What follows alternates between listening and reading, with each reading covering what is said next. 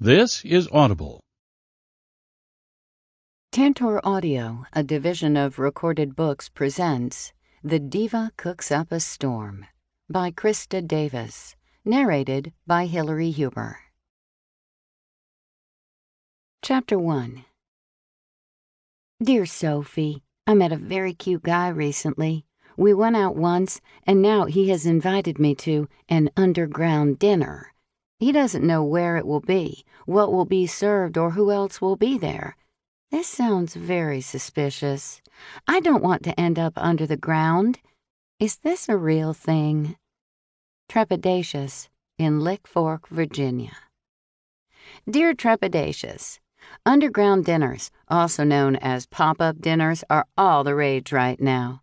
An undisclosed but well-known chef prepares a surprise menu in a location that isn't revealed until the last minute. Tickets are typically bought well in advance. Underground dinners are a lot of fun, but you'll have to decide whether this is what the new boyfriend actually has in mind. Sophie. At 10 in the morning on the first day of my summer vacation, a blood-curdling scream pierced the tranquility of my neighborhood in Old Town Alexandria. My hound mix, Daisy, had been sniffing around my backyard while I enjoyed a mug of coffee. Daisy barked once and ran for the front gate. Dogs have far better hearing than humans, so I trusted her inclination about the direction of the trouble and followed right behind her. A man ran toward us on the sidewalk, his gait awkward and ungainly. He waved his hands madly around his head and continued screaming. By that time, my neighbors, Nina Reed Norwood and Francie Vanderhoosen, had emerged from their homes. At first blush, the man appeared to be deranged, but as he neared, his dilemma became readily apparent. Angry bees buzzed around him, and more followed. I seized his hand. "Quick, into the house!" Daisy snapped at the bees as we ran. Nina and Francie brought up the rear. We rushed into my kitchen and quickly closed the door behind us. A few bees made it inside. Nina and Francie grabbed sections of the newspaper and swatted at them, while Daisy continued to chase and snap at them. Meanwhile, I sat the man down. 30-ish, I guessed. His green T-shirt bore the hound-face logo of the Laughing Hound, a local restaurant. His jeans were dusty, as though he'd been doing lawn work in them. He was having trouble breathing. Red welts had already formed on his face. "Do you have a bee allergy?" I asked. "No. Gizzy." He opened his mouth for some deep breaths. There was no mistaking the swelling of his tongue. I grabbed the phone, dialed 911, and handed it to Nina while I wet a kitchen towel with cold water. I had no idea whether that was the right thing to do, but I held it against his face. Francie seized the beautiful pink begonia from my bay window, pulled it out of the pot, and scooped up dirt in her hands. "Scoot over, Sophie." She packed the dirt against his face. One of his eyes was swelling shut. "Will you look at that?" asked Nina. "Bees are still buzzing around your kitchen door." Some of the bees outside were even hitting the glass window in the door, as though they were angry that they couldn't come inside. Moments later, the reassuring wail of an ambulance soothed my nerves. Allergic or not, this guy needed medical attention. I ran to the front door and opened it. In moments, the ambulance had parked, and emergency medical technicians walked inside, calm as a serene lake. An EMT asked the man, "What's your name, sir?" "Angagano." His speech was so garbled that none of us could understand it. "You ladies know him?" The three of us looked at one another and shook our heads. "He came running down the street with bees buzzing all around him," I explained. The EMT felt the man's pockets for a wallet and extracted it, while another EMT asked what was on his face. Francie beamed when she said, "Dirt. It's an old home remedy. Soothes the stings." The EMT shook his head in obvious disbelief. The one with the wallet said, "I don't see any allergy alerts in here. You're Angus Bogdanov? The man nodded. Got any allergies? No. He shook his head. They administered a shot of epinephrine, put him on a stretcher, and wheeled him out to the ambulance. We trailed along, feeling helpless. We couldn't even notify anyone for the poor guy. When the ambulance departed, Nina, Francie, and I returned to my kitchen. I took lemonade and iced tea out of the fridge to make Arnold Palmer's. "I'd suggest sitting in the garden," said Francie, "but we probably ought to let any lingering bees dissipate. Not to mention that it's already getting warm." Nina fanned herself with both hands. "I swear this is the hottest summer I can remember. I tried to stay indoors until 6 in the evening. Thank heaven the underground dinner tonight doesn't start earlier. They'd have people fainting all over the place."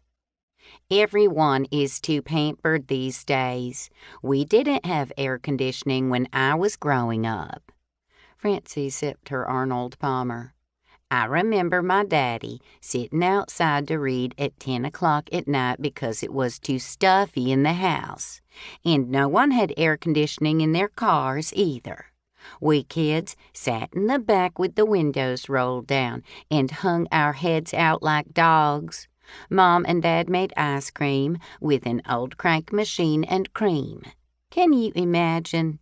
It had fat in it. Best ice cream ever. It was such fun running around the neighborhood, catching fireflies in the dark. Now that's how summer ought to be." Nina shot her a sideways glance. "I bet you wouldn't go without air conditioning today." She'd caught Francie, who laughed. "I bet I could weather it better than you." I suspected that might be the case. A true outdoorsy Southerner, Francie had reached the age where she said what she thought, even if it might sting. She made no effort to tame her dyed yellow hair that looked as brittle as straw, or to hide the wrinkles she had earned from years of gardening and bird-watching in all kinds of weather. "What do you know about bees, Francie?" I asked. "Why would they chase Angus like that?" "Bees can be ornery little buggers. They're focused on protecting the hive and the queen. My guess is that Angus accidentally stumbled onto a hive and disturbed it. I've heard they'll chase a person up to half a mile." Nina shuddered. "I love honey, but bees scare me." I was perusing the fridge for a snack when someone knocked on the front door. Daisy accompanied me to open it. Hollis Haberman, who lived on the next block, stood on my stoop. A respected criminal attorney in his 50s, Hollis liked to eat and had long ago given up any sort of exercise. His face was flushed from the heat and the short walk to my house. "Hollis, come on in out of the sun. Could I offer you an Arnold Palmer?" "That would hit the spot. Sorry to disturb you, but my yard man vanished, and I'm told he was seen headed this way, acting kind of strange." I closed the door behind him. "Angus was working for you? Come into the kitchen. Nina and Francie are here. It was the strangest thing. Angus was being chased by bees. You'd better be careful in your yard." Alice touched my arm ever so gently. "Could I have a private word with you out here first?" "Sure." I frowned at him. "What's up?" Alice's belly heaved when he took a deep breath. He lowered his voice to a whisper. "Do you know of a way to test food at home to be sure nobody poisoned it?" Chapter 2. Dear Sophie, my husband, who likes to pull my leg, says there's such a thing as a zombie bee. He claims they fly around at night. I always thought I was safe from bees at night. Spooked in Beebeetown, Iowa.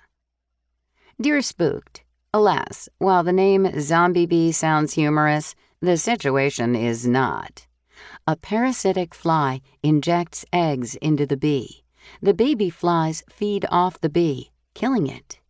If you see a zombie bee at night, he'll probably be lurching around near death. Sophie.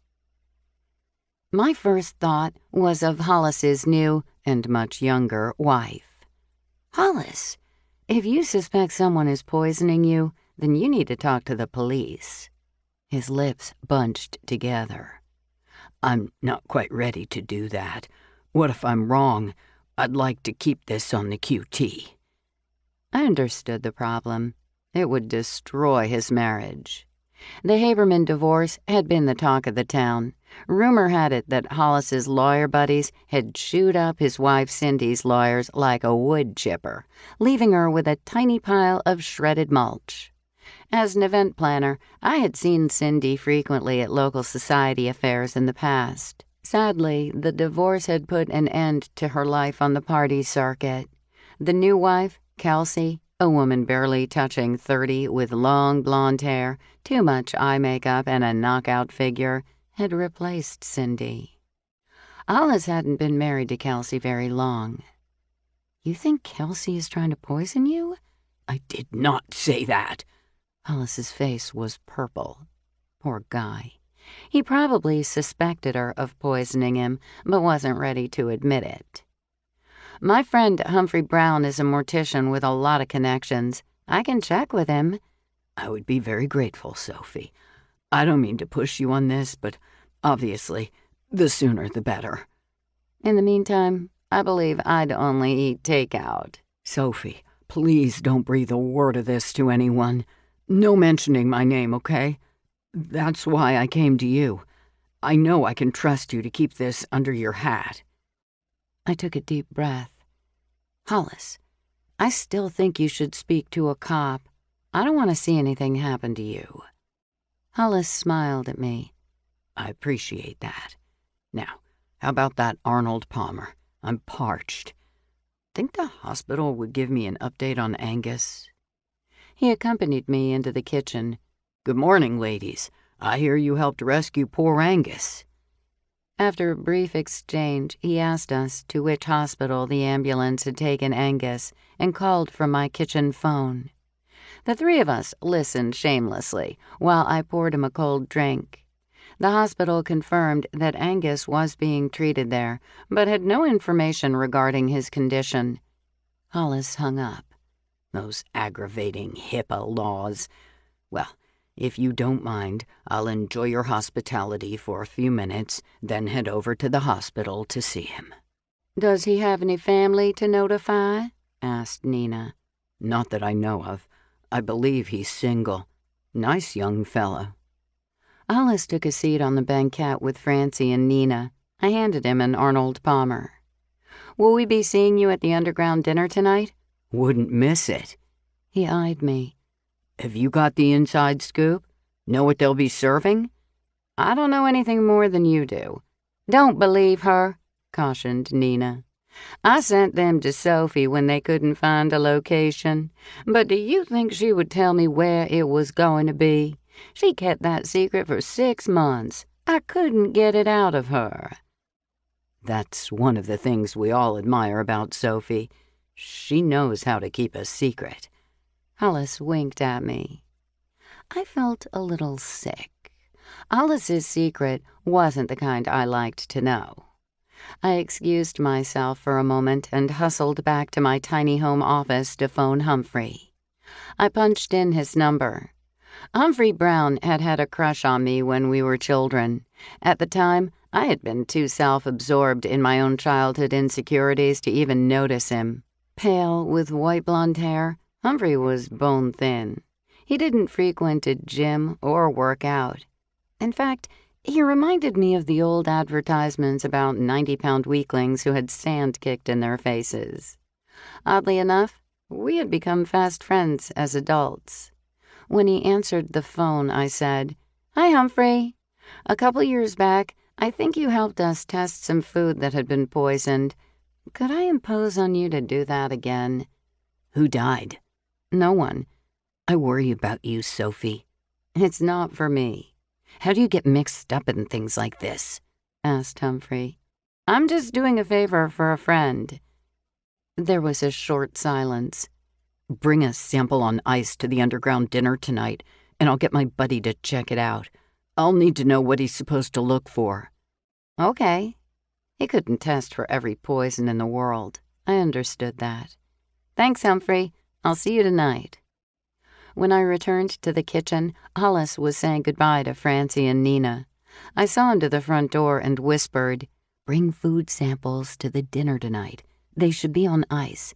And I'll need a list of suspected poisons." Hollis frowned at me. How am I supposed to know that? There isn't a universal test for poisons. They need to know what to look for. What do you have around the house? Rodent poison? Antifreeze? There are probably poisonous plants in your yard. Like what? He frowned at me. Hollyhocks, yew, foxglove?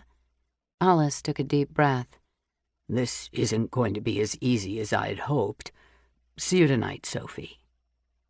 When I returned to the kitchen, Nina and Francie were arguing about the weather. Nina and I were scheduled to leave for North Carolina early the next day for sun and fun at the beach, but a hurricane was tracking over open sea just off the east coast of Florida. "It's going to swing farther out to sea," Nina insisted. "I grew up in North Carolina. It happened all the time." "You're deceiving yourself, sugar." Francie waved her forefinger back and forth. "Geographically speaking, North Carolina juts out, and that storm is headed right for it." "Has there been an update on the tracking?" I asked. "No," Nina growled. "That stupid thing is picking up speed, though." Francie tisked. "Well, I hope you girls get to go to the beach, but I can tell you from experience that I'll be gathering my candles and making a run to the store for non-perishable foods." She scooted out of the banquette. "See you tonight." After checking for stray bees, Francie ambled out the kitchen door. Nina groaned. "I will be so doggoned mad if Hurricane Dorian spoils our plans. We should have booked flights to Paris." "With our luck, the hurricane would have delayed our flight. Maybe it will peter out. I'm going to pack anyway, so we'll be ready to take off early tomorrow morning as planned." Still grumbling, Nina left, and I set out for the library. Cindy Haberman, Hollis's ex-wife, stood at the desk and greeted me warmly. "Sophie, I was just going to call you. The library book sale is on Saturday. I was hoping you might be willing to help us out." Willowy, with fair skin that was so unwrinkled it put the rest of us to shame, Cindy was best known for her mane of hair. Thick black tresses rippled from her part down her back. They didn't look like contrived beach waves to me. I suspected her hair would be very curly if she wore it in a short cut. "I'd love to help out, but Nina and I are planning a trip to the beach. We won't be in town." Cindy stared at me for a long moment. In a whisper, she said, "Honestly, I wish I could go with you. A vacation at the beach with girlfriends sounds perfect to me. Margaritas, toes in the sand. It would be heaven. After all I've been through." I assumed she meant the divorce. "Is Gavin okay?" She massaged her temple. "He's 14 and ready to rule the world without a clue. They tell me the teen years are hard, so we won't miss them when they leave for college. If you ask me, it's nature's way of being cruel to parents." Gavin had walked Daisy and mowed my yard from time to time when he was younger. "But Gavin's such a sweet kid." He's still adorable when he's sleeping." Someone walked up beside me and asked a question, so I wandered to the mystery section and named a few books to take to the beach. I spent the rest of the afternoon getting the house ready for Mars. When we divorced, neither of us could bear to give up sweet Daisy, so we worked out a sharing arrangement. While I was at the beach, Mars would be staying at my house with Daisy and Moki, my Aussie cat. We had inherited the house from Mars's Aunt Faye, who loved to entertain. She had expanded the house with a grand dining room and living room that could accommodate her lavish parties in the 1960s. When Mars and I divorced, I bought out Mars fair and square. The mortgage was hefty, but I loved the old place, creaking floors and all. A portrait of Aunt Fay hung in my kitchen. Mars's mother dropped by sometimes to talk with her deceased sister, an oddity that came close to landing her in a nursing home. She sat in one of the chairs next to the fireplace in the kitchen and had conversations with no one. Not anyone that I could see or hear, anyway. I was a little skeptical about her ability to speak with the dead, but who was I to determine what other people might be able to do? At worst, she probably got some worries off her mind. In the late afternoon, I showered and slid into a sleeveless dress, white with a sunflower pattern. We would be walking over to the dinner, which meant high heels were out of the question. My white fit-flops were ideal for the brick sidewalks. Shortly before 6 in the afternoon, my current beau, Alex German, arrived to pick me up. Now a lawyer in Old Town, Alex had served in the military and still had that amazing straight-shouldered bearing. He was, without fail, the tidiest man I had ever met. Sometimes I ruffled his neatly trimmed dark brown hair a little bit, but it always fell back precisely into place. Think it's okay if I wear shorts to this thing? It's hot enough to melt a person. He wore navy blue shorts and a button-down white shirt, the sleeves rolled back, and brown leather topsiders. The outfit was nearly an Old Town uniform for men's casual wear, with a golf shirt an acceptable alternative. I'm sure you won't be the only one dressed that way. Francie and Nina met us at the curb. Nina, I thought your husband was coming this time, said Alex. A forensic pathologist, Nina's husband spent more time out of town than at home. He's still in San Diego because the trial ran long. I gave his ticket to J. Charles. The four of us walked over to the Garrett house, with Nina still scolding me about having kept the location of the underground dinner a secret. Months ago, when there was still snow on the ground, Nina had been contacted by Madison Jenkins, who was planning the underground dinner. She had everything lined up, but couldn't find a location. That wasn't surprising, even with Madison's influential friends. Old Town Alexandria, Virginia, was a coveted site for weddings and other festivities. The quaint brick sidewalks and federal-style houses dating back to the days of George Washington were as popular with locals as they were with tourists. Even a year out was barely enough time to schedule the most desirable venues. Nina had sent Madison to me. As an event planner, I often dealt with the lack of available venues. I had turned to private homes as a possibility. $1-million price tags on houses in Old Town weren't unusual, but I'd had a hunch that a historic home with a heftier-than-normal price tag might not move fast. The property dated back to the 1700s, although the existing structure was built in the mid-1800s. From the outside, the only clue to its significance was the oval plaque denoting it a historical building. Red brick clad the first 2 floors. A third floor featured dormer windows in the roof. The modest black front door and matching shutters weren't noteworthy, but an observant eye might catch the original bubble glass in some of the windows. To the left was a generous parking pad paved with brick, where everyone now gathered to show their tickets to the underground dinner. A white gate led to the garden and guest house in back.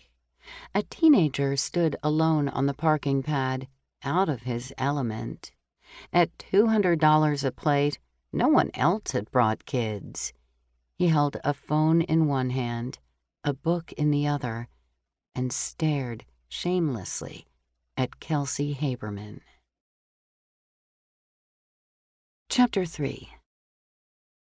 Dear Natasha, I was invited to a pop-up dinner which I understand is similar to an underground dinner, except I was expected to bring a dish and my own chair. I thought chefs were supposed to cook fabulous dinners at these things. Confused in Beer Bottle Crossing, Idaho. Dear Confused, what you are describing has long been known as a picnic. Read the details carefully next time to be sure you understand what the pop-up includes. Natasha. I wasn't surprised. Kelsey Haberman had caught the attention of most of the men. Her dress in shades of blue hugged her curves, and the neckline plunged so wide and deep that I held my breath in anticipation of an imminent wardrobe malfunction. I'd never spoken to her, but I had seen her at events. "There's always one," muttered Francie. "When I was young, showing your knees was enough to mark you as a tramp. That skirt so short, she might as well have worn a bikini. Can you imagine having that woman as your stepmother?" The word stepmother gave me pause. "Is that Gavin Haberman?" I whispered in reference to the teen. I took a closer look. He had grown like crazy since I'd seen him last. Francie nodded. "Poor kid. His parents' divorce turned his life upside down. I see him at the library sometimes, waiting for his mom to get off work." When Alex excused himself to speak to someone, Trula Dixon sidled up to me and elbowed me gently. "You've solved a lot of murders, Sophie. What's the best way to get rid of a strumpet without getting caught?" I knew she was joking, so I smiled. But that kind of talk was dangerous. "You don't mean that, Trula. Don't be so sure. Half the women in attendance would like to remove that little coquette from our circles." A chunky silver bracelet slid along her tanned arm when Trula patted her short bob. "Her hair isn't even frizzing in the heat. Of course, we'd all be cooler if we were showing as much flesh as she is." She tilted her head. "On the other hand, that dress must be 100% spandex to hug her that tight. Oof, cotton and silk are the only ways to go when it's this hot." Trula's husband, Parker, a thin, bespectacled man, was among Kelsey's admirers. Parker hailed from money. I guessed he might have been a bit of a nerd when he was Gavin's age, but that had probably paid off.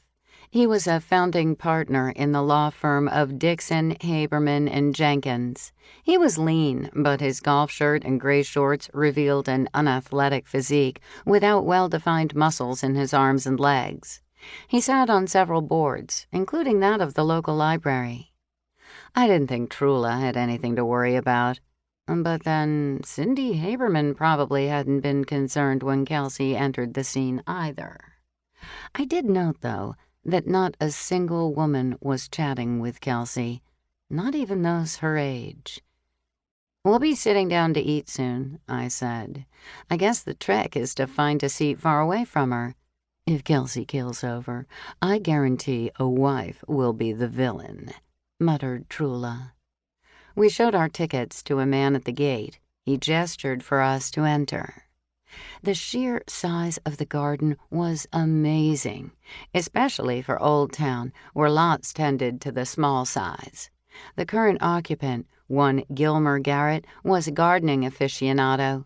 Well into his 80s, he still toiled in his beloved garden every day. "Are those grilled dates wrapped in bacon? Do you think they're stuffed with something?" Trula hurried toward a waiter who served the delicacies from a tray. Flat slate stones formed a rectangular walkway that had been lined with dining tables. The lawn in the middle had been mowed as perfectly as a golf course.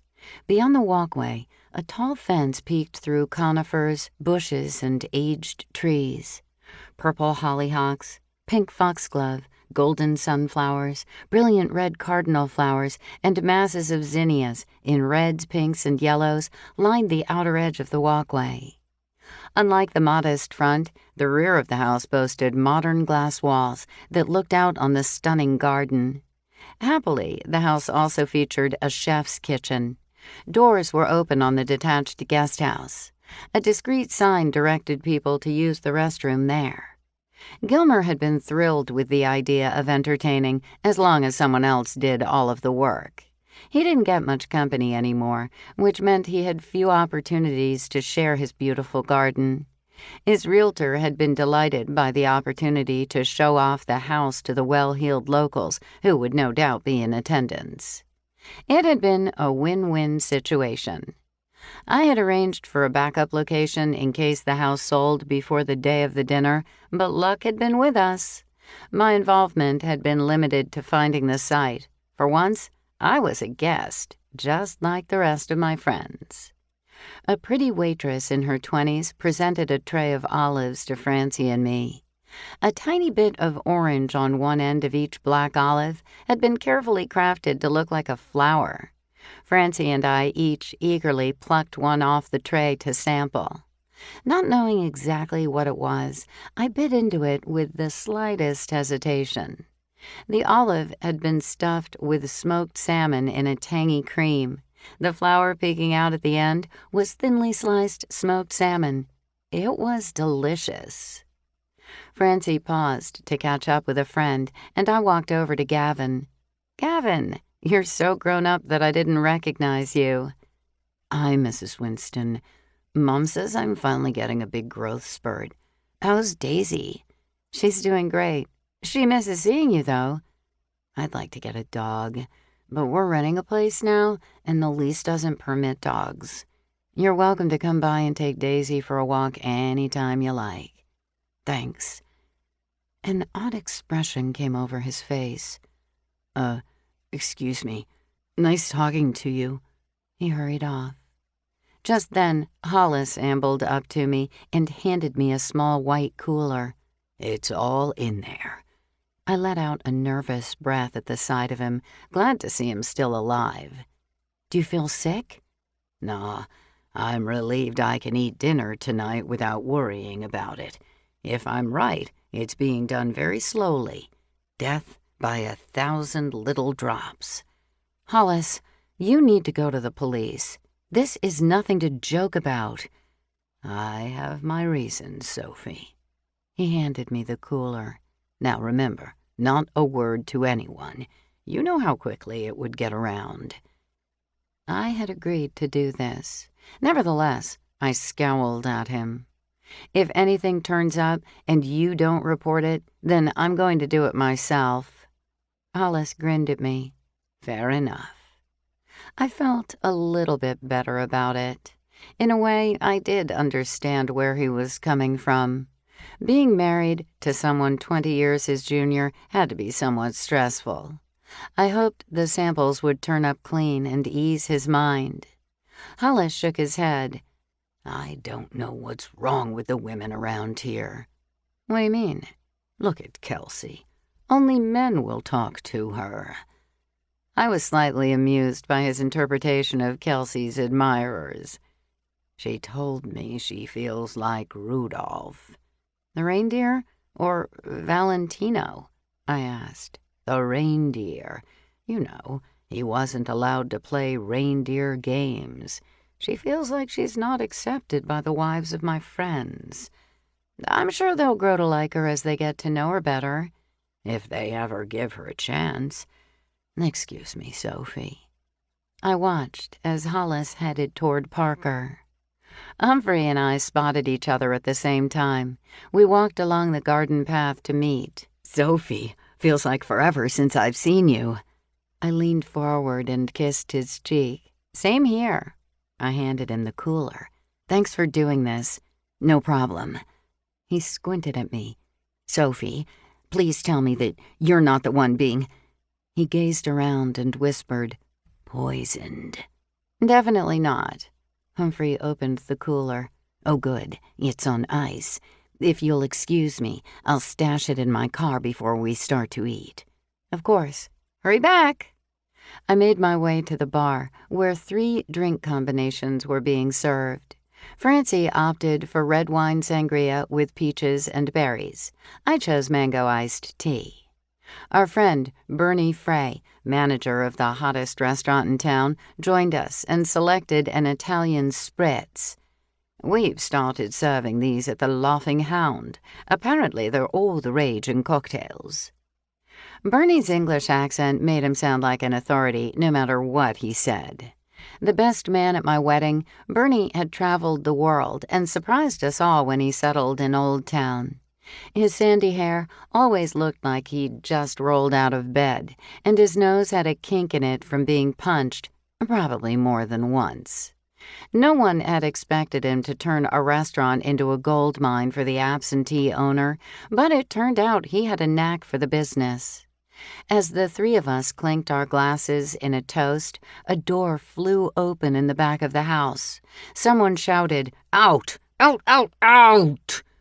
Two men wearing chef's jackets had grasped a woman by her arms and were propelling her out the door. Behind them, a third man in a chef's jacket waved a wicked-looking chef's knife in the air. Chapter 4. Dear Sophie, my husband is a self-confessed salt addict. He's always coming into the kitchen and salting dishes while they're cooking. I find them inedible then. He'll listen to you. When does one salt dishes? At the beginning or at the end of the cooking? Hold the salt, please, in Salt Lake City, Utah. Dear Hold the Salt, please. It's generally best to layer salt, but sparingly. Tell hubby that soups and sauces often reduce to intensify the flavor. It's best to salt them at the end. Sophie. The woman who was being unceremoniously removed had perfectly coiffed, shoulder-length hair so dark that it verged on black. Her dress draped on her bony figure as perfectly as it would on a mannequin. The black sheath she wore had a round neckline, but a trapezoid was cut out at the top, revealing a touch of cleavage. It was actually quite elegant and caused me to feel inadequate in my simple summer dress, which was usually the case with our friend Natasha. "I should have known," said Francie. "One of us should help her. I had a bad feeling I knew who that would be." "Not me." Bernie calmly sipped his spritz. "I refuse to rescue her from the situations she creates." Bernie and Natasha had never cared for each other. Bernie didn't kiss up to Natasha, and she resented that he didn't jump at her command. I handed Bernie my drink and joined Madison in trying to make amends. "Chef Wurst, I am so sorry," Madison apologized while reaching for the knife he wielded. "What did you do?" I hissed at Natasha. "He's marvelous," she said. "He cooks just like I do." I certainly hoped not. Natasha was well known for cooking with unlikely ingredients like hot peppers and chocolate chip cookies and squid ink and mashed potatoes. Natasha whispered, "Did you see Trula's purse? I have to have it. It's the perfect size for events like this, with a little gold chain to hang it from your shoulder, so you can carry a drink around and still have a hand free." "Really, Natasha? You upset the chef, and all you're concerned about is Trula's purse? It's probably Chanel or Gucci. She must have paid a fortune for it." Madison beckoned to me and followed the chef inside. I held my tongue and said simply, "Natasha, go join Bernie and Francie and get a drink, okay?" I trailed after Madison. In the kitchen, Chef Wurst ranted, "She was salting my dishes. The nerve! They're ruined. Ruined, I tell you." Madison spoke in a soothing tone. She's a local celebrity, a domestic diva who is well known for her TV show and her fabulous dishes. That was a little bit over the top. Natasha, who didn't use a last name in her quest to be the Martha of the South, grew up with me in a small town in Virginia. I happened to know that her real name was Natasha Smith. Her father had abandoned her and her mother when she was just a child.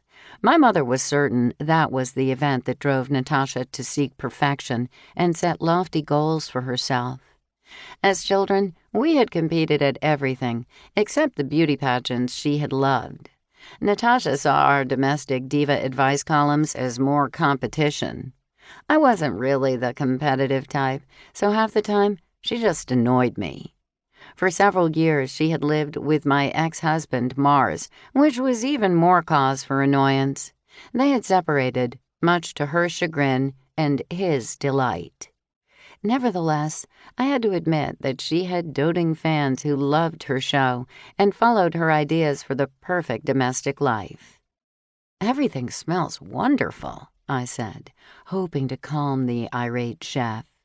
His jacket buttons threatened to fly off at any moment, and his tomato-red face worried me. He eyed me. "She may eat, but she will not enter my kitchen again." Madison hastily agreed. She grabbed my arm and hurried me into a hallway. "You would think someone like Natasha would know better than to mess with someone else's dishes, especially as chefs. Do you know how hard it was to get Chef Worst?" "Natasha thinks she knows best. Always. I think the easiest thing is to assign someone to keep her out of the kitchen. Mars, maybe." I shook my head. "Better pick someone else. Mars would not appreciate being Natasha's babysitter." Madison gasped. She said they were getting back together. It was my turn to be surprised. "Not that I've heard." Madison's mouth shifted from side to side. "I'll ask Dr. J. Charles. He's too polite to turn me down." Voices in an adjoining room rose. There was no way we could avoid overhearing the conversation. "He's 14, for heaven's sake. He doesn't want to be with you or with me. Don't you get that? Parents are not cool." "He wouldn't think that if you didn't put the idea into his head. You've made me out to be an ogre. He's been dodging me all night." She gasped. "Don't you twist this around and try to place the blame on me. I am not the one who brought another woman into our lives." There was a long moment of silence. In a tired voice, Hollis said softly, "Cindy, the divorce is final. Surely you don't want to relitigate and expose the sordid details here at a public event." "Maybe we should. You would be too ashamed to admit that you're not paying for Gavin's education. What would your friends think of you then?" "Do you really want to open that can of worms?" he asked calmly. "I think I've been clear about this. I'll pay, but only if you finally tell Gavin the truth." "In the old days, men had honor, Hollis. It's a pity you're not more like J. Charles." "In the old days, when wives became cumbersome, kings dispatched them and took new wives. I'm beginning to see the beauty of that." "Is that a threat? You would rob Gavin of his mother? I've got news for you, Hollis. You may perceive yourself as a king in your own little world, but you cannot shut me in a tower to await my demise. Maybe you're the one who should be watching your step." A door slammed, and we were caught. Madison gasped at the sight of Cindy rushing toward us, her nose and ears so red that they almost glowed against her pale skin. She had worn her hair pulled back in an effort to tame it, but soft tendrils escaped along the sides of her face, giving her a romantic look. "Cindy, it's been so long." Madison held out her arms for a hug. When she let go of Cindy, Madison spoke confidentially. "Are you touring the house too? Parker and Trula are thinking about making an offer." She placed her fingers against her chest. "Seems kind of pricey, even for them, don't you think? Did you know that John Dixon was one of Parker's ancestors? His house was said to be the largest in Old Town at the time. They tell me it passed out of family hands and burned to the ground. Sounds a little fishy to me." The longer Madison rambled, the more Cindy seemed at ease. Apparently, Madison's effort to explain our presence had its desired effect. "It's a very special house," said Cindy. "Anyone would be lucky to live here. Are those dragonfly earrings?"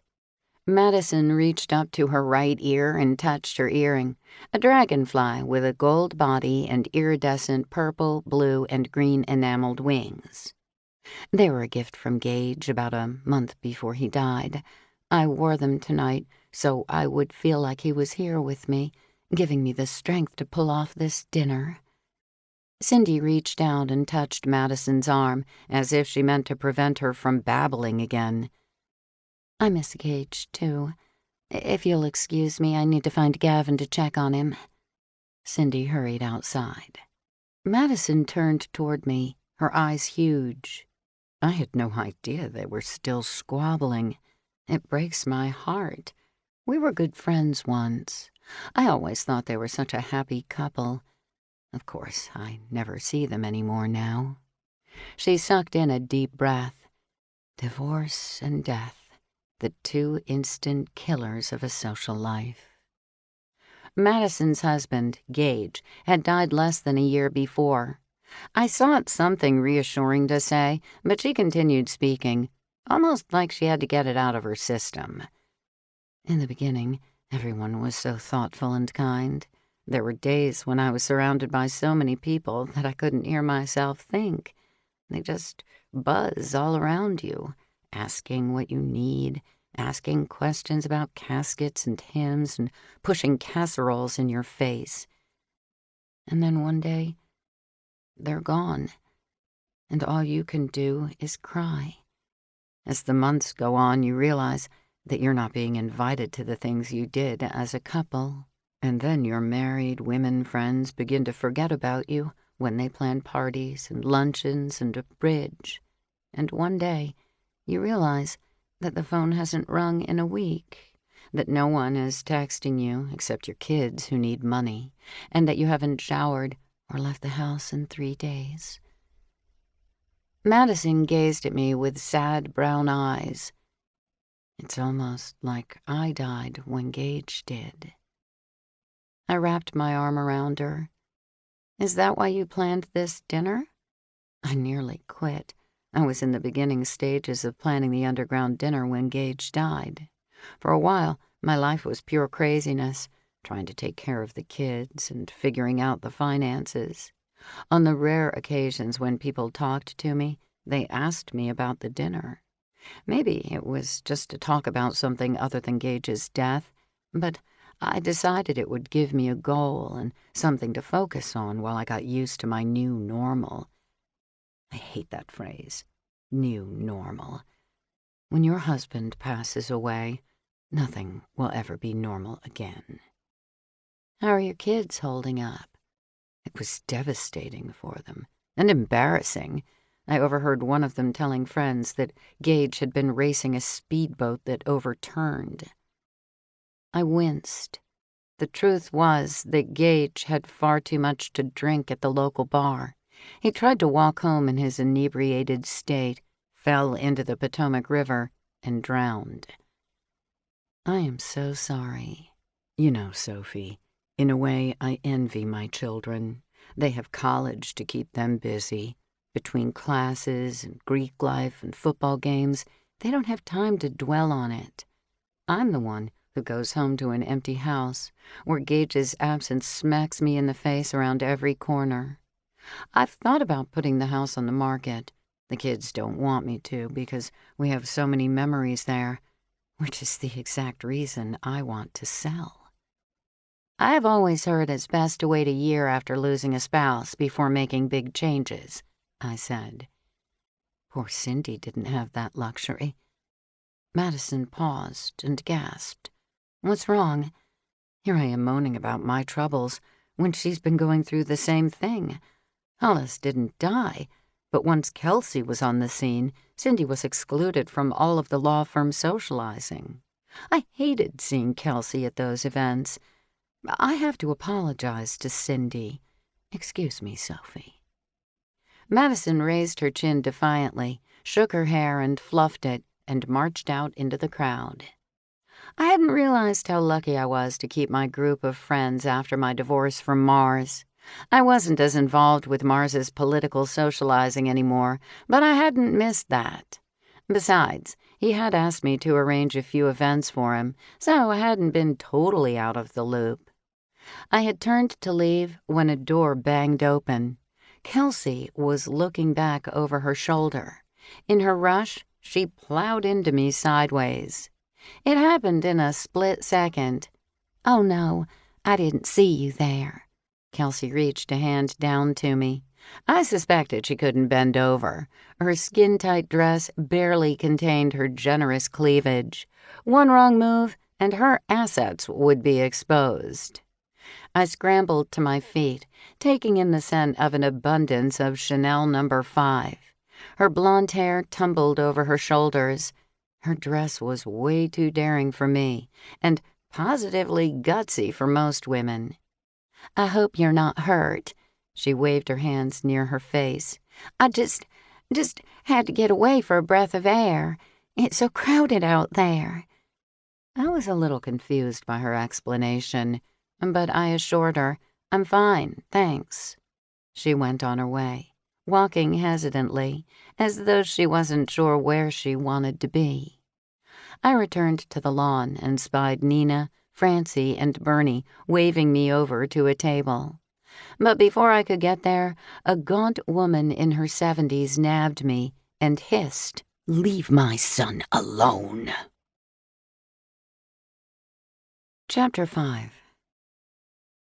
Dear Sophie, I confess that I am a picky eater.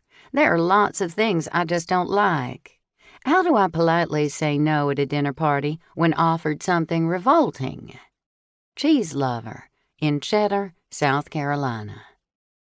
Dear Cheddar Lover, unless you have an allergy or a religious or other dietary conviction, like a non-gluten or vegetarian diet, not one made up on the spot, it has long been the polite thing to try a little bit of every dish served. If you loathe it, scoot it around on your plate a bit so it looks like you ate it. Sophie. She looked vaguely familiar, with high cheekbones and a long, thin nose. Her white hair was teased and swept back into an elegant chignon. She couldn't be the mother of my current boyfriend, Alex, could she? She must have mistaken me for someone else. "I beg your pardon?" Steely blue eyes regarded me with contempt. "You are Sophie Bauer?" No one had called me by my maiden name in a long time. After my marriage, I used the surname Winston. I stared at her, trying to smile in spite of her apparent disdain. The outer lids on her eyes had fallen, making her eyes almost triangular in shape. Her lips pulled tight. She was attractive, but cold in a slightly creepy way, like an old woman who resented the hired help. But as I gazed at this stranger, her pasty complexion clued me in. My mother had always said Mrs. Brown had flawless, unwrinkled skin because she stayed out of the sun. She was Humphrey's mother. "Mrs. Brown? Forgive me for not recognizing you. It's been what, 20 years or more?" Despite my friendliness, she maintained her chilliness. "I understand you're a divorcee now." She said it as though it were a mark of shame. Probably half the people present had been divorced. I bit my tongue. Whatever I said would be broadcast to everyone back in my hometown of Berryville, Virginia, not to mention that my parents would hear about it. Desperate for a lifeline, my gaze fell on Natasha. "Mrs. Brown, there's someone here you'll be thrilled to see." I coaxed her to follow me. "Natasha, guess who's here? You remember Mrs. Brown, Humphrey's mom."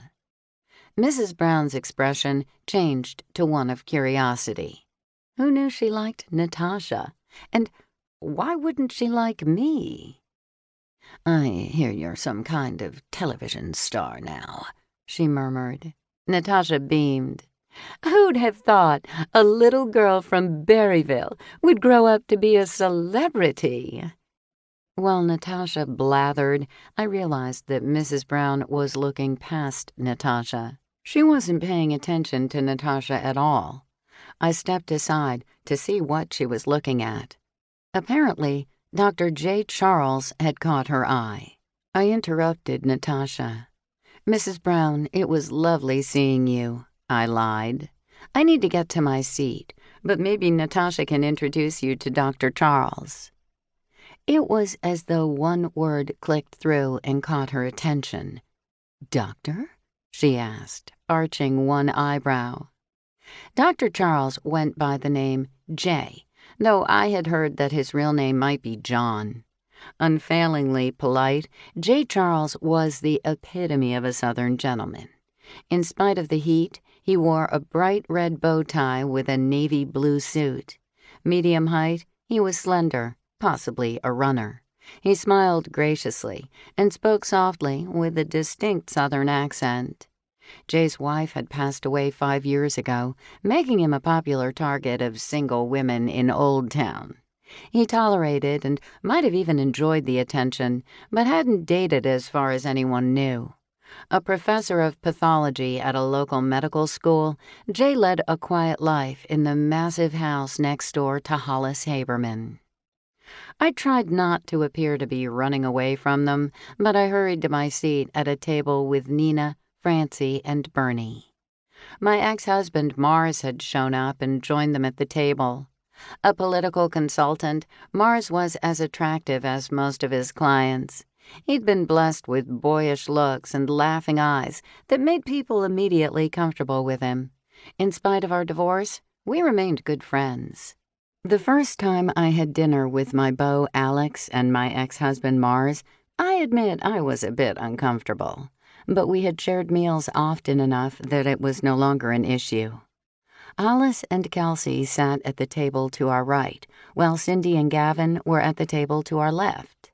Somehow, we had become the bumper between the warring Habermans. A delicate white cloth with a green and pink leaf and flower motif covered the table at an angle. A bottle of wine rested in a champagne bucket, and red hurricane glasses held flowers from the garden. Blue plates matched the seat cushions on the chairs, and the wine glasses were a sky blue hue. They looked to be sturdy blown glass with some bubbles in them, probably hand-blown in Mexico. "Where have you been?" asked Nina. "We saved you a seat." I scooted into my chair just in time. Madison clinked a fork against her glass to get everyone's attention. "Welcome to Old Town's first fabulous underground dinner. One of the nice things about these dinners is seeing old friends unexpectedly and making new friends as well. We all share a love of food, and there's nothing more wonderful in life than great food in the company of friends. I know you're anxious to eat, so I'll let Chef Wurst tell you about your dinner." The portly chef stepped up beside her. "I was most pleased to be chosen for this occasion. Chefs are often restricted by restaurant menus. It's a delight for us to be asked to create a special dinner for discerning diners like yourselves who are willing to try a surprise menu. For your dining pleasure this evening, I have drawn from the local markets and cooked with the freshest ingredients available. We will begin with red beet and goat cheese tartlets, followed by oxtail soup with chicken liver dumplings and green onions.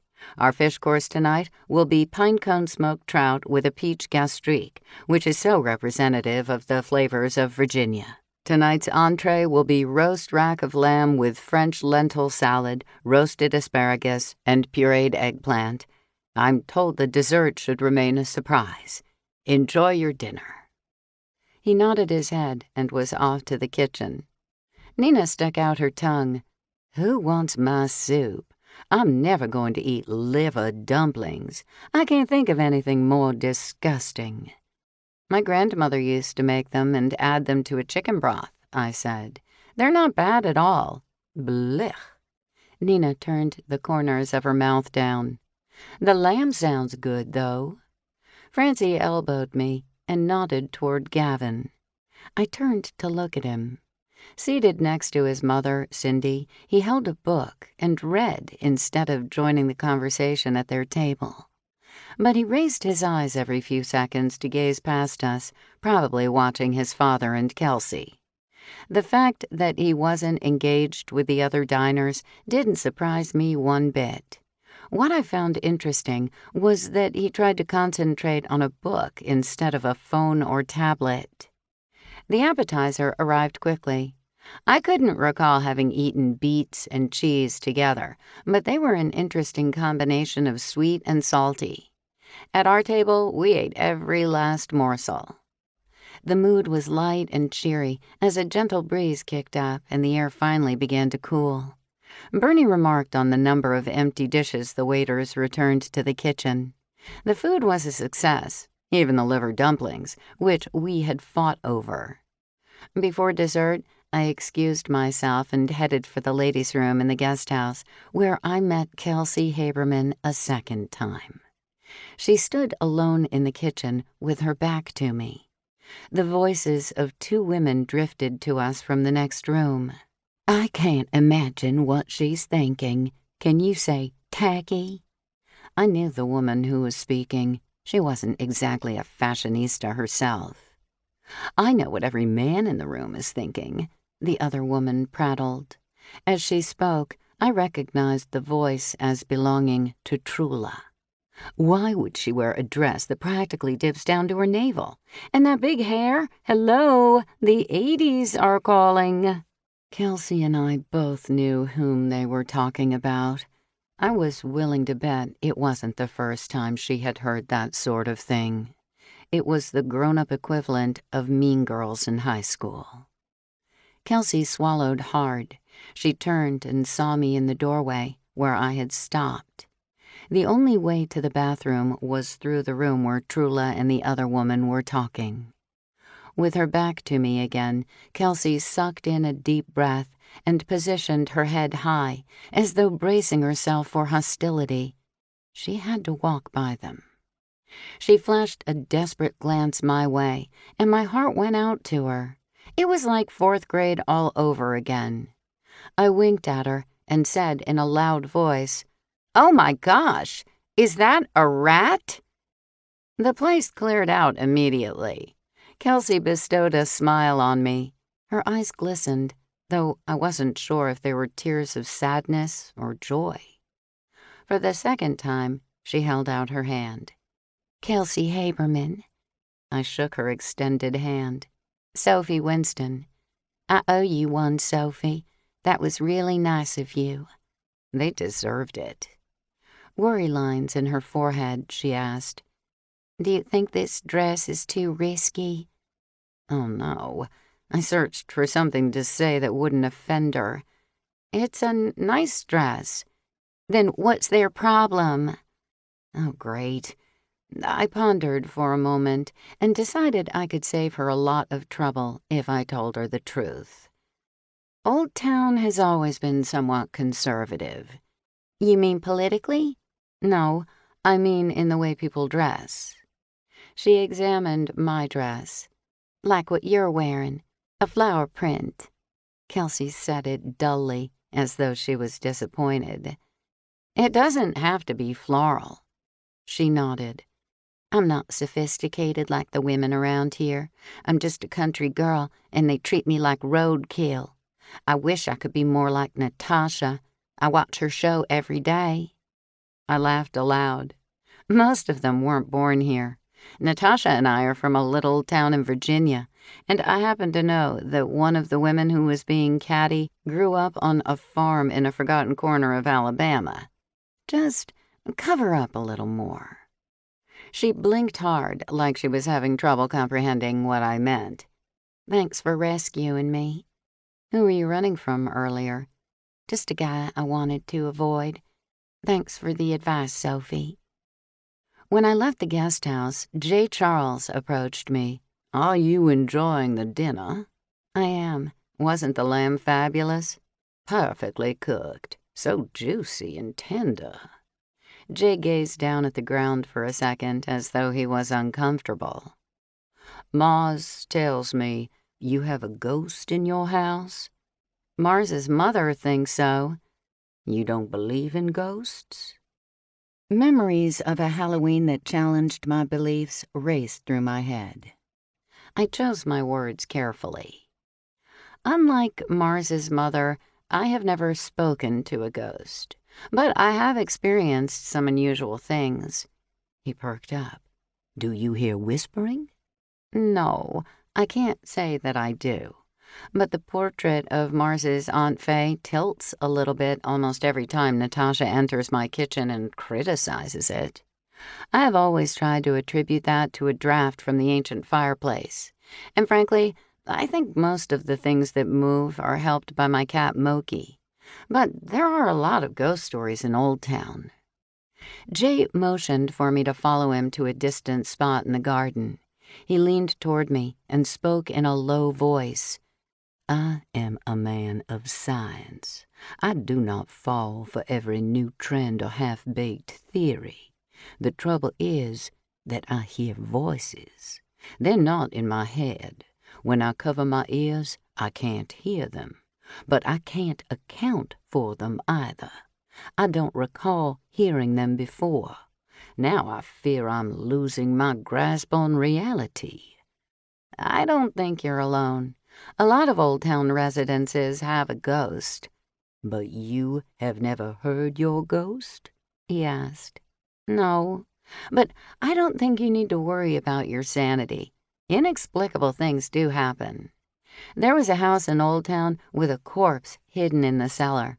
The house shared a wall with the next house, and those residents had long complained about an eerily cold area in their house.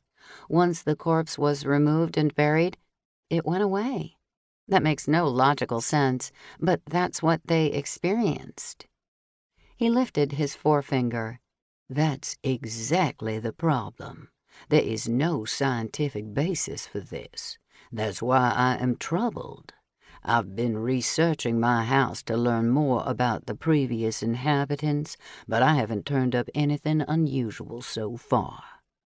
He grasped my hand between his two hands. Thank you for listening to my silly problem. I'm quite embarrassed by it. Nonsense. You're certainly not the first person to have this problem. Looks like dessert is being served. Do you have a sweet tooth? You bet. We walked back together on the pavers, and I couldn't help noticing how many women seemed intrigued by our little meeting. Poor Jay.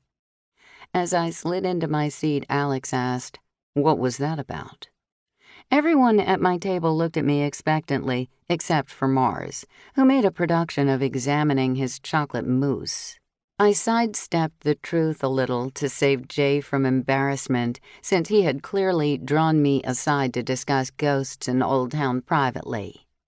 He's doing some research on his house. It's gorgeous, gushed Francie. His wife understood how to retain the beauty of a historic house while making it comfortable for the current residents. She glanced over at Natasha. Too many people are eager to throw out the amazing handwork of the ages, losing it forever. We savored the rich chocolate mousse with coffee and after-dinner cordials of Grand Marnier.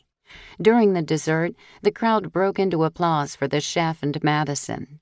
I excused myself, intending to thank Madison, but when I walked into the house, I inadvertently barged in on the pretty waitress speaking with Parker. "Is that your wife?" she asked him. "Leave Trula out of this." "In that case, sir, I believe we can call it even." She smiled as she walked by me on her way out. "I'm sorry, Parker. I was looking for Madison to thank her." "Indeed, it was a most enjoyable meal. I'll come along with you." We located Madison in the kitchen, where Hollis sat on the hardwood floor, wheezing. My first thought was that his food had been poisoned. "Hollis!" I fell to my knees and looked into his face. "I want to call 911, but Hollis won't let me," said Madison. Parker bent to his law partner. "Hall, did you ever go to the doctor about this?"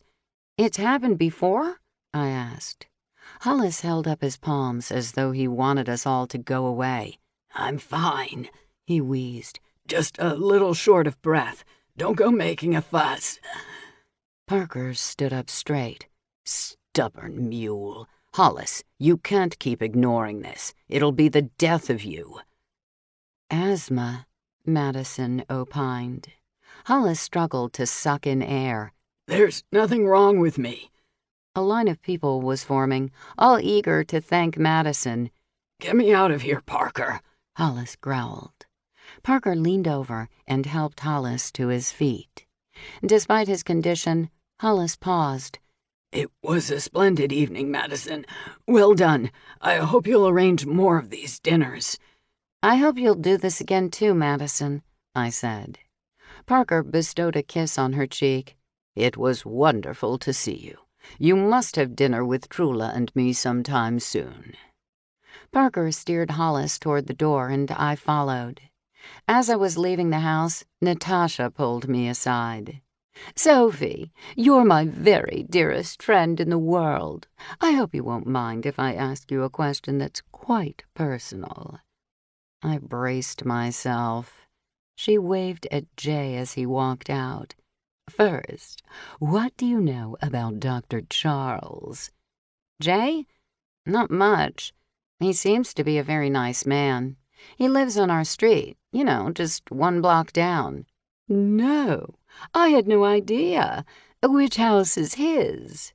"It's next door to the Habermans, the one with the gray door." "Oh, that one." Her tone conveyed her disappointment. "Pity. It's so old. Please tell me he's not married." "He's widowed. He lost his wife a few years ago." "Really? He's so delightfully perfect. I've never met a man with better manners. He was even lovely to Humphrey's mother, whom I now recall very well as a snobby witch." "That's a shame. Humphrey is so sweet." "She's a dreadful woman, wicked to the core." I would have to ask my mother about that. I didn't remember anyone saying things like that about Mrs. Brown. "So here's the other thing," said Natasha. "Mars tells me that when you separated, you paid him for his share of your house. I can't imagine you were that stupid." "I have never thought of it as stupidity. Yes, I paid him for his share." Thankfully, the question wasn't quite as personal as it could have been. "You didn't?" "The house belonged to his aunt until she died and left it to us. I would have understood completely if he had wanted to keep it in his family. It was only fair to buy him out." "Why these questions?" "Mars says, since we're separated—" I interrupted her. "You were never married." "Really, Sophie, must you rub that in? You know my dearest dream has been to marry. In any event, Mars thinks we should sell the house, or I should buy him out. I think you should give it to me." I laughed so hard I could barely breathe. "I don't see what's so funny." "In that case, why don't you give Mars your half of the house?" "Do you know what it's worth and how much money I've put into that place?" She didn't make the connection via my sarcasm. "Well, good luck with that." She glared at me. "So what did you do? Make monthly payments to him?" "I took a mortgage so I could pay Mars, and now I send a check to the mortgage company every month." "So that's why you work at that sad little job you have." I ran my own event planning business. There was nothing sad about my job. In fact, I thoroughly enjoyed it. But it wasn't worth snapping back at her. Besides, Francie, Nina, Mars, and Alex were waiting to walk home. "Sorry I can't be of more help, Natasha. Excuse me. Alex is waiting." I walked away and joined my friends, glad that I didn't have to negotiate with Natasha. Mars was reasonable, but no fool. He would hold firm. While we strolled the beautiful streets of Old Town, admiring houses, Alex took my hand and whispered, "Jay thought you might know something about his house." "Why, Alex," I took on a Scarlett O'Hara accent, "are you suggesting it was something else? I do believe you're jealous." "You're lucky you're cute. You make a terrible Southern belle. Still leaving tomorrow?" "That's the plan." I looked up at the night sky. The walk home from the underground dinner was delightful. The air had finally cooled, and the humidity had abated. It seemed like all of Old Town felt the same way. People walked along King Street licking ice cream cones. Everyone smiled, no doubt happy to have a few hours of relief from the heat. We stopped in front of my house and shared a kiss. "I'll miss you, Sophie." "Ha! I'll be back before you realize that I'm gone." Moki, my Osicat, whose fur had swirls instead of dots, met me at the front door with Daisy, who whined greetings to me. Moki wound around my ankles, and Daisy's tail wagged nonstop. "Ready for a walk, Daisy?" I asked. Her front paws bounced in little jumps, and she twirled with joy. Daisy stayed by my side while I fed Moki, but as soon as he started to eat, she ran to the drawer where I kept her halter and leash. I fastened them on her, and we stepped out into the night. I took care to lock the front door behind us. It was closing on midnight as we strolled down to the Potomac River. Bar hoppers and couples on dates kept that end of town lively. We walked along the waterfront, admiring lights on boats. In spite of the late hour, a few families strolled, much as we did. The next morning, my alarm clock went off at 4 o'clock. From the annoyed looks on their faces, I was pretty sure Moki and Daisy thought it was a mistake. I wished it was. Every bone in my body wanted to roll over and go back to sleep. But I dragged myself out of bed to walk Daisy before leaving her and Moki in Mars's care. Mars would be staying at my house with them. I didn't know his schedule, though, and after 10 in the morning, it was too hot to walk for long, so I thought I'd better get in a walk for Daisy before Nina and I hit the road. I pulled on a skirt and a sleeveless cotton top. Daisy got the idea and raced downstairs ahead of me. She waited by the front door. I slid her harness over her head, slipped my cell phone into my pocket, and stepped into the blissfully cool morning. The sun hadn't risen yet.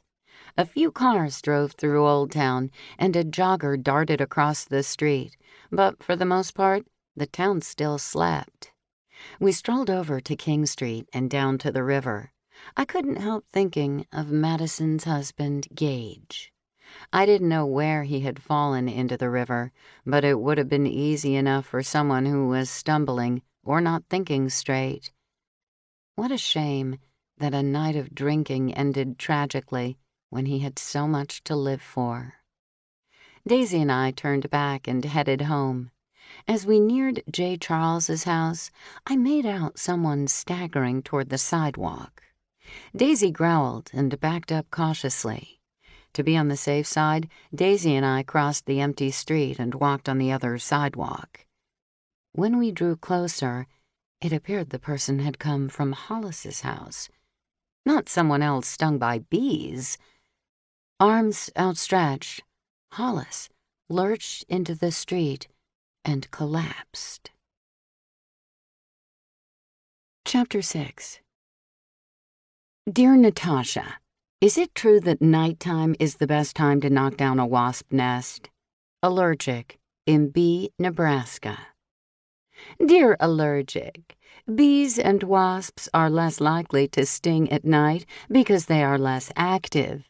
However, some bees are always guarding the nest and will sting if they feel threatened. Even worse, they release a pheromone that summons other bees to come and help. Natasha. Daisy and I ran toward Hollis. He was a visible lump under the streetlights, but I was afraid a car might come along and hit him. He lay face up on the pavement, taking rasping breaths as though he couldn't breathe. No cars were coming. I bent over. "Can I help you stand up?" I asked. Hollis gazed up at me, beads of sweat on his forehead. He grabbed my hand, coughed, and seemed to have some kind of spasm. Oh no, I hoped he hadn't been poisoned. With the handle of Daisy's leash looped over my other hand, I reached into my pocket and called 911. I told them where we were. "It's Hollis Haberman. Please hurry. He's in the middle of the street." They told me to stay on the line, but I hung up and called Mars.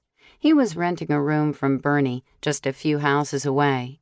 Maybe they could move Hollis, or at least bring out flashlights so we could be seen in the road. Mars was groggy when he answered the phone. He listened to me, then murmured, "What do you mean you're in the street?" "Get Bernie and some flashlights. Hurry, we're just outside of the Haberman house." I hung up and dropped the phone into my pocket. "Hollis? Hollis, can you hear me?" The lights of an approaching car grew brighter as it neared. I stood up straight and waved my hands, directing it around Hollis. "Sophie, where are you?" Mars yelled.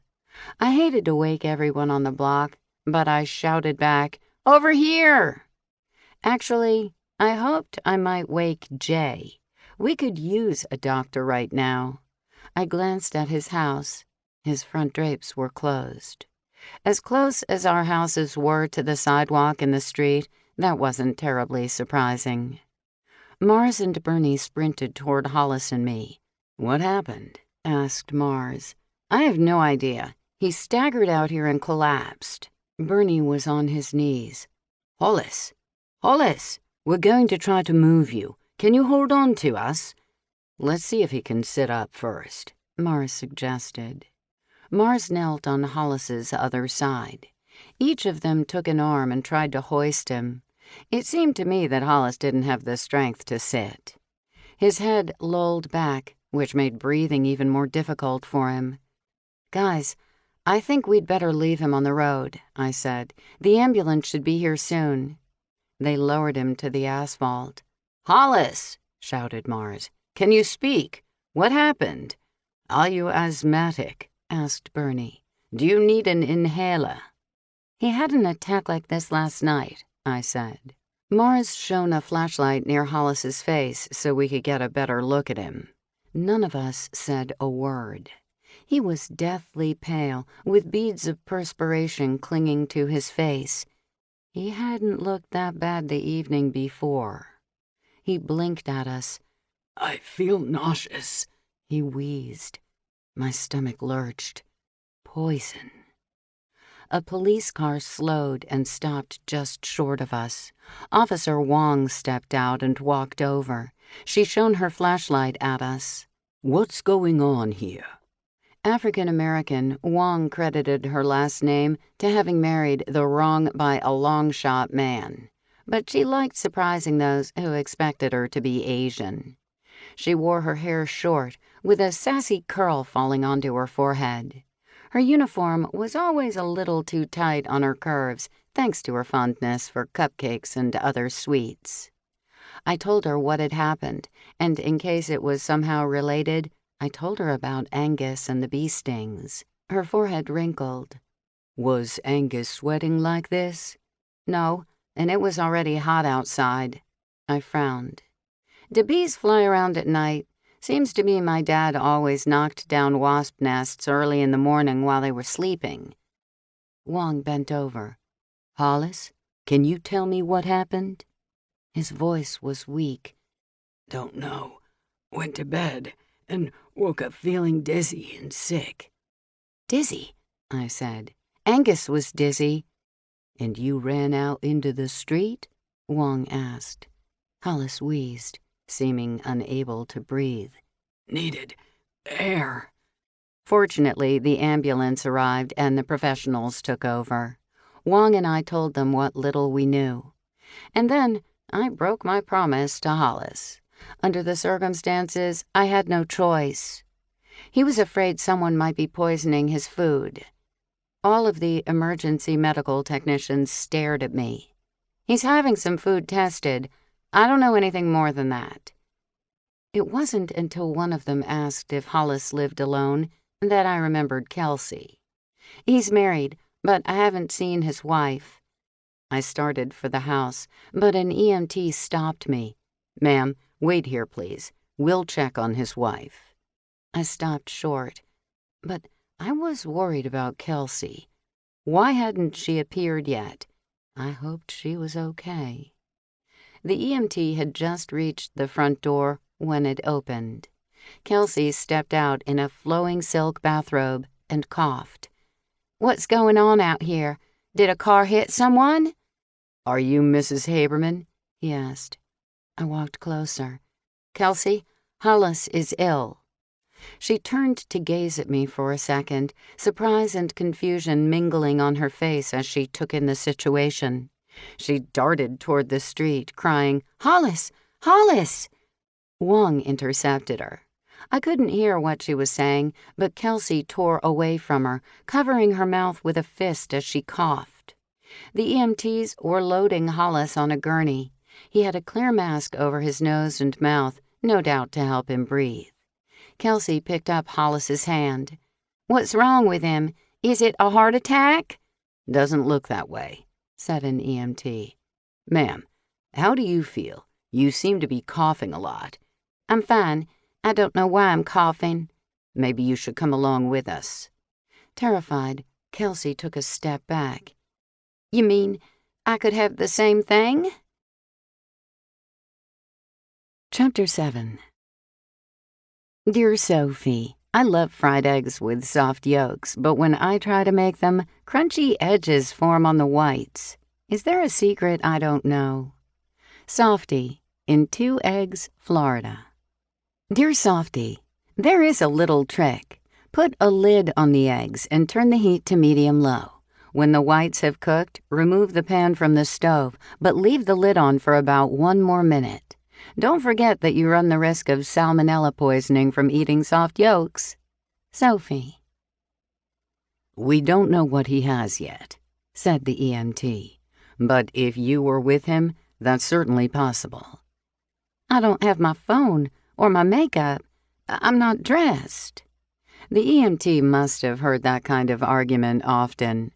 "Ma'am, your husband needs to go to the emergency room right away. You don't want him to get worse." Just then, Kelsey had a little coughing fit. "Okay," she choked out. My phone buzzed as I watched them close the ambulance doors. It was Nina. "Good morning," I said. "Ready to roll?" "Obviously, you haven't seen the news. You won't believe this. The hurricane swung out into the Atlantic and isn't a threat, but something knocked out power in the Outer Banks, and they're evacuating. They're showing pictures of the highway. They've closed all beach-bound lanes, and now they're saying a line of storms is approaching Old Town. It's like we're cursed." I looked up at the pre-dawn sky. No sign of inclement weather in Old Town. Yet. I heaved a great sigh. Girls' Week at the beach was biting the dust. I tried to be positive. "Maybe it will pass quickly and we can go in a couple of days. I'm so disappointed. I was looking forward to hush puppies, shrimp boils, and giant daiquiris." "Me too." "Well, since we're all up, why don't you come over for breakfast?" "Who is we?" "We'll tell you all about it over breakfast." "Fried eggs with soft yolks?" I couldn't help laughing. "If that's what you crave, sure. See you there." I hung up. The ambulance had rolled away. The first strains of light showed in the sky, and morning traffic had already begun. "Breakfast, Wong?" I asked. "Thanks, but I'd better take a rain check. I need to secure the house and write up my report." Bernie, Mars, Daisy, and I strolled back to my house. "Is your trip off?" asked Bernie. "Looks like it." Mars reached for Daisy's leash. "That was one of the weirdest things I've seen. I hope it wasn't something Hollis ate last night at the underground dinner. Do either of you feel sick?" Bernie and I glanced at each other and shook our heads. "Me either," said Mars. "Parker said this had happened to Hollis before," I said. Bernie's eyebrows lifted.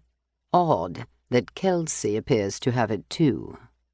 I unlocked the door and we piled into the foyer. Moki mewed a welcome and greeted us by winding around our legs. In the kitchen, I ground Jamaican Blue Mountain coffee beans and spooned them into my French press.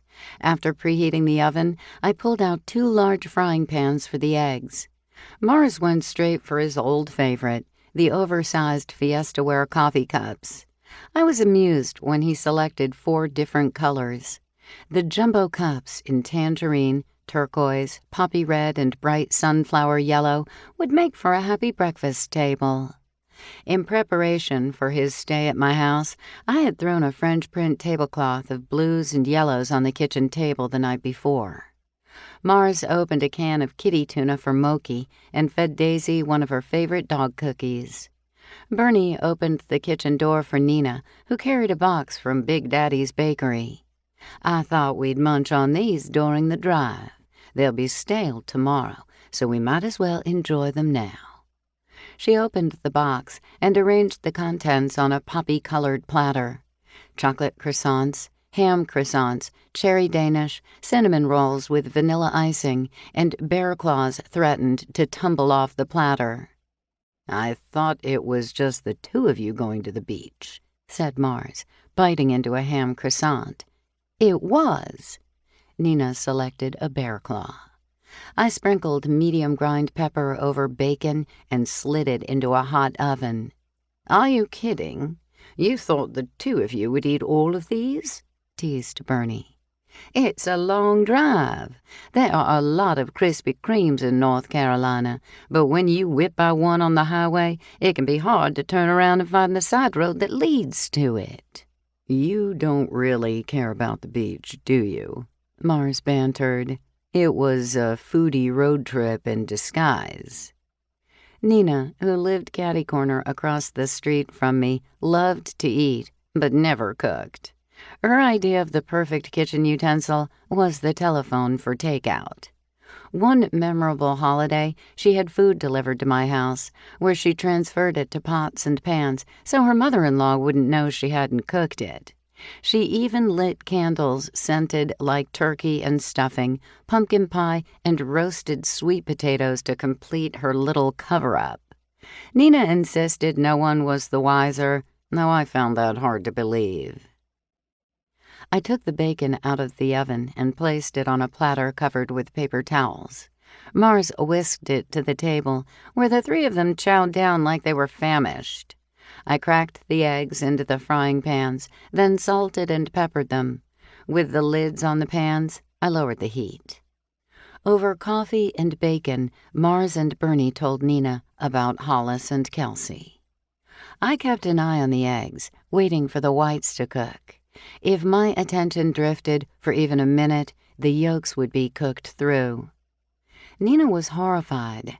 "What's going on at that house? First, the attack of the killer bees, and now some mysterious illness?" I pulled the eggs off the stove, but left the covers on for them to finish cooking. I wondered about that too, but Hollis's symptoms seemed different from Angus's. I slid the eggs onto plates and handed them to Bernie, who set them on the table. I love a good runny yolk." When I joined them, Nina said, "Now that we're not beach-bound, maybe we should visit Hollis in the hospital to get a handle on what he has. It's a little unsettling that the house is so close to ours." Mars sipped his coffee. "What with Hollis taking ill, maybe we should check on those bees. I'd feel better if we knew they had been relocated. We wouldn't want some kid stumbling into them." Bernie turned to me. "And I thought you were the snoopy one." "I am not." I raised my hands, palms out, like he was holding a gun at me.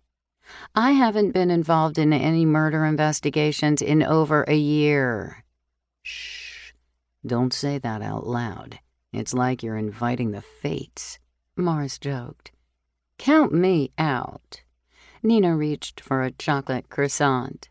"The closest I'm going to any bees is their honey in the grocery store. There's no way I'm spending my vacation in the emergency room, not taking any chances that one of them will sting me. For all you know, they're killer bees." "Killer bees don't come this far north," said Mars. Bernie's expression told me he disagreed. He probably felt like I did. There was no point in scaring Nina. "You don't know that," protested Nina. "What if they stowed away in some shipment?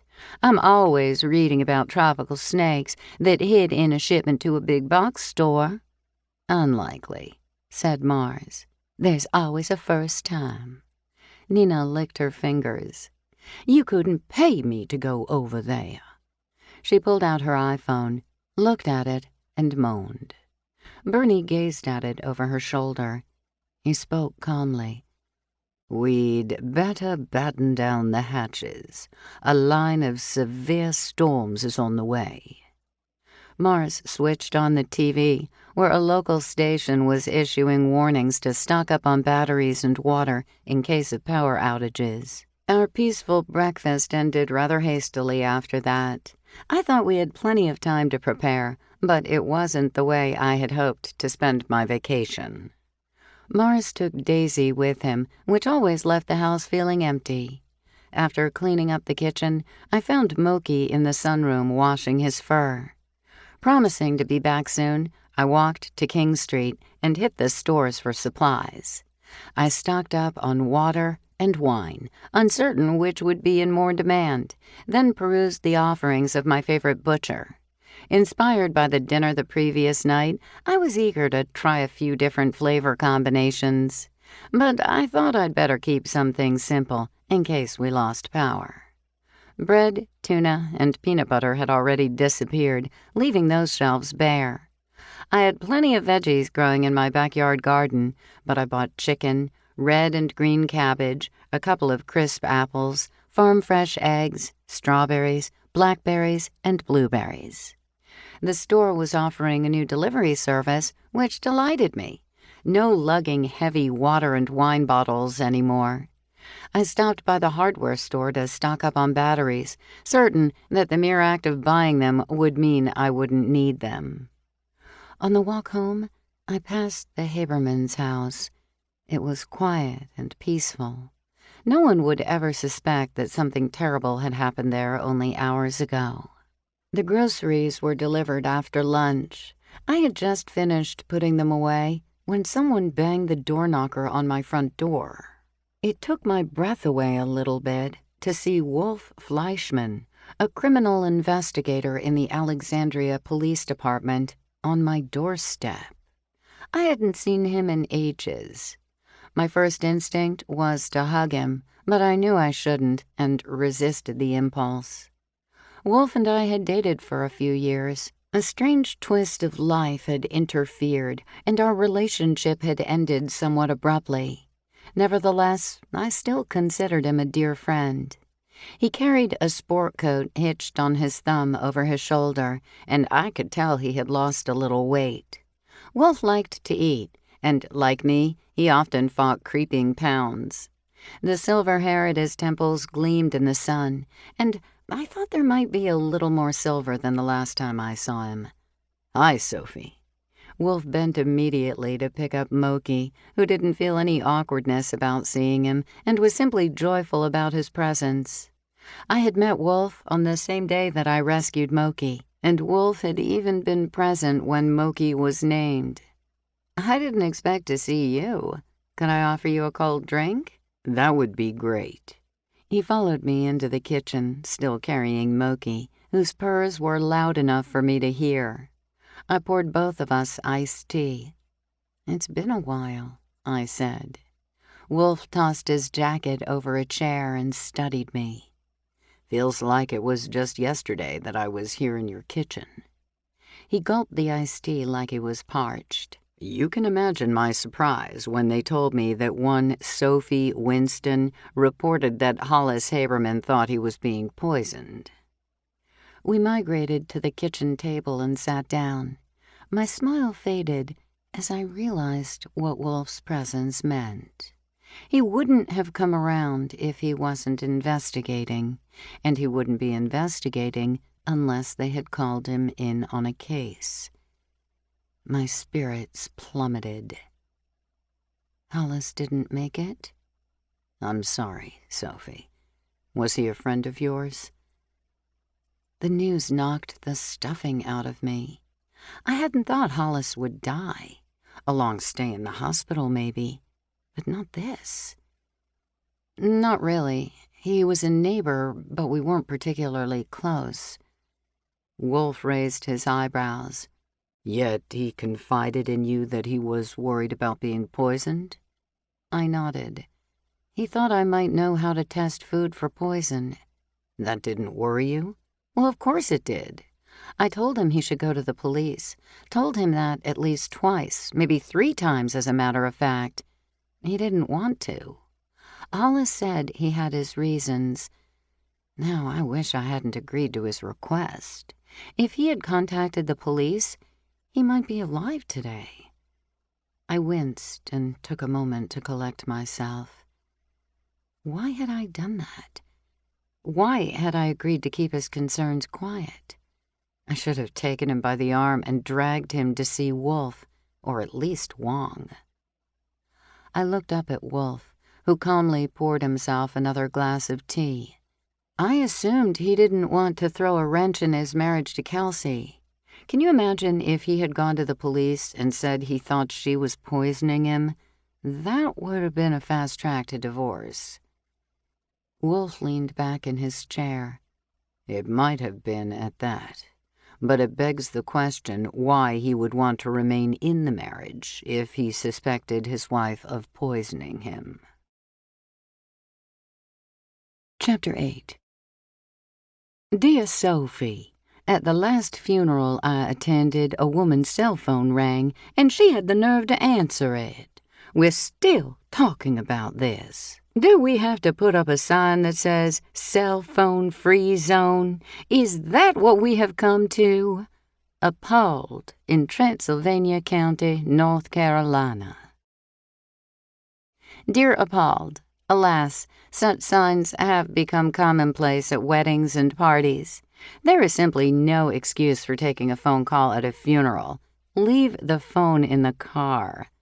Sophie. Wolf had a very good point.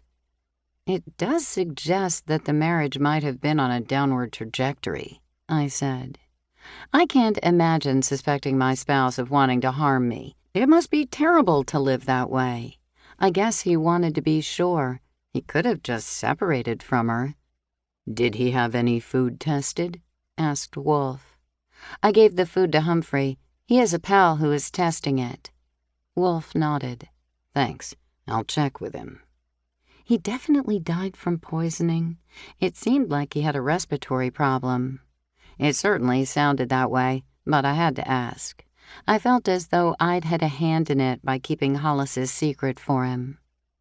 He was poisoned, but it was from something he inhaled, not something he ingested. I doubt that they'll turn up anything in the food, but I'm obligated to check it out. I felt a little bit better. So it could have been accidental. We'll know more after the autopsy. What's the scuttlebutt on Haberman's wives? Any gossip I should know about? It was an ugly divorce. Aren't they all? Mine wasn't. Mars and I were very civilized. An exception, I'm sure. Unfortunately, I overheard Hollis arguing with his ex-wife at the dinner last night. Seems he didn't want to pay for their son's education. Wolf's eyes narrowed. Any threats? On both sides. How about the new wife? The one he thought was poisoning him? I don't know her well, but I spoke with her a couple of times at the dinner last night.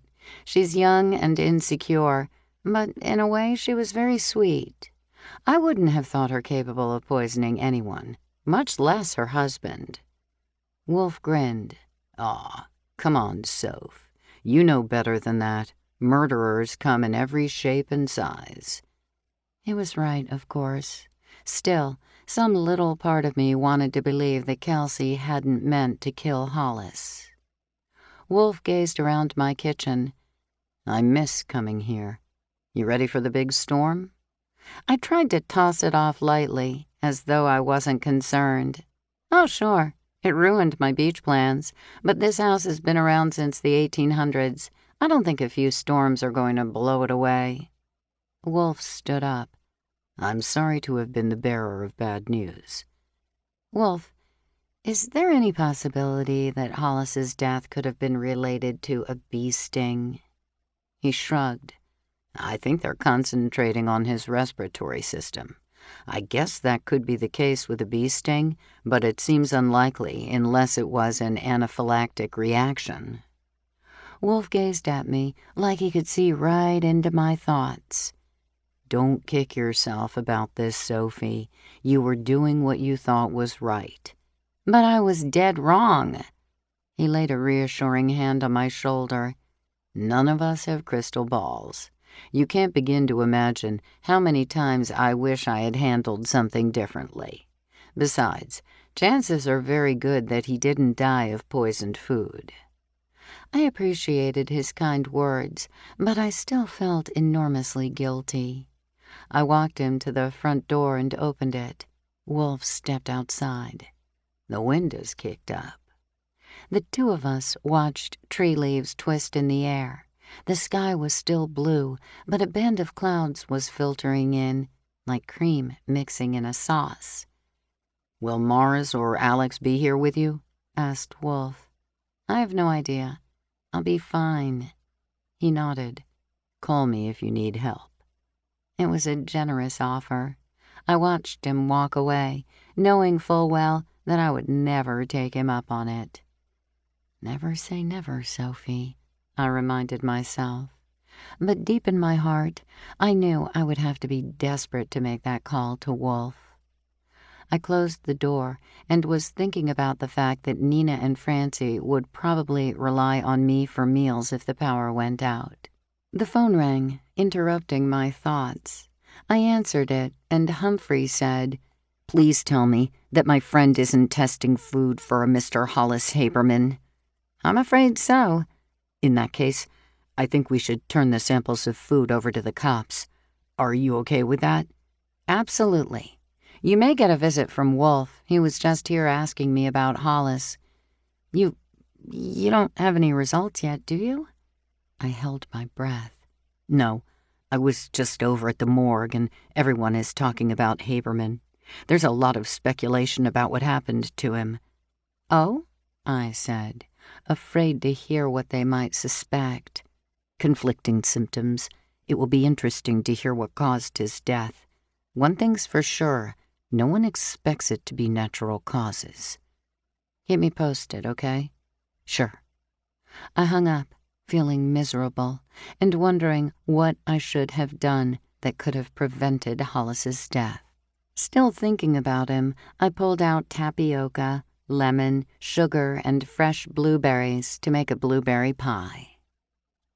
The sky grew dark early in the evening when Mars, Daisy, Nina, Francie, and Duke, Francie's golden retriever, gathered in my kitchen. The sky unleashed a downpour. We had just sat down to a dinner of roast chicken and rice when Mars calmly said, "Sophie, someone is lurking outside in the rain." We all rushed to the bay window in the kitchen. Not the smartest thing to do, since we were backlighted. The person outside could probably see us far better than we could see him. He stood there without as much as an umbrella. The rain poured down so hard that it pelted the window and left streaks on the glass. The lurker covered his face with his hands, and there was something about that movement that caused me to think I knew who was out there. I flung open the front door and dashed out into the rain, but hadn't expected the sheer strength of the wind. I had to bend forward against its force to make any headway. The rain had seemed different inside the house. Outside, the wind drove it at me in sheets. My steps were painfully slow, like an ancient person who could barely move one foot ahead of the other. The elements plastered my clothes against me. I pitied anyone caught outside in this weather. The lurker staggered backward into the street, her arms stretched out wide. Still bent forward, I forced my hands straight ahead, but it was slow going. I finally reached Kelsey Haberman and managed to grasp her wrists. Chapter 9.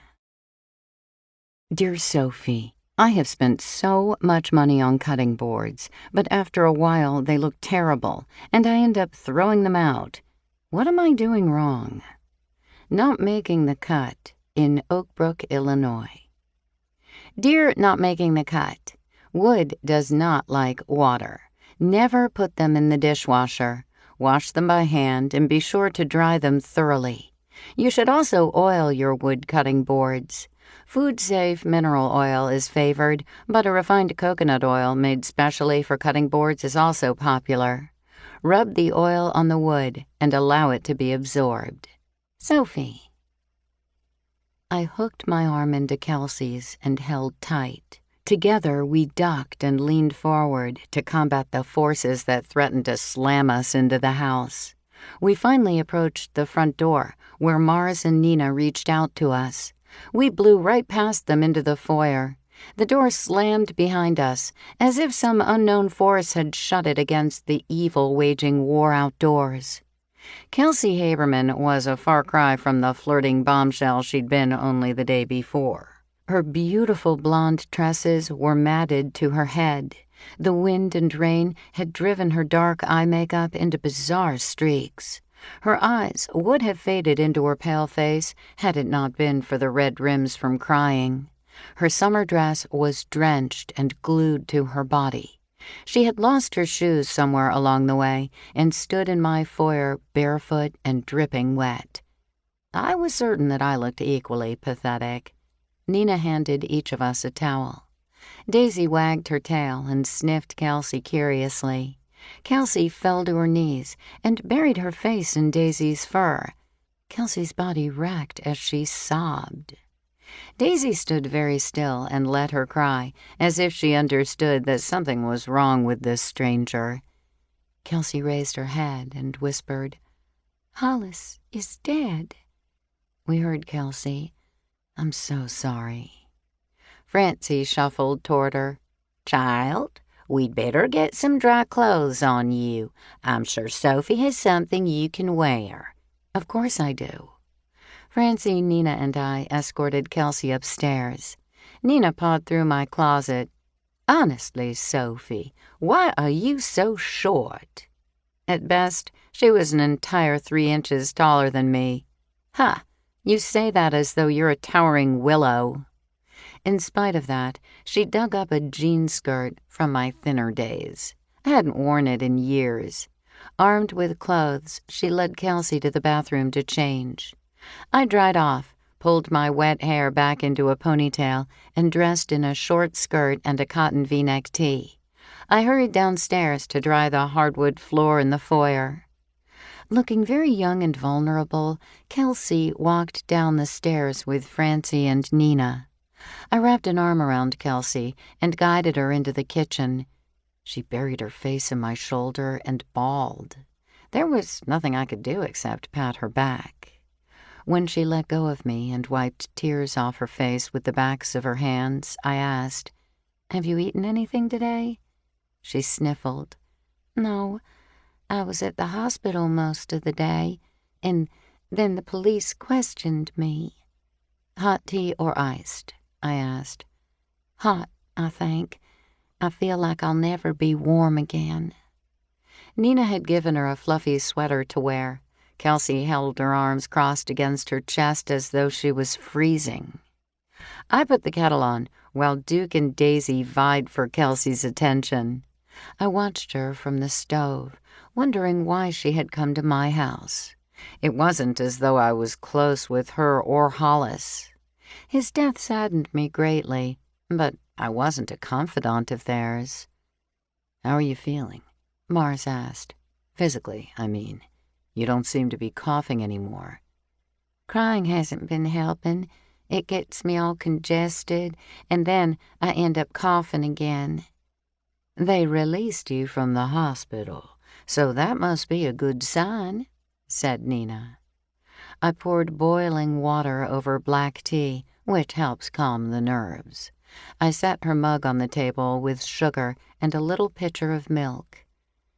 "Thank you for being so kind to me. I'm really a stranger to y'all, but you're being so nice. I didn't know where to go. I just knew I couldn't be alone right now." She sat on the banquette and rested her elbows on the table. Her fingers gently massaged her temples. Staring at the teacup, she picked it up and held it in both palms. Ripples in the tea gave away a slight tremor in her hands. "All of you saw Hollis at the dinner last night, right? Did he look sick to any of you?" "No, he did not." Trust Francie to get right to the point. "How can a person go from being perfectly fine to being dead in only a few hours?" asked Kelsey. "Did they tell you what they thought was wrong with him?" asked Mars. Kelsey sipped her tea. Wincing, she said, "They're not sure. They're going to do an autopsy." Tears welled in her eyes and spilled over onto her cheeks. She coughed, her body jerking as she hacked. We all stared at her in concern. "What did the doctors say about your coughing?" demanded Francie in a no-nonsense grandmotherly way. "They said we must have inhaled something. I just got less of whatever it was." I handed her a box of tissues. Trying very hard to change the subject, I said, "Your timing is perfect. We were just going to eat dinner." I rose and gathered a plate, napkin, and silverware for her. "What did you think of the food at the underground dinner last night?" I placed everything before her on the table. She blew her nose and turned surprised eyes toward me. "I liked everything, except the liver soup." "My feelings exactly." Nina high-fived with her. "Hollis ate mine and his." Kelsey gasped. "The soup? Maybe someone poisoned the liver soup. I only tried a spoonful, but Hollis ate it all." We were silent for a moment as we processed her idea. Mars was the first to speak. In a gentle and kind tone, he said, "Kelsey, I can understand why you might think that, but we ate the soup too. Sophie, Francie, and I all ate it, and we're fine." "It was a good idea, though," said Nina. "Must be easy to hide disgusting poisons in something that's as gross as liver." Kelsey appeared to be thinking about it. "Maybe they only poisoned his soup."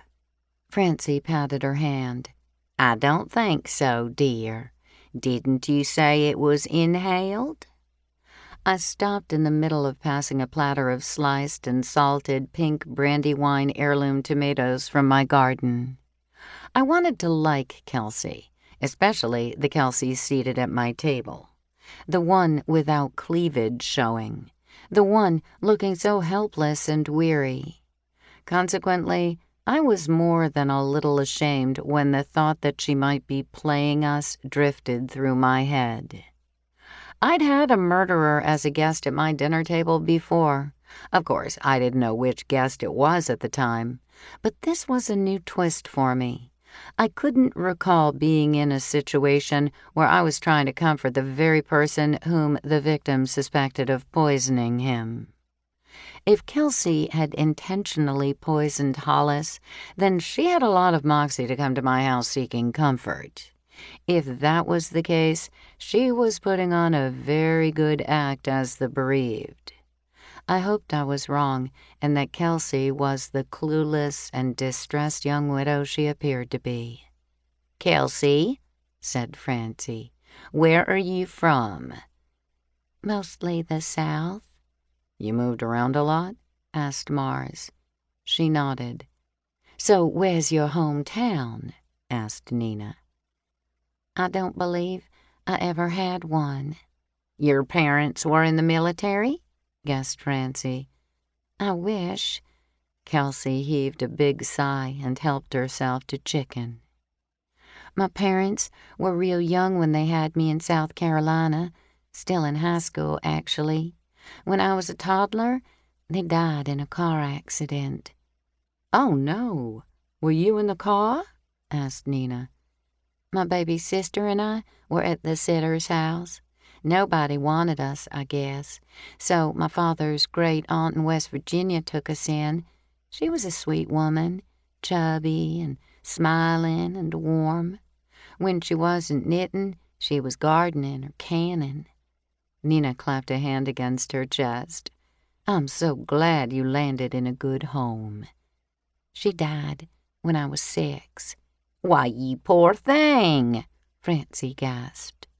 "They sent us to live with my mother's sister, Delilah Jean, in Tennessee. She had a bad marriage and a bunch of kids. When I was 11, her ex-husband came to the back door and shot her dead while she was calling the police." I stopped eating and stared at her. How could one child have so much bad luck? "What did you do then?" asked Mars. "They split up the kids. My sister and I were sent to a distant cousin of my father's in North Carolina." She smiled at Duke and Daisy. She had a lot of dogs. "So, you finally found a good home?" asked Nina. "Not so much. Sassy wasn't the type to teach us to sew a skirt or bake cookies. Sassy liked 3 things: bourbon, men, and dogs. Not necessarily in that order, depending on the day, though bourbon usually took first place. She didn't have much time for little girls. Unfortunately, she changed boyfriends like most people change pillowcases. The older I got, the more interested they were in me. When I was 16, a guy named Wayne Krapinski moved in with her. Sassy didn't believe me when I told her I had to fight him off." Kelsey sighed. For a long time, I blamed her for that. The pathetic truth was that Sassy was too drunk to understand or care. One night, I walked in on him trying to have his way with my little sister. I slammed him over the head with a bottle of Sassy's bourbon, grabbed my sister, and fled in Sassy's car. It took the authorities an entire year to find us.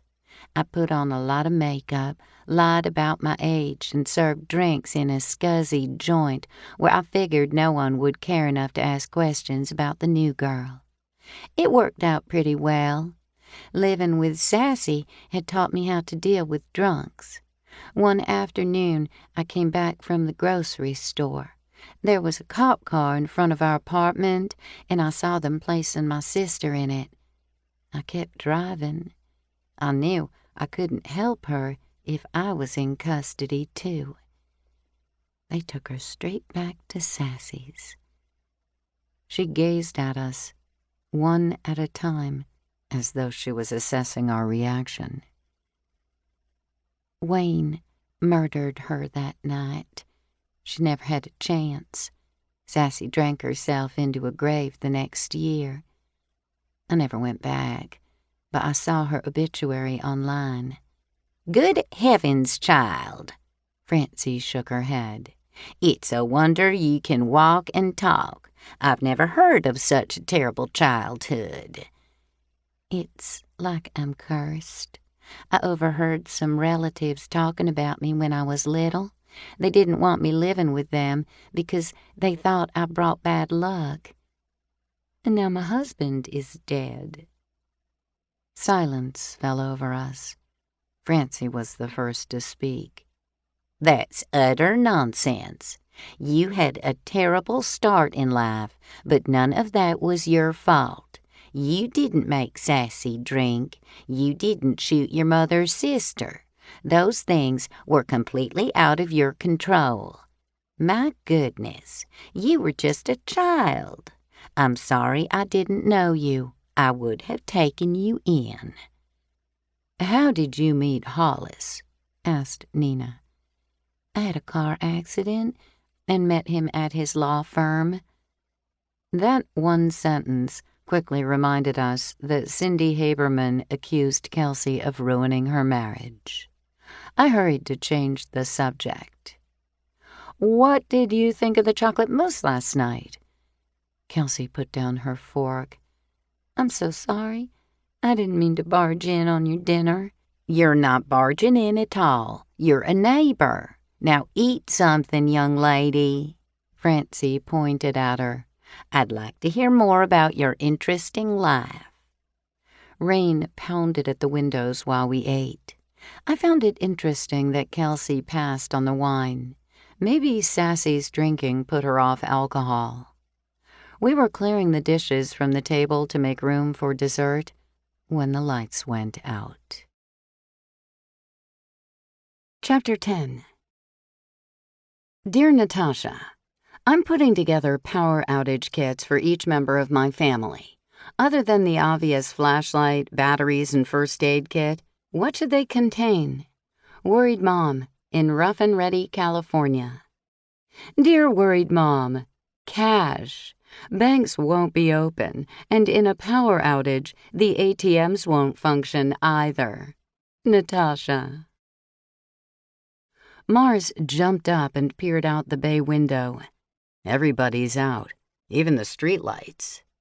I had placed candles and matches on the countertop, ready for use if necessary. It took me a few minutes to feel my way across the kitchen and light them.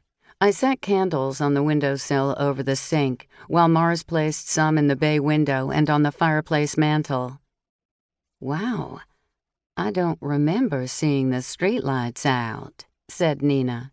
This must be how the street looked at night before electricity. Wouldn't they have had gas lamps back then? Asked Francie. Forgot about those. It's a little creepy out there. Everything is so dark. I fetched some battery-operated lanterns, which brightened the kitchen considerably.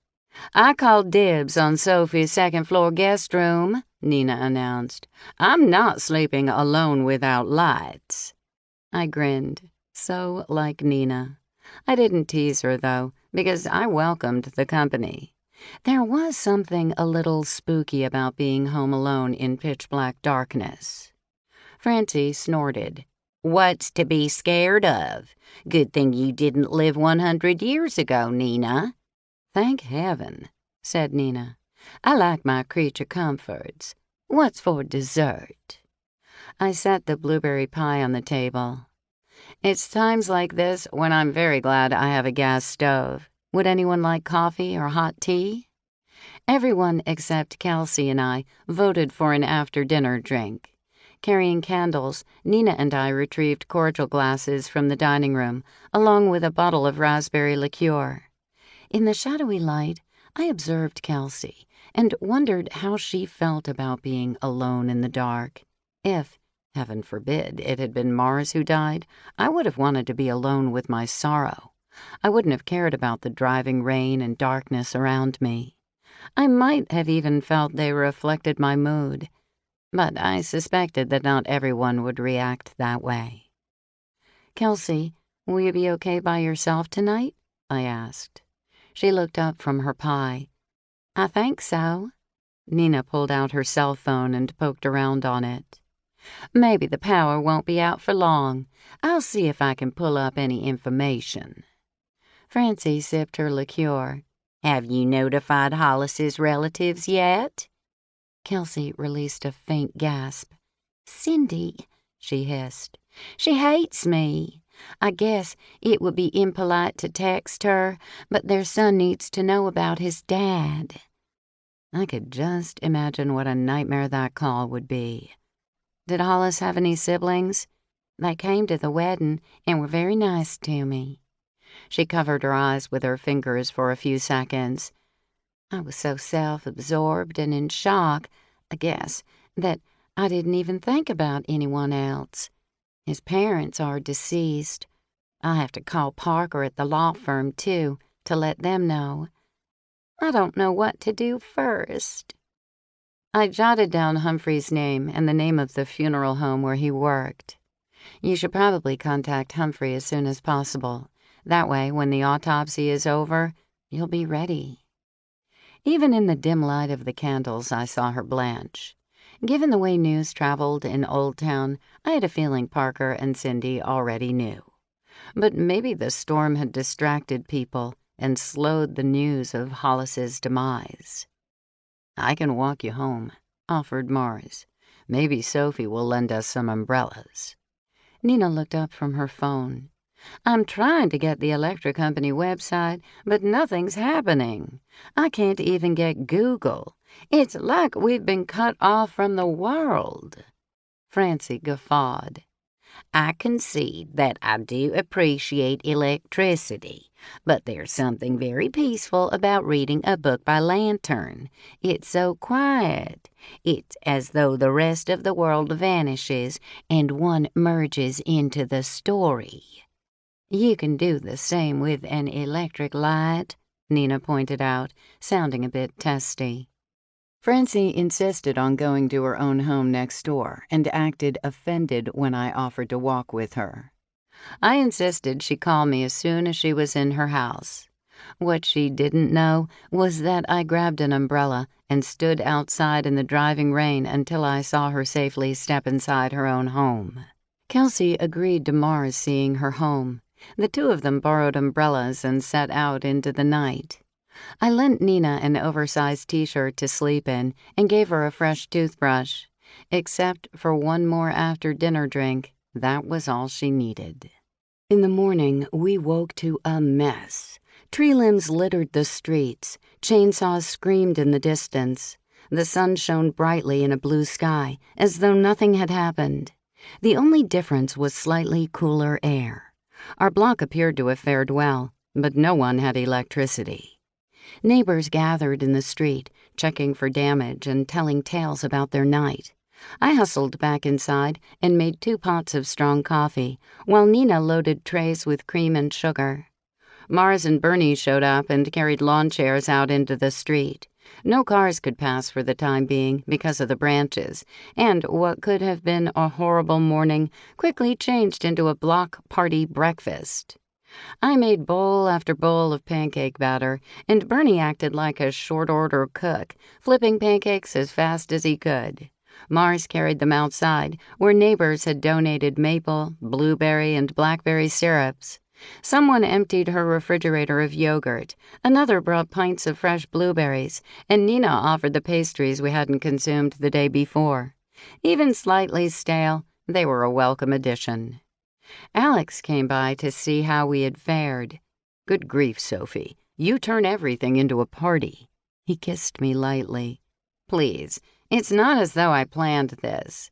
Not everyone has gas to cook with. I know I'm a bear if I don't have my morning coffee or tea." In spite of his teasing, I noted that he poured himself a mug of coffee immediately and didn't hesitate to join us for breakfast. The news of Hollis's death spread like wildfire, putting a damper on spirits as people learned what had happened to him. I called Kelsey to see if she wanted to join us, but no one answered. I was worried enough to slip away for a moment on the pretense of walking Daisy. We ventured down the street to the Haberman residence. Someone, Cindy I guessed, had painted the shutters and front door peacock blue, which accented the red brick nicely. We stepped up to the front door with a traditional glass fan over the top of it, and I banged a door knocker in the shape of a fox's head. We could hear someone inside hurrying toward the door. Kelsey opened it. Dark circles under her eyes suggested she hadn't slept a wink. They were still red-rimmed from crying. "How are you feeling?" I asked. "Ugh, I have a headache that feels like a drummer is in my head." She motioned us in. Daisy and I stepped into an exquisitely appointed foyer. A large gilt mirror above a marble-topped demi-lune table gave it depth, even though it wasn't wide. The parlor beyond featured a wall of fine woodwork. A painting of horses and hounds hung above the fireplace. Bookcases overflowing with books flanked it and filled the wall. But an acrid odor hung in the air. Faint, but enough to make me wonder what smelled funky. "Why don't you come and have some breakfast? A cup of coffee might help clear your head." She took a deep breath. "I'm not dressed." She gestured toward her t-shirt and old jeans. "You're just fine. No one else looks any better." "Okay." She grabbed keys from the table and locked the door behind her. I called, but no one answered. I unplugged the landline phones. They just kept ringing and ringing. As people heard what happened, they couldn't believe it and tried to call Hollis. After the first couple of calls, I couldn't handle it. Is that awful of me? They were his friends, people who cared about him, but I couldn't talk about it. I just sobbed and could hardly speak. I think I need time to process it, you know? It was like the day my aunt was shot. In 1 second, she was gone, and everything changed. The repercussions of a sudden death are so far-reaching. My mind is completely scattered. I can't focus because it's so overwhelming. She stopped walking. Why are all these people in the street? We're having breakfast. Oh, okay. Natasha, who was the only person on the street in full makeup and high heels, propelled toward Kelsey with her arms wide. I was crushed to hear about Hollis. She pulled Kelsey into a hug, but released her quickly.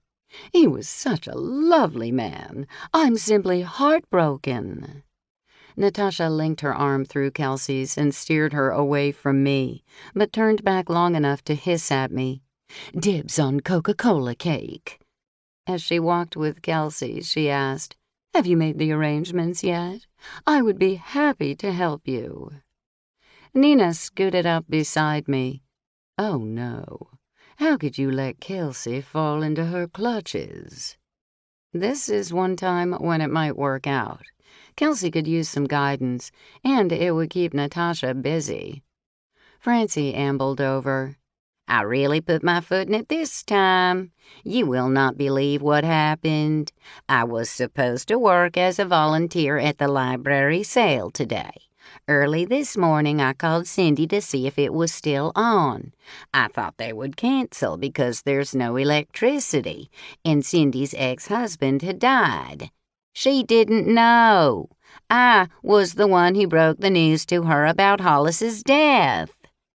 I felt for Francie. How awkward for both of you. How did she take it? You know, Cindy, there was stunned silence at first, which was when I began to realize what I had done. Of course, she asked how he died and started to cry. Apparently, she had been over at the hospital yesterday morning, but hadn't heard that he didn't make it. I cannot believe you. Nina frowned at Francie. So, the library sale is off, I guess. Absolutely not. Cindy said she couldn't let everyone down. They had advertised it and prepared everything. There was no way to call it off now. I doubt that, I said. The lack of electricity alone would have been a good excuse. She insisted that it made no difference because it's being held outside on the sidewalk, and they have a generator to protect the historical documents from extreme temperatures. Francie shrugged. It doesn't surprise me one bit, said Nina. Cindy looked so delicate, like a flower that could wilt in too much heat or rain, but she's actually one determined cookie. Nina was right. Cindy had a lot more grit than most people thought. I returned to my kitchen, expecting to find a mess, but Bernie and Mars were washing and drying dishes.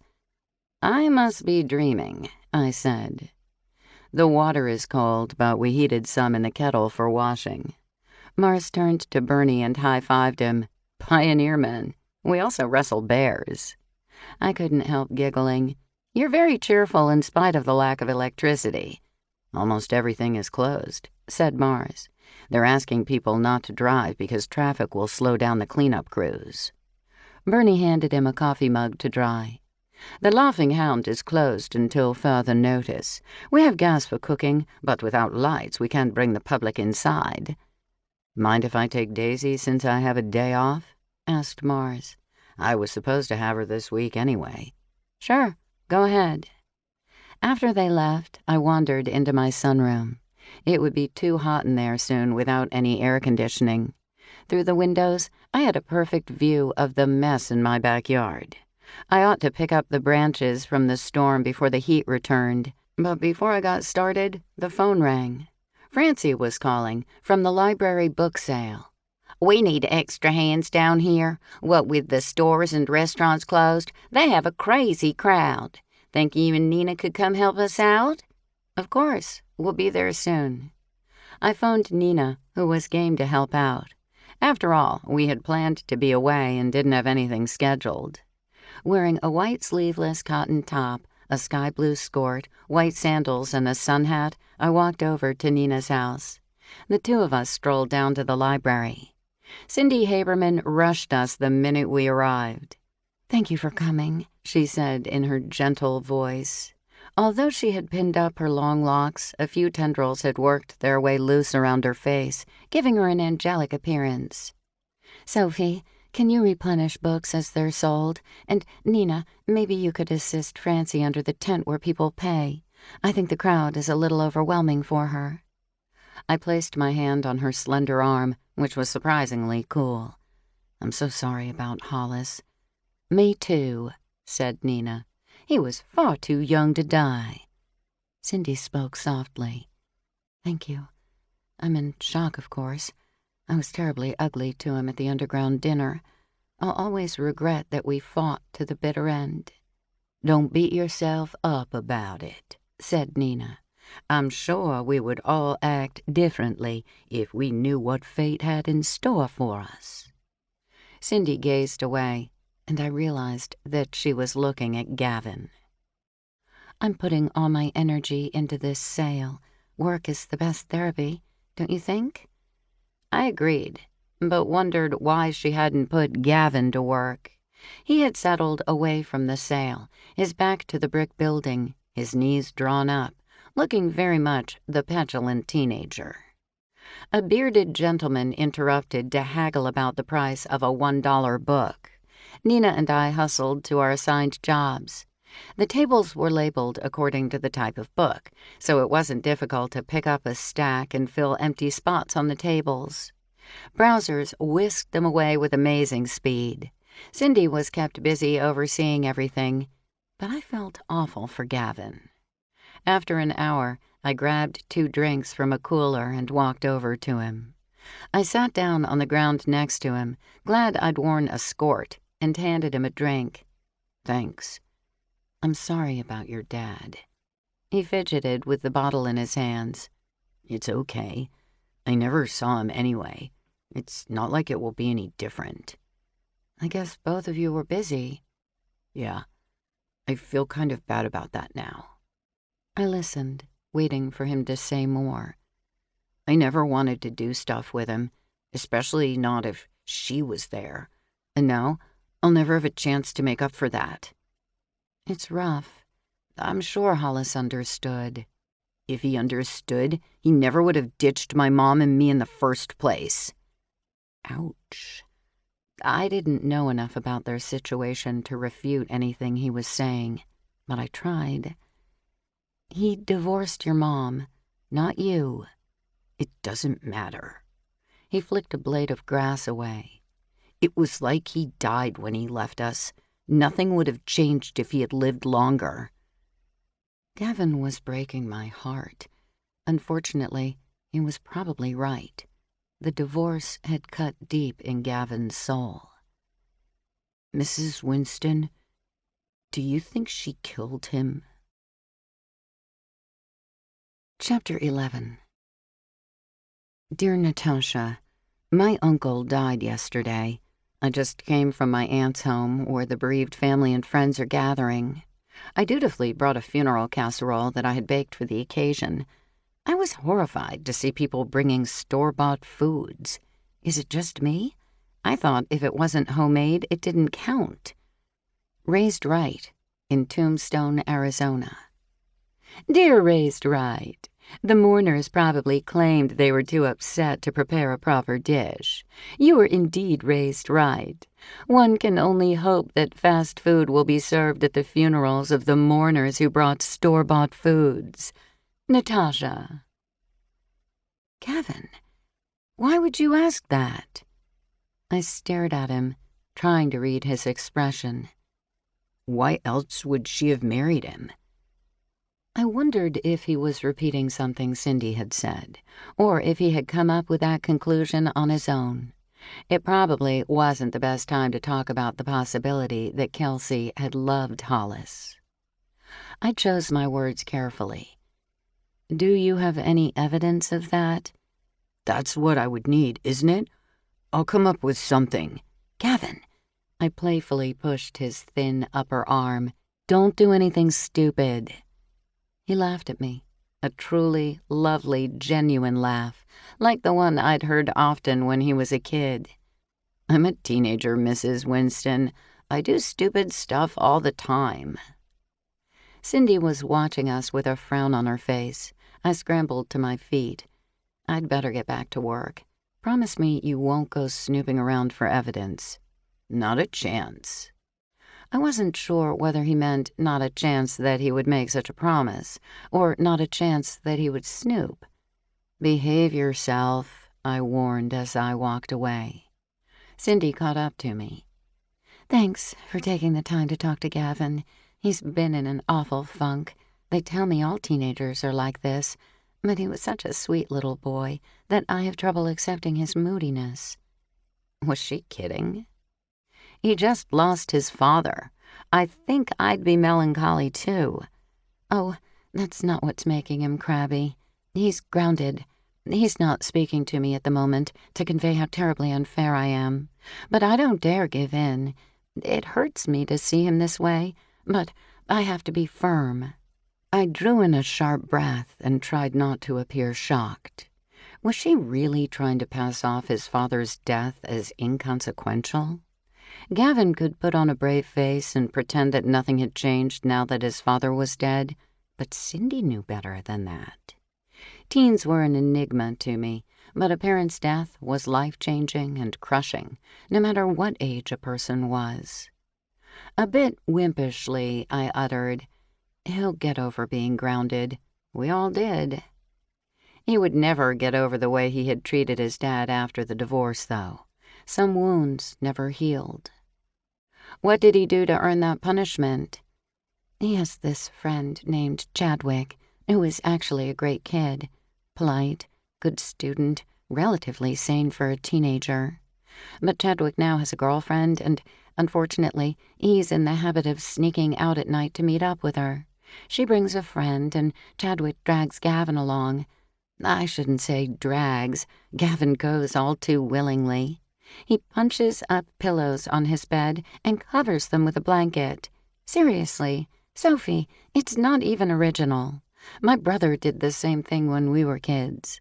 But I'm not going through another sleepless night, sitting in the living room and imagining all the awful things that could happen to him when he's running around in the dark. I had to put my foot down. No cell phone for a month. I think that hurts the most, but I can't have him texting with Chadwick. And 1 month of being grounded. It was noon when Nina and I insisted Francie go home. The heat would still be intense, but she wouldn't be sitting in a tent out in the blazing sun. Streets were still blocked by work crews, and the sounds of hammering reverberated through the neighborhood. Wolf flagged us down as we approached the Haberman house. "They've set up a cooling room for seniors at one of the government buildings with a generator, Francie. I hear they're setting up games." I thought she might kick him in the shin. Pulling back her shoulders and raising her chin, she said, "I'm no lily-livered panty waste. Who do you think you're talking to?" Wolf bit back a grin. "I wouldn't mind a break from this heat. Any damage to your houses?" "Looks like we're all okay," said Nina. "Good to hear that." Wolf sucked in a deep breath. "It's going to be in the papers tomorrow, and the way news travels around here, half of Old Town will probably know in a couple of hours, so I might as well tell you. Sophie, you'll be glad to know that Hollis did not die from anything he ate. The cause of death is acute respiratory illness. At this point, they're thinking it was related to pesticide use." "The bees," said Nina. "It's a possibility. I'm waiting for Angus to show me where the bees are." So it's not a homicide. I breathed a little easier knowing that. Wolf shot me an odd look. "I didn't say that.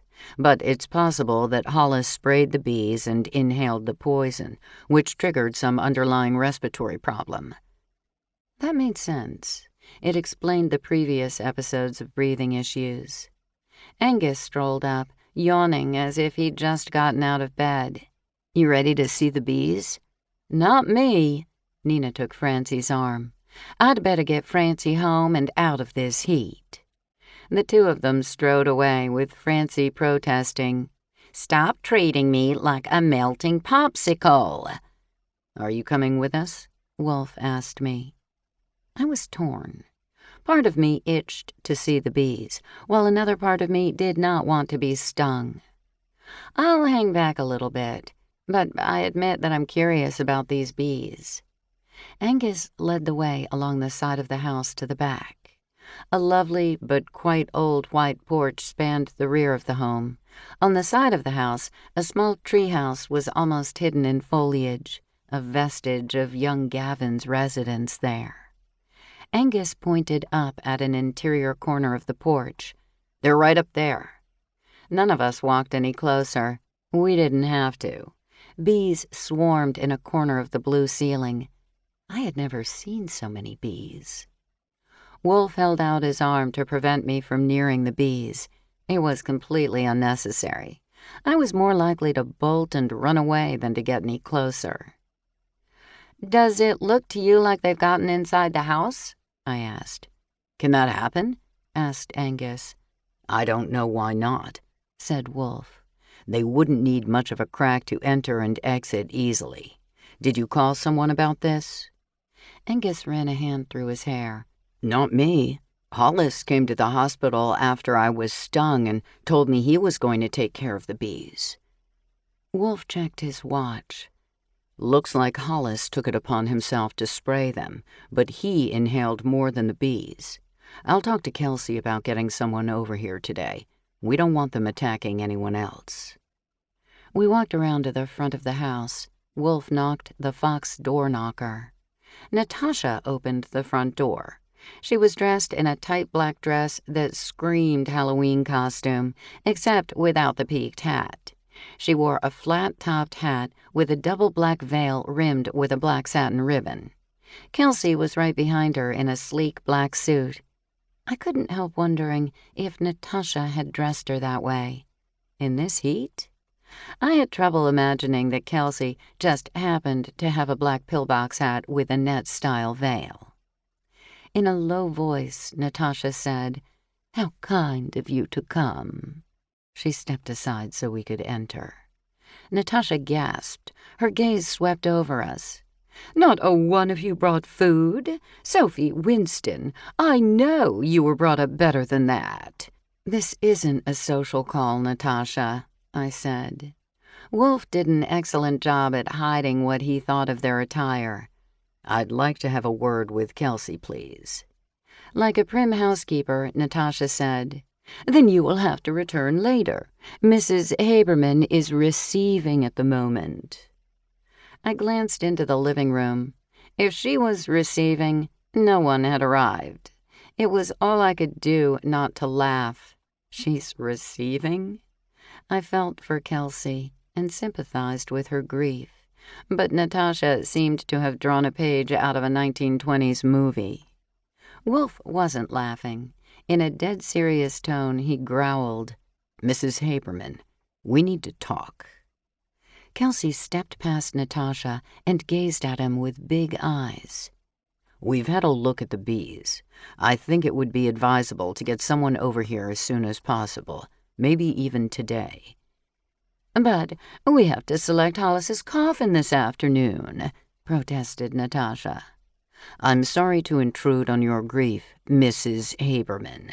Wolf emphasized her name, as though he wanted to be sure Natasha understood she was not part of this equation. "The bees need immediate attention. I'm not certain that it's safe for you to sleep here." "Oh, no." Kelsey appeared frightened. Angus blurted, "What movie did you two get these costumes from?"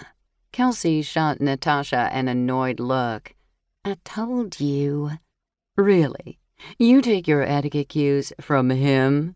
He doesn't understand what's expected of the bereaved," said Natasha. "He didn't even bring a covered dish with him."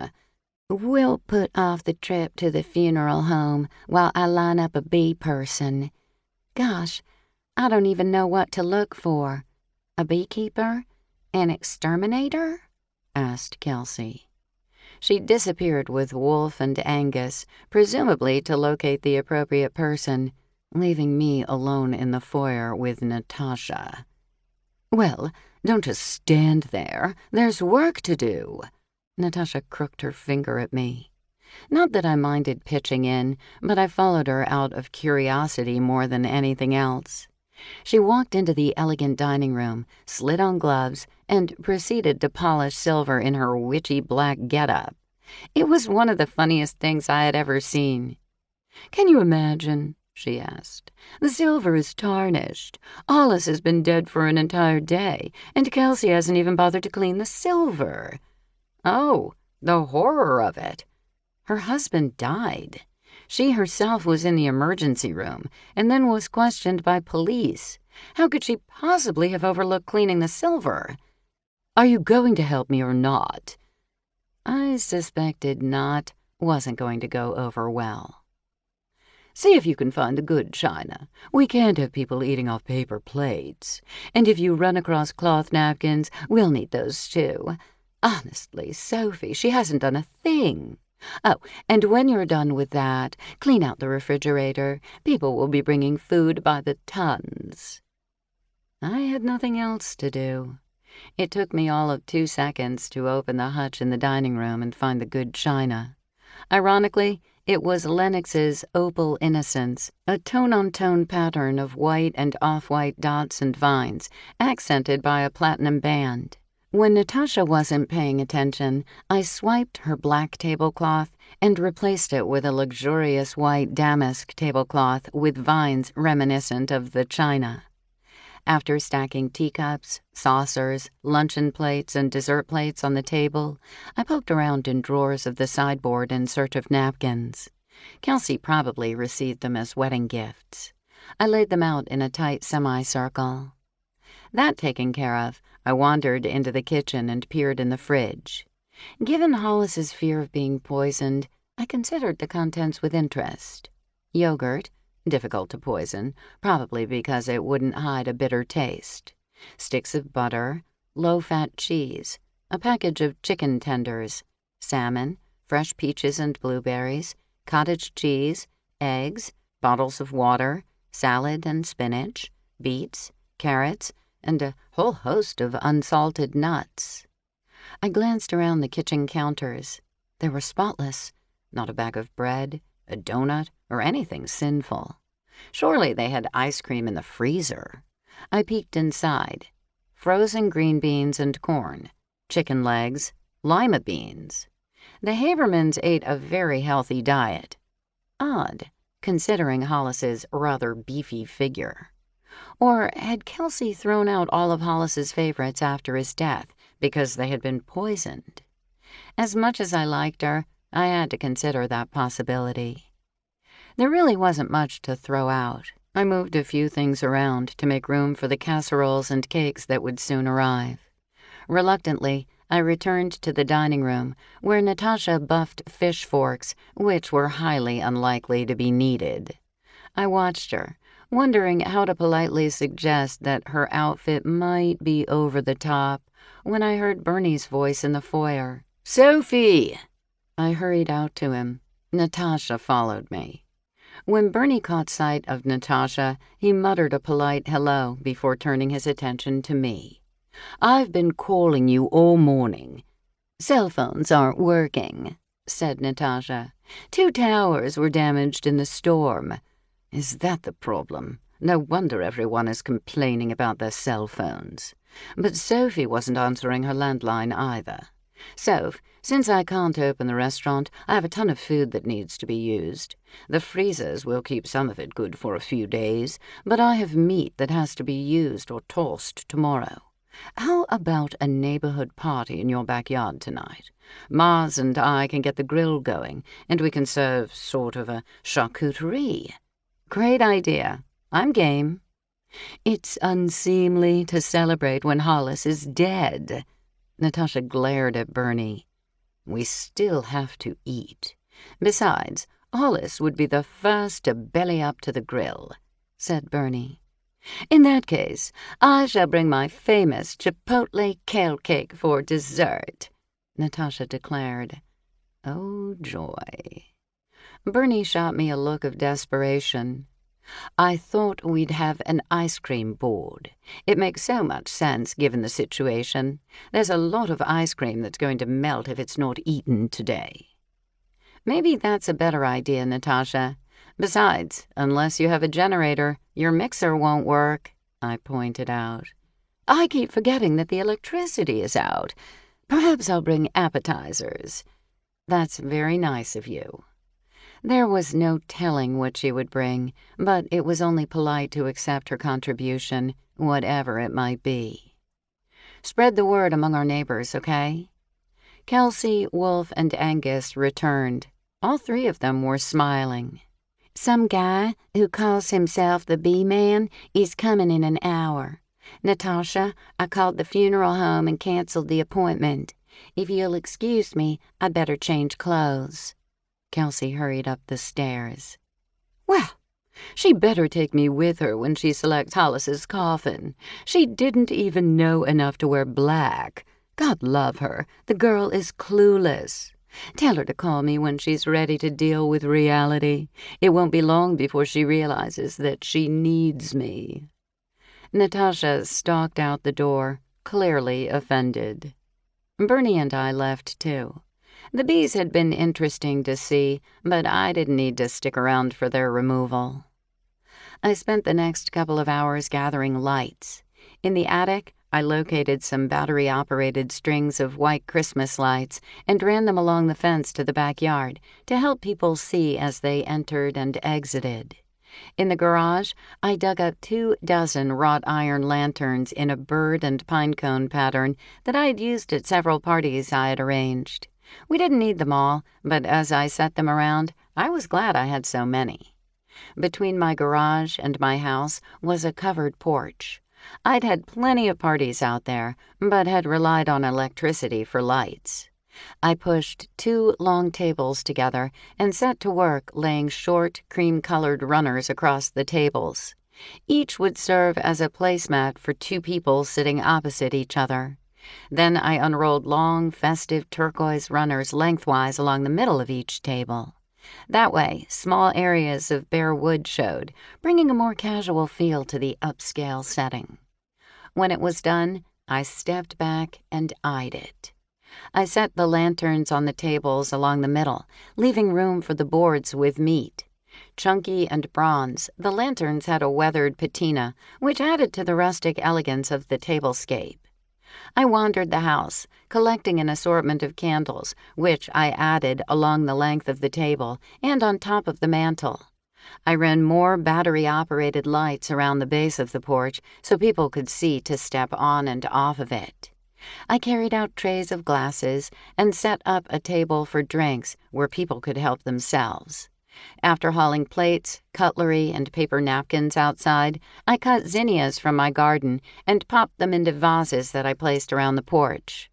2 hours later, I was in my kitchen chopping cabbage for coleslaw for the dinner that night when Wolf knocked on my kitchen door and let himself in. Did the Bee-Man come? He did.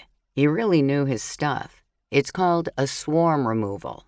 Apparently, it's not unusual for them to enter a wall, which is what they did at Hollis's house. They can get in a small space around a light fixture, or, as in this case, a tiny space in the joint where the porch roof met the wall of the house. But here's the thing. The bees that were inside the house were dead. Chapter 12. Dear Natasha, my husband throws a hissy fit when I toss out food after a power outage. Will you please settle our argument once and for all by telling us what is safe to eat? Hungry in Buzzards Bay, Massachusetts. Dear Hungry, when in doubt, throw it out. The federal government says most refrigerated food should be fine for 4 hours. Highly perishable items, including meats, cheeses, and dairy, may not survive that long. Consult the charts at www.foodSafety.gov/keep/charts/refrig_food.html for further information. Natasha. I'm not sure I understand. Half the bees were dead, but not the other half? I asked. Pretty much. The bee man is removing the dead bees right now. He says it's most likely due to one of two things. Either a colony collapse disorder or someone sprayed them from the inside. The latter being consistent with your theory of Hollis's death. Seems that way. It's hard to imagine how or why he inhaled so much of the stuff, though. I grabbed a couple of ice cubes that were beginning to look sad, plunked them into a tall glass, poured tea over them, and handed it to him. Nor does it account for Kelsey's exposure, unless she was there with him when he sprayed. Or maybe she left the room faster than he did? Wolf gulped the tea. That's where it gets interesting. She was exposed, but not nearly as much as he was. I'm not sure how that could happen unless she was with him at some point when he sprayed the bees, but she insists that she didn't know he sprayed them last night. Wolf stood up. Here she comes. See what you can get out of her. He drained his glass. I'll let myself out the back way. He hustled toward the sunroom, no doubt to cut through my office and sneak out the French doors in the living room. Sure enough, the door knocker sounded on my front door. I opened it to find Kelsey, looking disheveled and desperate. She rushed inside. Her chest heaved as though she had run up the street. "They're going to arrest me. They think I murdered Hollis." I was taken aback. So many thoughts went through my head I barely knew what to say to her. Mostly I had questions. Playing coy, I asked, "Then they figured out what caused his death?" She curled her upper lip inward and bit it. "They think he inhaled bee spray." I coaxed her into the kitchen, where we sat down at the kitchen table. "Kelsey, unless you held Hollis down and sprayed him with the bee spray, which I don't think would have been physically possible, I don't see how they could blame you for his death." "The cops asked me if they can search the house. I think I need a lawyer. I called Parker Dixon, you know him, one of Hollis's law partners. He said something about it being a conflict of interest and that I would need a lawyer outside the firm." "And you heard that I date a lawyer. Could you put in a good word for me? I mean, I know I'm asking a lot, but I'm so scared. I don't have anyone else to go to." I reached for a pad of paper and wrote down Alex's name and business phone number. I slid it across the table to her. She watched me intently. "Hollis told me you solve murders." I saw where this was going and rushed to set her straight. "I don't do it professionally. Call Alex. He might hire a private investigator. I just got lucky a couple of times." Tears welled in her eyes. "I'm so scared. They're all going to gang up on me." "Who? What are you talking about? Do you know who killed Hollis?" "No, I have no idea. But I'm the outsider here. I was..." She made quotation marks with her fingers in the air. "The other woman. Everyone hates me. Do you think I don't hear what they say about me when I walk by? Cindy was," she corrected herself, "is an Old Town institution. Everyone knows her, from little kids to old ladies. They all go to the library. She's like a local hotshot. And I'm the one who replaced her," she wailed. Unfortunately, there was some truth in what she said. The people in town weren't cruel or closed to newcomers, but Cindy was one of them and had been for a long time. She had raised her son with their kids and read to their children at the library on Saturday mornings. She ran the annual book sale at the library and volunteered to help at local events. How people feel about Cindy shouldn't make any difference in your legal case. I said it with confidence that I didn't feel. I'm sure the truth will come out, and they'll realize that you didn't murder Hollis. They'll all think I killed him for his money. Please, Sophie, I don't have anyone to turn to. They're going to arrest me. She paced the floor. I thought about leaving town, just running like I did when I was young. Maybe I should do that. I'm not sure I could pull it off anymore. Times are different. There are cameras everywhere. They'd find me for sure. Oh, no. Hollis was right. Why, oh, why didn't he leave her? My breath caught in my throat. Kelsey, did you kill Hollis? I asked as gently as I could. Of course not. What is it about a 20-year age difference that makes everyone suspect me? Or is it just me? Because I'm not a socialite? It's easier to blame me and be done with it all than to have to face the truth. What is the truth? Sophie, with Hollis gone, there's no one in the world to look out for me. Please, Sophie, I need your help. No one will care about me. Don't you see? They're going to railroad me. Her breath was ragged and uneven. She watched me with frantic eyes. That's not going to happen, I said softly, hoping I was right. Her chest heaved, and when she exhaled, her breath shuddered out in ripples.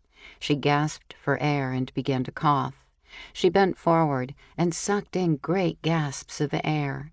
I grabbed her arm and hustled her to the closest chair, one by the fireplace in my kitchen. She collapsed on it. I searched the pantry for a small paper bag and handed it to her.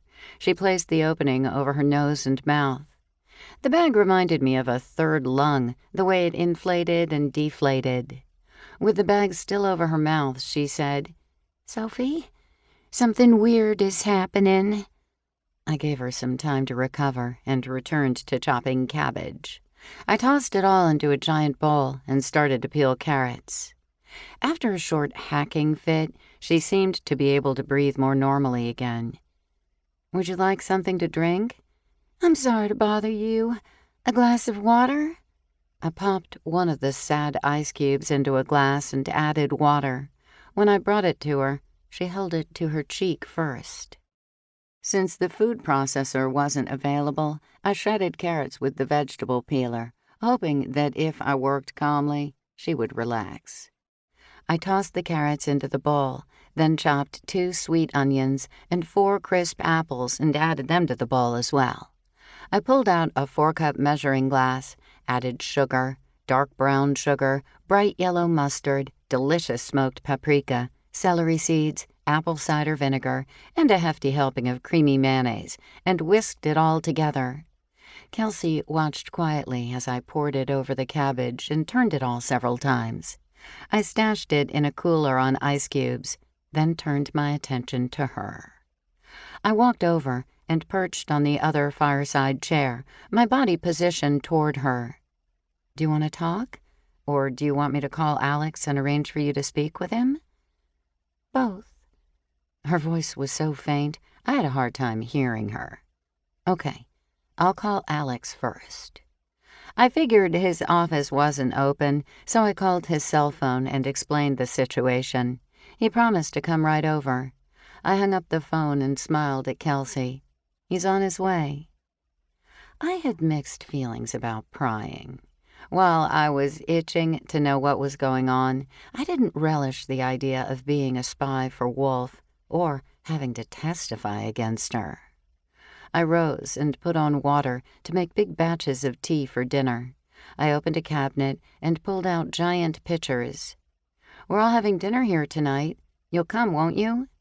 No sooner were the words out of my mouth than I wondered if I had invited a killer. She nodded and gazed at me. Can I do something to help you? Thanks, but Bernie's bringing most of the food. I'm just getting iced tea ready. I hope he has ice. Alex rapped on the kitchen door as a formality as he opened it and walked inside.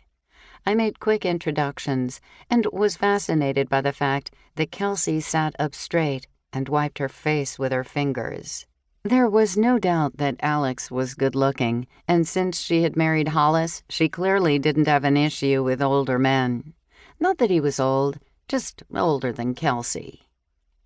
"Maybe we could go into the living room to speak privately?" asked Alex. "That's not necessary," said Kelsey. "I would have told Sophie everything that happened anyway." Alex frowned. "All right, but I may stop you if I think there's anything Sophie shouldn't hear." Kelsey seemed surprised. "Okay." She told him about Angus and the bees, and then about Hollis's death. Alex focused on her intently. "So, when the bee man came today, he discovered that most of the outside bees were alive, but the bees inside the house were dead." Alex looked over at me and tilted his head. He was very cute when he did that, like a confused dog. I couldn't help grinning at him. Mostly, though, I was impressed with Kelsey's amazingly logical explanation. There were no tears or coughing fits until she said, "And now they're going to arrest me." "Either you have omitted something," said Alex, "or they don't have any cause to arrest you." Of course, Alex didn't know about Hollis's fear that he was being poisoned, and since Kelsey hadn't mentioned it, I wondered if she knew about it. Kelsey gazed at her hands and nervously intertwined her fingers.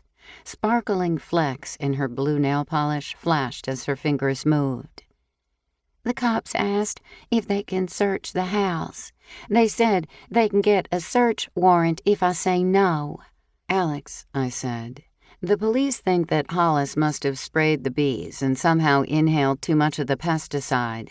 "Then I don't see the problem, Kelsey." She leaned forward. "Then why is that wolf guy hanging around?"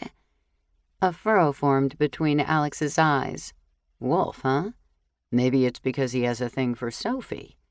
Alex winked at her. I shot him a nasty look. "That's not true, Kelsey. Wolf is married and he loves his wife very much. Honestly, Alex, you're going to get me into trouble spreading nonsense like that." His eyes narrowed, but not because of me. "You're certain that you've told me everything, Kelsey? There isn't some tiny little thing you might have omitted? I'm not quite sure why Wolf would be interested in your bee problem." Kelsey gulped. "That's what I thought. What if they're trying to frame me?" "For Hollis's murder?" asked Alex. Kelsey gulped and started hacking again. I handed her the paper bag. Alex raised his eyebrows in surprise. When her respiration had returned to normal, Alex said, "Tell you what, come down to my office tomorrow morning. I'll sign you on as a client. And if Big Bad Wolf comes knocking at your door again, you tell him he has to talk to me. That's all I want you to say. Nothing else. Just send him to me." "Oh, you're wonderful." Kelsey launched herself at Alex, who nearly toppled over from her exuberant hug. "I'm glad to help." He gently untangled himself from her arms. "Are you coming to Sophie's dinner tonight?" asked Kelsey. "Dinner? I don't believe I've been invited." "Bernie needs to use up some food from the restaurant. I hope you'll come," I said. "Are you sure there's enough?" Alex asked. "I don't want to butt in." "There's always enough for you." "Do we have hot water?" asked Kelsey. "I think I could use a nice long bath." "Only if you have a gas hot water heater," said Alex. She winced. "Everywhere I turn, everything I do, there's something Hollis would have known about. I have no idea what kind of water heater we have, or if we even have one." "It's probably in your basement. But that doesn't matter. Just turn on the hot water in the sink. If it gets warm, you're in luck." Kelsey toddled over and embraced me. "Thank you, Sophie. You're a lifesaver. I came in here a mess, and now I have a lawyer, and I might even get a bath." She left through the kitchen door, and I couldn't help thinking how different she was from the time she had arrived. Alex was leaning against the kitchen island. He held out his hand to me. When I took it, he pulled me to him for a very romantic kiss. His arms still around me, he asked, "So why is Wolf suspicious of young Mrs. Haberman?" "Because Hollis came to me less than 24 hours before he died and asked how he could find out if someone was poisoning his food." Chapter 13. Dear Sophie, I love salami. There's just nothing better. But my husband insists that it can spoil quickly and refuses to let me put it on a tray as an appetizer. Is he right? Hostess, in Pig, Kentucky. Dear Hostess, salami should be sliced while cold, but served at room temperature to get the full benefit of the flavor. Sophie. Whoa, that was a whopper of a detail to conveniently forget. Makes me wonder what else she didn't tell me. I don't think she knows. He drew his head back. She doesn't know that her husband suspected her of poisoning his food? He didn't want anyone to know. Humphrey took samples to a friend of his. Wolf doesn't sound particularly interested because the cause of death was definitely related to something Hollis inhaled. I think he said it probably triggered an underlying respiratory condition. Wolf's no dummy. If Kelsey noticed Hollis being careful about what he ate, she might have changed her method of getting rid of him. He was silent for a moment. That certainly does change the picture. If she hires me, I'll have to have a little talk with Wolf. She's right about one thing. Wolf wouldn't be sniffing around bees unless he thought something else was going on. Voices outside drew our attention. Alex dropped his arms and we walked over to the kitchen door. No one was there. "It's coming from the backyard," I said. We hurried to the sunroom, where we spotted Bernie and Mars unloading coolers from a truck parked in the alley. With the gate open, we could see the hound dog logo of the Laughing Hound on the truck. Daisy raced around the backyard, happy to be home. We walked out to help them. Bernie had brought stacks of cutting boards with grooves to catch juices from the meats. I carried them to a table next to the grill. Mars walked back to Bernie's house to fetch his grill. Francie and Duke came over through the gate between our properties.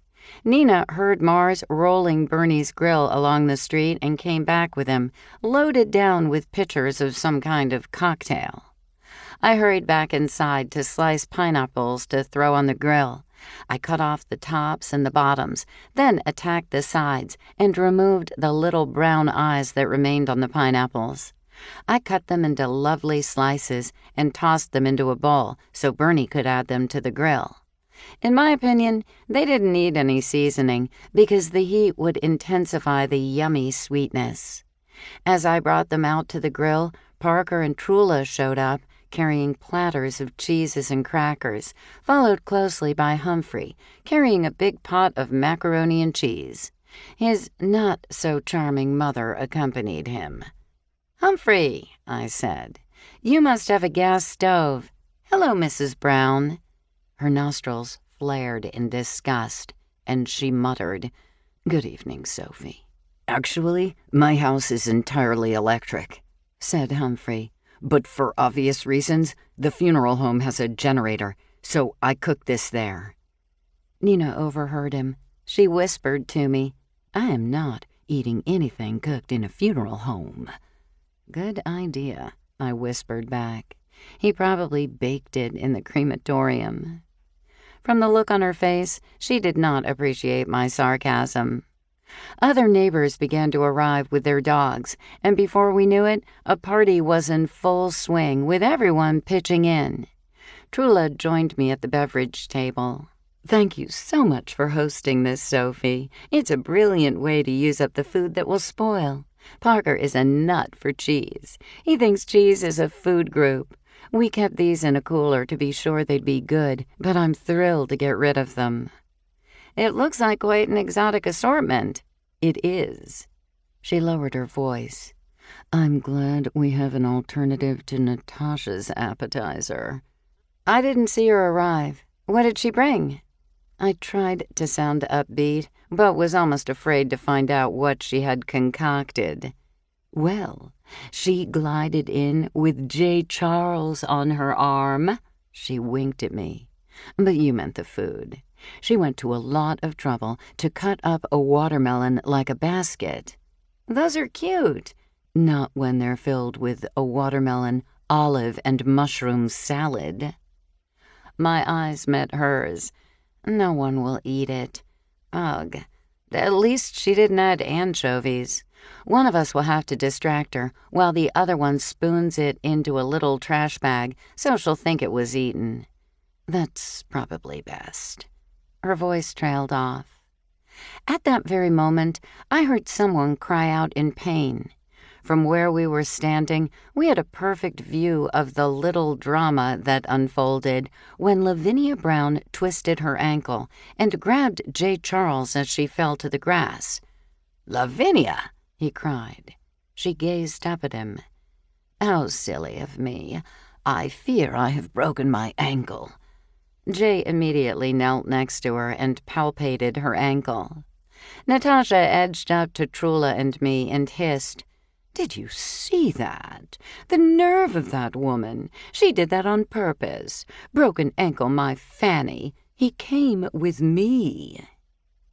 I felt sorry for Natasha. She was obnoxious and thought she was always right, but she continued struggling to achieve her dreams, no matter what. Most people would have given up by now, happy to have a successful local television show. And now she had set her sights on Jay, but she was being outsmarted by an older woman. Trula elbowed me. I nodded and hurried off to find a trash bag while Lavinia held Natasha's attention. Keeping a close eye on Natasha, I scooped a generous amount of the questionable salad into a trash bag, tied a knot in the top, and hustled it off to the garbage can just inside the gate.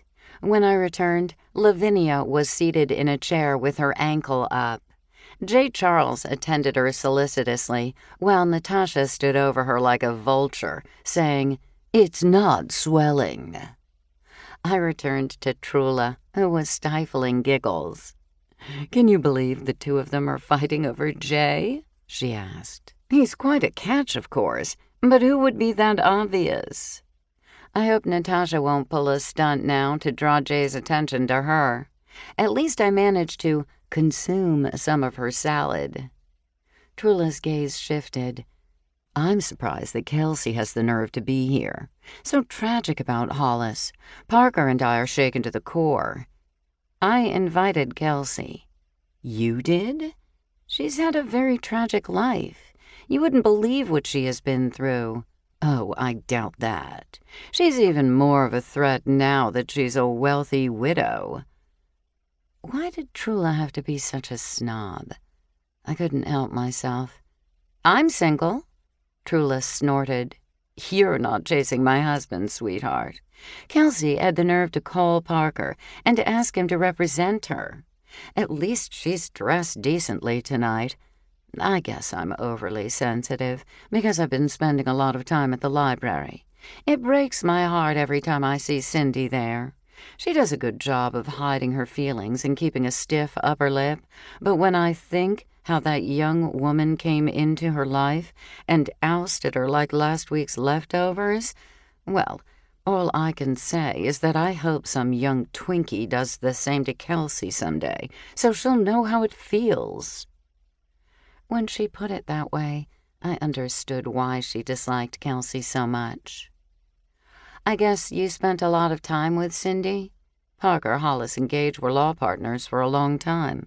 We celebrated together and partied together. Of course, we knew one another well.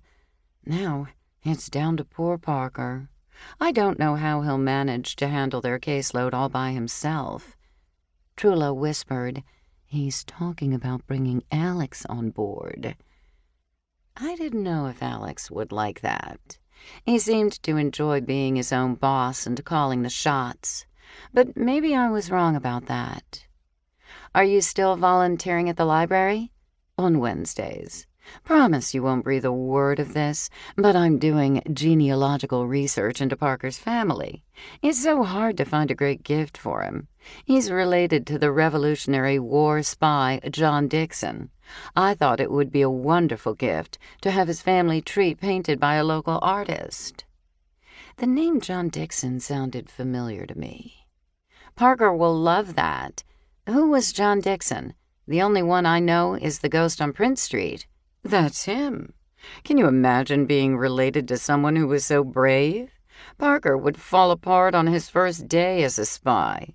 He definitely didn't get the bravery gene from his ancestors.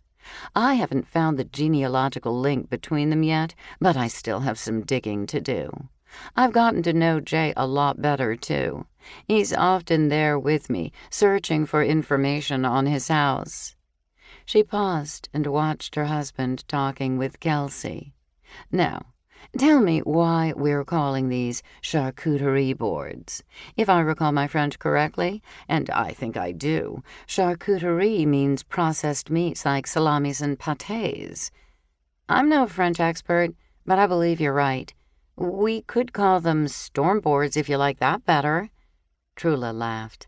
"I have no objection to those fabulous steaks Bernie is grilling.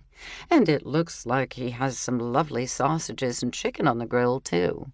And I have to admit that I do like this sort of communal style of eating at long tables with boards of food bringing us all together. Such a fun change from formal dinners.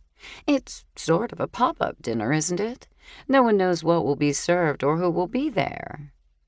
She drifted away, and I had an awful feeling that she was looking for someone more interested in bashing Kelsey.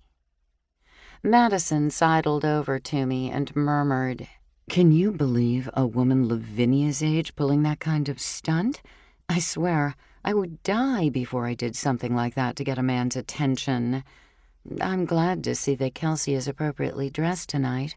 I saw her at the hardware store the other day, and honest to goodness, the men couldn't take their eyes off of her blouse down to there, and her skirt up to you-know-where." She laughed. "Listen to me. I'm beginning to sound like my grandmother." "Take the time to talk with Kelsey. You might like her more than you expect." "That would be the gracious thing to do, wouldn't it? I'll go do that right now." J. Charles moseyed up and helped himself to a drink. "I'm so sorry that I haven't anything to contribute. I don't cook." "Don't worry about that. It's all in good fun. Bernie needed to use up the meat he's cooking. Actually, it's kind of nice for me. Since my wife died, I eat mostly takeout. It's good, but not quite the same as a home-cooked meal. I hope you'll let me reciprocate sometime by taking you out to dinner." I made a mental note to include him for dinner at my house more often. "That's very kind, but not at all necessary." "Sophie," he said, "I understand that you were the one who found Hollis in the street." "I'm afraid so." "Was he able to speak?" "Yes, but he didn't say much. He was having difficulty breathing." "No clue or hint as to what might have caused his condition?" "Not really." Jay rubbed the back of his neck and gazed at the ground. "Hollis and I were friends for a long time. I was after him for years to shed weight and exercise. If he'd had a heart attack, I would have said I had seen it coming. But I find the circumstances around his death to be peculiar. I pulled some strings and got a look at the autopsy report, which definitely indicates inhalation of some kind of poison. There are indications of an underlying issue that may have made him more sensitive." "That's what Wolf said." "Sophie, Hollis wasn't an idiot. It's not difficult to imagine that anyone could mistakenly spray an aerosol insecticide in a manner that could blow back into one's face. But if that happened, anyone would have stepped away for fresh air, thus reducing the amount of exposure. Had Hollis inhaled a great deal of insecticide, it would have made him sick, but probably wouldn't have killed him." I understood where he was going with this line of thought. And wouldn't he have told the EMTs if that had happened? Exactly. Jay beamed at me. And he wouldn't have sprayed bees in the dark after the underground dinner. Not unless Kelsey was afraid, and he did it to pacify her. But she claims he came home, took a sleeping pill with a drink, and went to bed. That sounds more like him. Hollis, for all his wonderful traits, was not much of a hands-on kind of guy.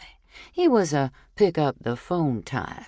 Even when it was something as easy as trimming bushes or raking leaves, Hollis preferred to pay someone to do it. Jay licked his lips. I hope you don't think I'm criticizing Hollis. He was always very busy. I was raised to do things for myself. More than once I pitched in because Cindy was undertaking something that Hollis should have done for her around the house. We all have our priorities. I paused for a moment as a thought occurred to me. If Hollis sprayed the bees, wouldn't the cans still be in the trash? How foolish of me. Of course. Excuse me, Sophie. Jay hustled toward Kelsey. He gave her a big hug, and I was under the impression that he might be expressing his condolences. The evening air was cooler than normal, probably a consequence of the storm that had passed through. Mars turned off the grill and built a fire in the outdoor fireplace, while I walked around lighting candles and lanterns. There was no question in my mind that I preferred life with electricity. It wasn't even close. But at that very moment, in the company of good friends, with the scent of grilled meats and pineapple in the air, the crackling fire and flickering candles added a certain charm that electric lights couldn't match. I was setting up the ice cream sundae boards when Jay sidled over toward me. He whispered, Kelsey confirms exactly what you told me. Hollis took a sleeping pill with a glass of scotch and went up to bed. Jay pulled out a pen and wrote something on the back of a paper napkin. I'm going over to look through their trash. Call me if Kelsey leaves before I come back.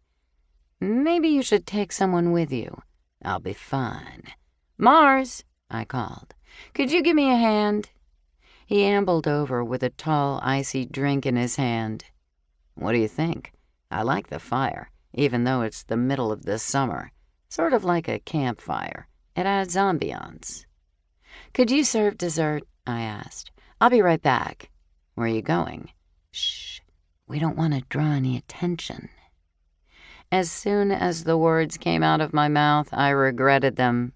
There were few things I could have said that would have intrigued him more. Chapter 14. Dear Sophie, my wife insists on having a refrigerator and a freezer. I think that's a waste of money. Freezers use a lot of juice. Electricity miser in Humbug, Arizona. Dear Electricity Miser, those appliances can be electricity hogs, but you'll save money by filling them up. Full refrigerators and freezers stay cool longer and use less energy than empty ones. If your freezer doesn't have much in it, fill empty gallon bottles with water and put them in the freezer to help keep it cool. Sophie.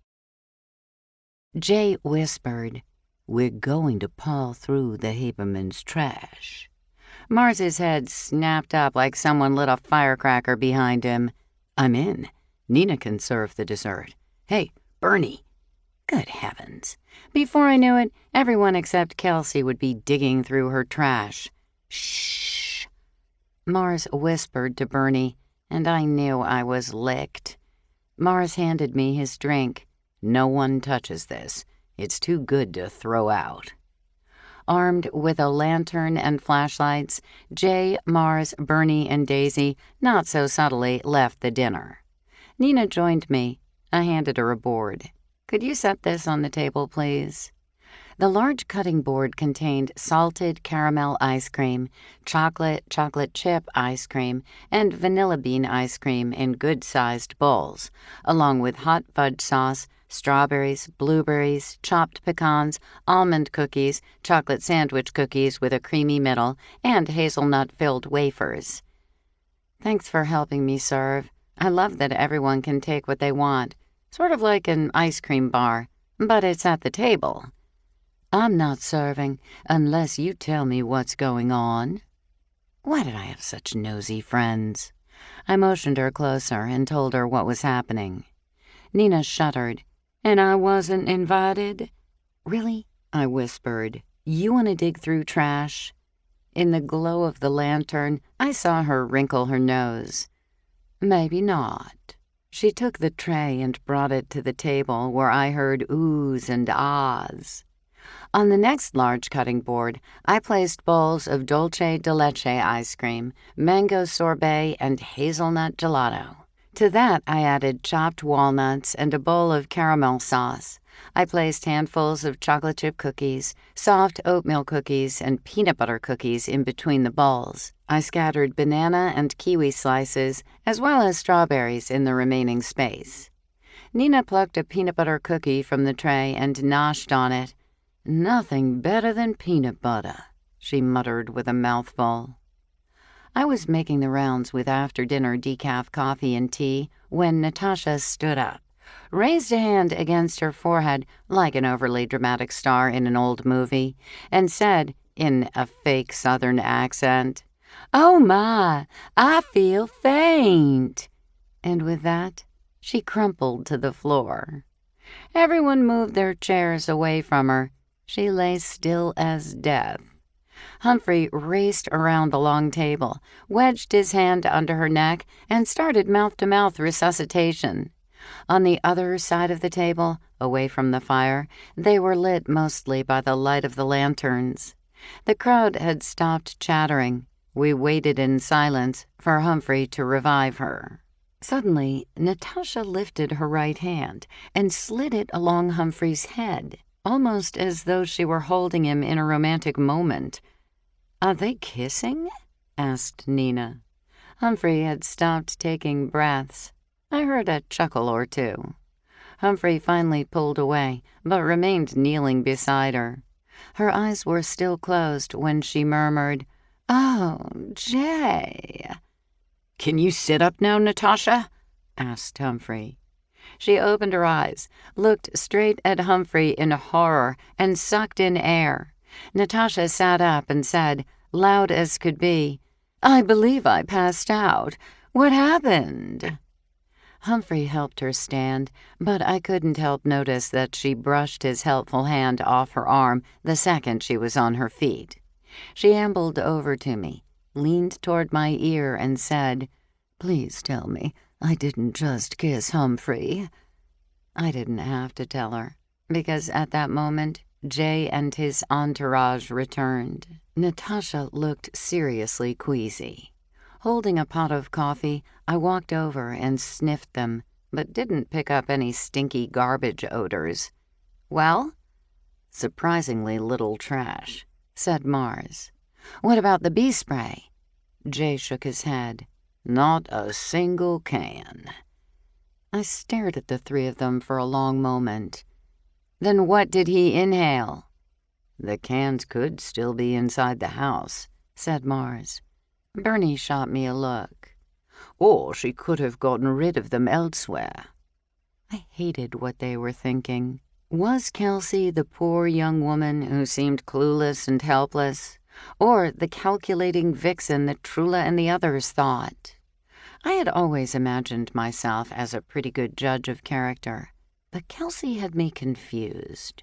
She could be a combination of the two.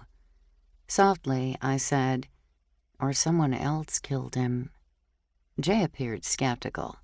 "That's right, Soph," said Mars. "They came home from the underground dinner. An unknown assailant broke into the house and sprayed Hollis with bee spray, but Kelsey knows nothing about it." I was sorely tempted to stick out my tongue at him. He didn't have to be so sarcastic. I'm just exploring the possibilities. In a whisper, I hissed, "She says she didn't kill him." Mars tilted his head at me. You bought that story about her horrendous childhood, and now you're trying to side with her because there's nothing you love more than an underdog who needs your help. There was no way I was going to agree with him, but as soon as the power returned, I would do some checking up on her background. Surely the murders of her aunt and sister had made the newspapers. I ought to be able to dig that up, and then it would be Mars eating crow. Mars eyed the drink he had left. I trust no one spit in this? I'm tempted to now. What are you drinking? Nina brought them. They're called A Day at the Beach. Apparently she made them because you're not going to the beach. Bernie wrapped an arm around my shoulders. Isn't it time you had a bite to eat? It was. I helped myself to steak, sausage, coleslaw, pineapple, some of the cheeses, and one of Nina's concoctions. Even though Mars scooted over to make room for me, I passed by him and wedged in next to Alex. That put me right beside Natasha. I am so embarrassed that I could just curl up and expire on the spot. Did anyone notice? Everyone. It was mean of me, but it was the truth. Look at her. Who?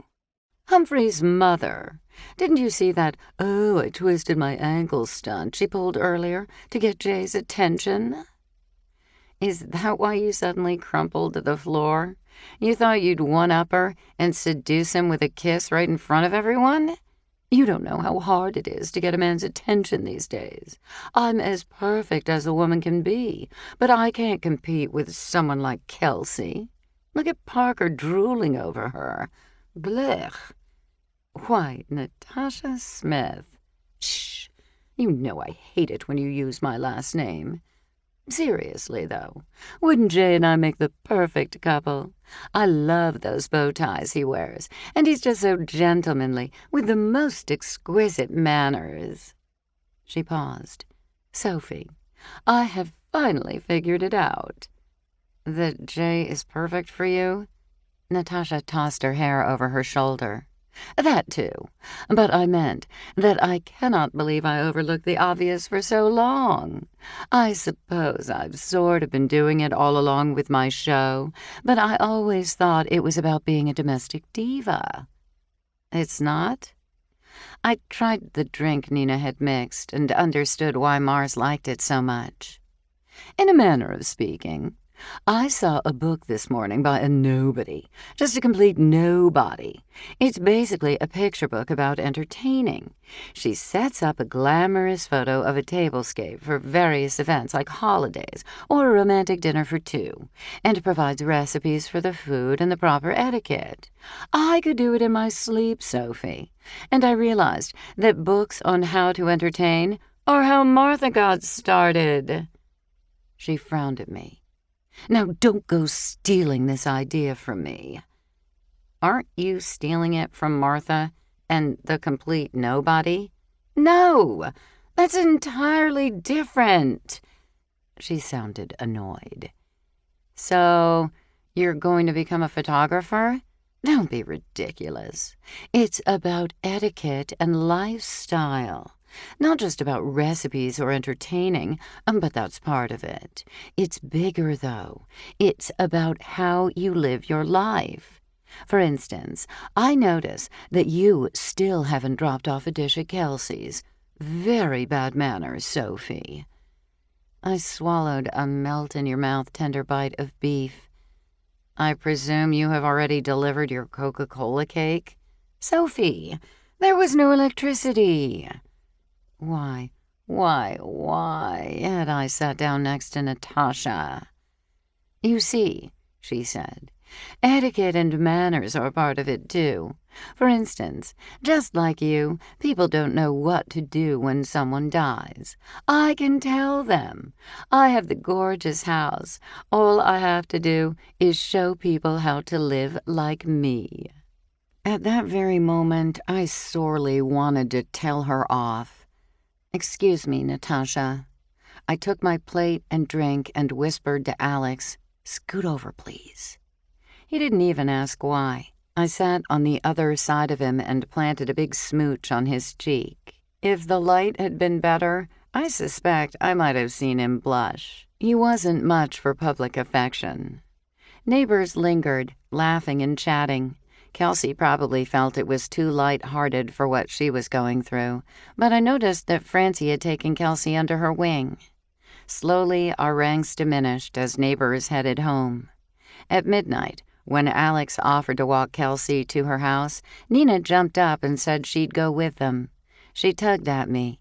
"Come on, let's stretch our legs a little." Jade joined us. I had to admit that it felt like an adventure.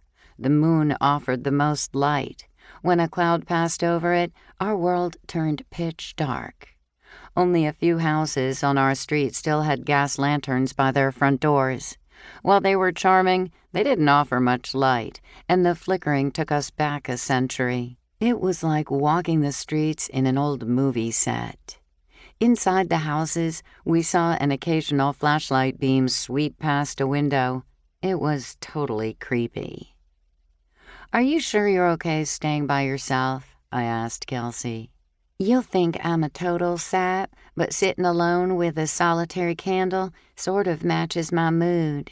I think about my parents and my sister, and about Hollis and Sassy, and for just a little while, it almost feels like they're with me, watching over me." How sad. The poor woman had lost everyone she ever loved. Maybe I would want to sit by myself in the dark with a candle if I were in her shoes. Instead of fighting her thoughts and sadness, Kelsey faced it head on. No one could know how they would deal with that situation. We walked up to the Haberman house. Kelsey unlocked the door. She lighted a lantern that she had left on a console in the foyer. It lit the small room, casting eerie shadows on the wall. Even our reflections in the mirror were spooky. I was being silly. Why did darkness make everything seem sinister? And at that moment, we heard a door creak. Chapter 15. Dear Natasha, my ex-husband has died.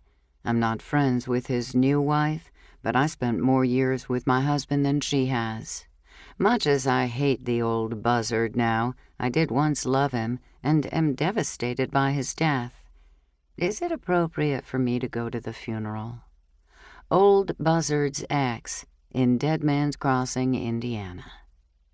Dear Old Buzzard's ex, you should absolutely attend the funeral. Take care not to be ugly to anyone, especially the new wife. Express your sympathy, but remember that you are no longer a member of the family, and don't upstage the new wife. Natasha. We could have dealt with the eerie creaking if a door hadn't slammed shut. Nina screamed like she had seen the devil himself. "A breeze must have caught the door," Alex said calmly. Holding the lantern in her hands so that the candle caused shadows to flicker on her face, Kelsey said, "It sounded like the back door." Jay and Alex didn't hesitate to rush toward the rear of the house. I was right behind them. We burst into the kitchen. The door was straight ahead. It creaked again when Jay opened it. Alex shone his flashlight around the backyard. The beam crossed the gate to the alley, which hung open, gently swinging in the soft breeze. Alex ran out in the yard. Jay and I followed. The three of us stopped in the alley. I held my lantern high while Alex pointed the flashlight in both directions. Someone was definitely in the house. We'd better search it. Jay led the way back into the yard. Definitely. Alex latched the gate securely. It's unlikely anyone is still inside, but you never know. We walked back to the house, where Kelsey and Nina waited in the foyer. I told them what we saw. "Do you think we should call Wolf?" "No!" Kelsey's eyes grew large. "Oh, please don't call him." I tried to reason with her. "Kelsey, what do you think will happen if Alex and Jay find someone in the house? Besides, they'll barely be able to make out anything with only flashlights and lanterns. I can tell you one thing. There's no way I would sleep in this house tonight unless Wolf cleared it first." "Okay," Kelsey whispered. "I hadn't thought about it that way." Kelsey murmured to Alex, "You do the talking, all right?" 40 minutes later, Wolf had gone through the house and declared it safe. We all reconvened in the elegant living room, which smacked of the 19th century. I could just imagine a family entertaining friends there by gaslight and candlelight. Wolf sat down on a settee and bent forward toward Kelsey. "Do you have any idea who it could have been?" She looked at Alex, who nodded. "No." "Is there a possibility that you left a door unlocked?" asked Wolf. "I don't think so." "Who else has keys to the house?" Kelsey shrugged. "Do you keep a spare key outside somewhere?" "No." Wolf always kept his cool. I often thought he would be a dangerous poker player. I suspected he was frustrated, but he didn't show it. "Okay, I guess we're through here. Tomorrow, in the light of day, you should have a look around to see if anything is missing. If you find something is gone, let me know." Kelsey nodded. We all stood to leave. I walked over to Kelsey. "Are you certain you're okay sleeping here by yourself tonight? You're welcome to stay over at my house." "Oh, darling, that's so nice of you. I'll be fine. I've been through much worse. Thanks for walking me home. I'll see you in the morning, Alex." We left her house and turned to walk to Jay's house next door, but he stopped us and said good night. "You don't even have a flashlight. Let us walk you to your door," said Alex. "That's not at all necessary. Thank you for offering." "At least take a lantern," I offered, holding mine out to him. "I can see fine. Thank you for a lovely evening, Sophie." He turned abruptly, hurried to his door, and let himself in. We heard the door lock clank. I watched the first-floor windows for the mellow glow of a candle or the beam of a flashlight, but didn't see one. "Did anyone else think that was odd?" asked Nina. "It has to be black as pitch in there," I said. Alex, who wasn't the gossipy type at all, looked up at the second-floor windows. "He didn't want us in his house, that's for sure," said Wong. Nina gasped. "I wonder what he's hiding." It probably wasn't a secret that Jay was hearing voices in his house and thought he had ghosts, but he had spoken to me about it privately, as though he didn't want others to know. I studied the building. Surely the alleged ghosts couldn't be the reason he didn't want us to help him find his way inside. If I thought I had ghosts other than Mars's Aunt Faye, and I wasn't sure about her, I would certainly want some kind of light on. But everyone was different. Wolf and Wong said goodnight, but I noticed that they took their time getting into their cars. "I'm off then. Are you sure you two will be okay walking back by yourselves?" asked Alex. "It's not even a full block," I said. "Nina and I will be fine. Besides, there are 2 cops sitting right there." "What time is the Widow Haberman meeting with you tomorrow?" asked Nina. Alex was silent for a moment. "Did you want to come?"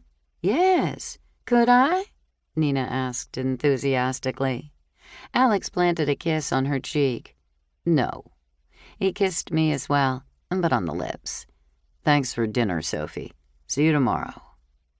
Alex took off at a leisurely pace, as though he was enjoying the quiet night. When Nina and I walked away, I noticed that Wong and Wolf didn't turn off our street until we were within yards of our homes. "Do you feel like a time traveler?" asked Nina. "A little bit, especially in the Haberman drawing room." "Sophie, I'm going to come right out and say it. Were you out of your mind to put Kelsey and Alex together?" asked Nina. What are you talking about? The widow Haberman will be looking for her next husband very soon. You handed her another Hollis, except much better looking. Don't be ridiculous. Consider yourself warned, said Nina. Have you been talking with Trula?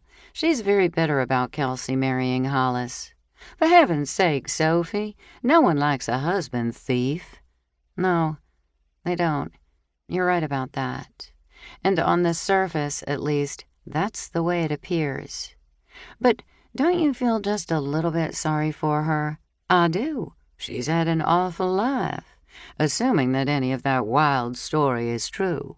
For all we know, she was a perfectly average child who grew up in a nice suburb, and her parents are still alive and living in the same Cape Cod with a white picket fence. But you're my best friend, and I'm telling you that she's willing to find solace in Alex's arms. I laughed aloud. Really? You don't know Alex better than that, Mr. Straight-Laced? I happen to know for a fact that lawyers cannot sleep with their clients. It's considered unethical, like shrinks sleeping with their patients. Alex may be sympathetic to her. He might even buy her lunch, but there's no way he will succumb to whatever siren-like charms she presents to him. I suppose he is stronger than Mars in that respect. Oh, that's a low blow. Mars and Natasha had set up housekeeping together shortly after our divorce. A lot of people thought Natasha had stolen him from me. Of course, I knew what was happening in our marriage. Mars and I had put so much energy into our work that we seldom saw each other and drifted apart. We all coped with life's unfortunate twists in our own ways. Call me naive, but I preferred to imagine that Natasha had been available when Mars and I split. I thought you were my friend. I am, but you're not listening to me. Beware of Kelseys dressed as damsels in distress. That made me laugh. When we reached my house, the kitchen was immaculate. We found Mars, Bernie, and Francie lounging in the backyard by the fire, drinking Nina's cocktails. Nina and I settled into chairs around the fire. Bernie poured drinks for us. What took you so long? Nina launched into a detailed explanation. Mars said, Jay thinks Hollis was murdered. He's a pathologist. I have to believe he knows what he's talking about. Jay and my husband have known each other since their med school days. Sometimes he makes me a little nervous. Nina chuckled. Because he's so proper. I've never seen him truly relaxed like we are now. He'd be sitting up straight and wearing a bow tie. But he has a brilliant mind. Have you spoken with Wolf about this? Asked Francie. He's concerned, I said. I gather there are two big issues. Why are the bees inside the house dead while the outside bees are mostly alive? And how did Hollis manage to inhale enough of the pesticides to kill him, unless there was some kind of foul play? Bernie relaxed on a chaise with his feet up. He had a drink and took a sleeping pill before he went to bed. Some of those sleeping pills are pretty powerful. Could she, or someone else, have sprayed bee spray directly on him while he slept? Or would that wake a person? Did you say, or someone else? I asked. You're thinking Kelsey is having an affair? It wouldn't be the first time the December half of a May-December romance bit the dust for that reason. Francie looked up at the stars. Maybe he was waiting for her in the house tonight and panicked when he heard voices. Chapter 16. Dear Natasha, I was born and raised in the South. Recently, I received an invitation to a bring-your-own-meat cookout. Did my mama overlook teaching me about this curious event when she taught me etiquette? Foodie, in Pie Town, New Mexico. Dear Foodie, Natasha is still trying to catch her breath from the notion of a party to which guests bring their own meal. Your mama did not overlook anything in your education. Natasha. Nina, who had been comfortably ensconced, jumped forward, nearly spilling her drink. I bet you're exactly right. That makes so much sense. We ought to stake out her house to find out whom she's seeing. Then we'd know who murdered Hollis. I really hated to admit that Nina might be onto something. I desperately wanted to point out that even if she was having an affair, it didn't mean she or her lover had killed Hollis. But Hollis had stumbled out of their house very early in the morning. Who else would have been there at that hour except for Kelsey and possibly an accomplice? My heart sank. I really hadn't thought she was responsible for Hollis's death. And then, out of nowhere, the obvious became horrifically clear to me. Cindy, I said. That's who. What if Hollis didn't change the locks? She could still have a key to the house. I admit that she's angry enough with Hollis to do some harm, said Mars. But he was Gavin's dad. For that reason alone, I can't see her killing him. And what about Kelsey? Asked Bernie. Cindy lets herself into the Haberman house in the dead of night, sneaks into the master bedroom, but Kelsey doesn't wake up, even when Cindy sprays her with bee spray? Have any of you geniuses considered that Parker, Hollis, and Gage were law partners? Asked Francie. And now Parker is the only one standing? But Gage's death was an accident, Nina protested. Really? Francie emptied the last of her drink. How do you know that? Parker, shouted Nina.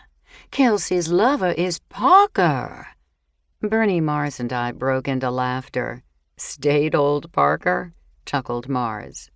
While we're imagining things, maybe she had an affair with Jay, too.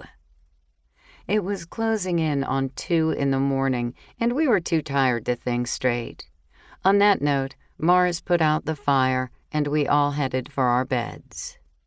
I expected to be exhausted after the party, but all I could think of was Kelsey.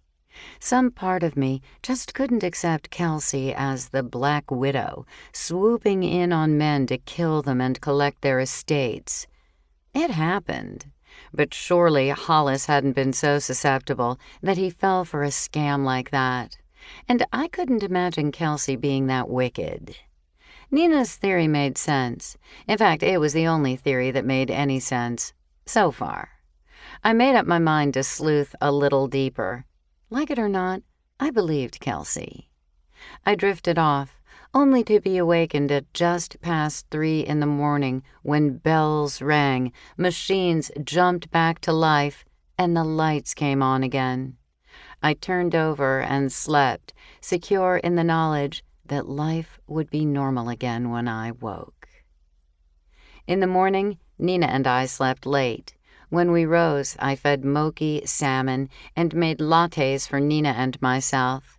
Since we were technically on vacation, even if we weren't at the beach, we agreed to meet in an hour for brunch at a cafe on the waterfront. I indulged in a long, hot shower, pinned my hair up to stay cool, and dressed in a turquoise twill skirt, white sleeveless blouse, and sandals. I missed having Daisy to take along, but hoped she was having fun with Mars. Nina and I met on the sidewalk in front of her house and walked down to the waterfront.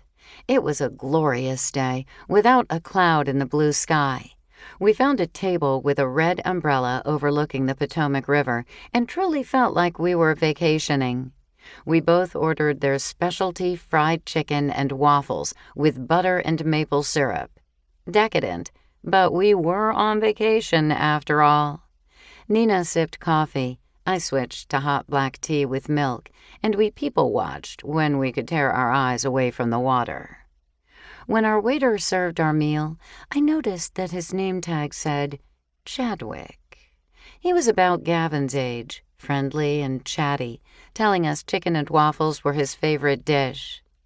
I took a chance and said, "I hear you have a girlfriend." He stopped dead. "Do I know you?" "I don't think so. Gavin Haberman used to be a neighbor. I heard what happened. Are you grounded too?" He frowned at me. "No." "You didn't get caught when you snuck out in the middle of the night on Thursday? That was a lucky break. Don't worry, I won't mention that to Gavin's mom." His brow furrowed. "Gosh, I hope not. I just got off being grounded. I'd hate to be grounded again, especially for something I didn't do." He started to walk away. "Chadwick," I called. "Yes, ma'am?" "Let me get this clear. You and Gavin didn't sneak out on Thursday night to meet up with your girlfriend?" He stared at me with clear blue eyes. "I didn't go anywhere on Thursday night. I was still grounded. Excuse me." He hurried to another table where a rude diner was holding his coffee mug in the air. "What was that about?" asked Nina. "Cindy told me that Gavin sneaked out with his buddy Chadwick on Thursday night after the underground dinner." Nina was about to take a bite of chicken and stopped her fork midair. "I love Gavin. Bet he has his own girlfriend now, but he didn't want to tell Cindy." I hoped she was right, but I wondered which one of them had lied. Had Gavin fabricated a story to tell his mother, or had Cindy invented it for my benefit? I shook it off. Cindy had no reason to tell me a story about Gavin's misbehavior. In my eagerness to exonerate Kelsey, I was imagining killers everywhere. On the way back, we couldn't help noticing a collection of funeral foods on Kelsey's doorstep. "Do you think she doesn't know those are out here?" asked Nina. "She's probably not home." Nevertheless, I banged the door knocker. Kelsey opened the door. "Oh, my goodness. Did you two bring all this food?" "It was on your doorstep," said Nina. Kelsey bit her upper lip. "No one is knocking. They don't want to talk to me. Everyone thinks I murdered Hollis. How can they be afraid of me, but still bring food?" Nina giggled, breaking the tension. "That's Southerners for you. Never let it be said that they didn't bring food in your time of need." We left Kelsey to find a way to fit it all in her fridge and strolled on to our houses. Apparently news traveled fast among teens, even when one of them wasn't allowed to use his cell phone. When I got home, Gavin was sitting on the stoop outside my kitchen door. "Hi, Gavin. Looking for a mowing job?" "Not today." He looked up at me with fear. I heard you talked with Chadwick today?" "I did. He seems like a nice guy." I sat down on the stoop beside him. Gavin shifted to face me. "The thing is that I didn't go anywhere with Chadwick that night. I lied to my mom. Maybe for old time's sake, you could avoid mentioning that to her?" "She'd be pretty upset if she knew you lied to her, huh?" "Yeah." His lips tightened. "The divorce was really hard for her. I mean, Mom's still the greatest, but she's kinda tense. You know, hyper." "So you don't want to upset her?" I eyed him. "Aren't you grounded?" "Technically." I tried to hide a grin. "What exactly does that mean?" "Okay, I'm grounded. But Mom doesn't understand. I can't tell her about it because she'll flip out." "About what?" I waited to hear what he would say next. "See, that night when I snuck out of the house, I went to my dad's house." Oh no. Surely he hadn't murdered his dad. I held my breath. "I saw him at the underground dinner, you know, and her too. My mom calls her the one who shall remain nameless, like she's evil and we can't even say her name. My dad tried to talk with me at the dinner, but I kept avoiding him. I would just walk away or pretend like he wasn't there. He wiped his eyes with the backs of his fingers and whispered, "I didn't know he would be dead the next day." I wrapped an arm around his shoulders. No one could know that. He buried his face in my shoulder and cried. He lifted his head, sniffled, and wiped his eyes with the backs of his wrists. "She knew. The one who shall remain nameless knew." "Why would you think that?" I asked gently. "Because I saw her that night." Chapter 17. Dear Natasha, honeybees have so many problems. I don't want to be stung, but I want to help them thrive. I love clover. Who could possibly be against the gentle plant that produces luck in the form of 4 leaves? And I let dandelions grow, too, to help the honeybees. But my neighbor is outraged and has accused me of having a weed-infested yard. I think it's my business what I grow in my yard. What do you think? Bee's Knees, in Clover, South Carolina. Dear Bee's Knees, have you lost your mind? Do you know how dandelions blow in the wind and spread? And they're near to impossible to eradicate. Clean up your yard, Bee's Knees. Natasha. You mean you saw Kelsey at the dinner? I asked. I saw her when I went to my dad's house. I guess I was spying. You guess? I didn't know exactly what I would do when I got there. I thought I might knock on the door and talk to my dad. But then I was afraid she might answer the door, and that would have been awful. I couldn't take seeing her there where my mom should be. A shiver went up my spine. I didn't want to report him for murder. Did you have a key, Gavin? He nodded. Sure. I lived there before she came along. It was my house, my yard, my treehouse, and my basketball hoop. But I didn't go in. I sat in the treehouse until she left. That caught me by surprise. Kelsey left the house? Yeah. The lights went out in the master bedroom. I thought they had gone to bed. But you didn't leave? I know it's silly, but I spent a lot of time in the backyard as a kid.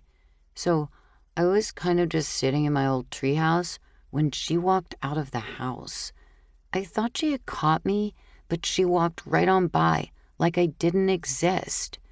I guess she didn't notice me in the dark. What time was that?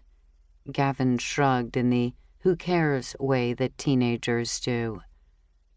I followed her. Gavin, see? You said that just like my mom would have. Where did she go? A house on Duke Street. And? She went inside, and I started getting texts from my mom, who had discovered that I threw my comforter over pillows so it would look like I was asleep. So I finally went home. Then you lied to your mom. You don't know what it's been like, Mrs. Winston. I knew she'd flip out, and she'd have told my dad. He would have hated me for following the one who shall remain nameless. It was wrong to sneak out, but if they all knew I was spying on my dad, I would have been grounded until I was 35. They would have been upset for a lot of reasons, but Gavin didn't seem to realize the grave importance of what he'd just told me. Kelsey could have exposed Hollis to a pesticide and left the house. That would explain why she hadn't been impacted as severely as Hollis. Gavin, can you describe the house the one who shall remain nameless went to? Sure. It was blue, and it had a weird door knocker in the shape of an upside-down octopus. He gazed at me. Or are they right side up when their heads are down? That was more like the old Gavin I knew. All right. I'm not going to tell your mom. But if she asks me, I'm not going to lie for you." That was fair, wasn't it? "Deal. I can live with that. You think the one who shall remain nameless poisoned him and then left the house so she wouldn't have to sleep next to a dead man?" Ew. Good grief, Gavin. I hope not. But if you remember anything else, you let me know, okay? He stood up and nodded. "Thanks for not ratting on me." He looked away and didn't face me when he asked, "Are you on to her? Are you going to prove that she murdered my dad?" I was at a total loss. How should I answer that? I stood up. "Wolf is looking into your dad's death, Gavin." "I wish you were doing it. Would you if I asked you to?" "Gavin, I'm not a professional. Wolf will get to the bottom of it." "What if your dad married a bimbo and died under suspicious circumstances?" Ouch. This kid knew how to reach a person's core. I already felt guilty for not convincing Hollis to go to the police about Kelsey poisoning him. Imagining that it had been my dad in Hollis's shoes was awful. I would have been like the determined bees that follow people for half a mile because they disturbed the nest. I can't guarantee anything, Gavin. Is there anything else I should know? Gavin launched himself at me for a hug. He looked a little embarrassed when he stepped back. I'll let you know if I learn anything else." He turned and walked away. "Gavin, do not get involved in this. If you do, I'll tell your mother everything. I'm not kidding." If he was anything like Hollis, he wouldn't listen to me and would do what he wanted. Not again. I ran up to him and grabbed his arm. "Now you listen to me, Gavin Haberman. I'm serious. People who murder won't think twice about doing it again. You stay out of this." He didn't seem to be cowed in the least. "Maybe I should just call your mom. At least it might not weigh on my conscience as much." A hint of a grin crept onto his face. "She thinks the same thing I do. It's just a matter of catching the one who shall remain nameless." Gavin walked away. It looked like I would be making another trip to the library this afternoon, and I wanted to know who lived in the blue house with the octopus on the door. I unlocked the door to check on Moki. He was sitting in the bay window in the kitchen, watching the street. "Do you miss Daisy?" I asked. Moki purred, but didn't seem particularly distressed about being home alone. Cats were cool about solitude. I stroked him a few times, then locked up again and headed to the library, thinking that I was no better than Hollis. I had so wanted to believe that Kelsey didn't kill him. Everyone else suspected her. Everyone. I turned the corner and rushed to the library. I pulled open the door and dashed inside. Cindy was in the office talking with someone. Impatient, I waited for her to finish. As I paced, I spied Trula and Jay in the special collections room. Trula looked up from her work and waved me in. I glanced back. Cindy was still busy. I stepped inside and asked, "How's the research going?" Trula pretended to sag. "You won't believe this, but Jay's research and mine appear to be intersecting. He's making far better progress than I am, though." "It appears," said Jay, "that Mr. Dixon resided in my house when he was a spy, at least for a time, as far as we can tell." "Wow, that's so cool," I said. "I'd like to do some research on my house one day." Trula raised her eyebrows and said, "I understand Kelsey is being represented by your Alex." "We don't need cell phones in Old Town," I joked. "News moves at the speed of light." Well, it was just so obvious to everyone with a brain. Younger woman moves in on wealthy man in terrible physical condition, and then he dies. I saw her buying those 4 cans of Fogger at the hardware store only hours before Hollis died.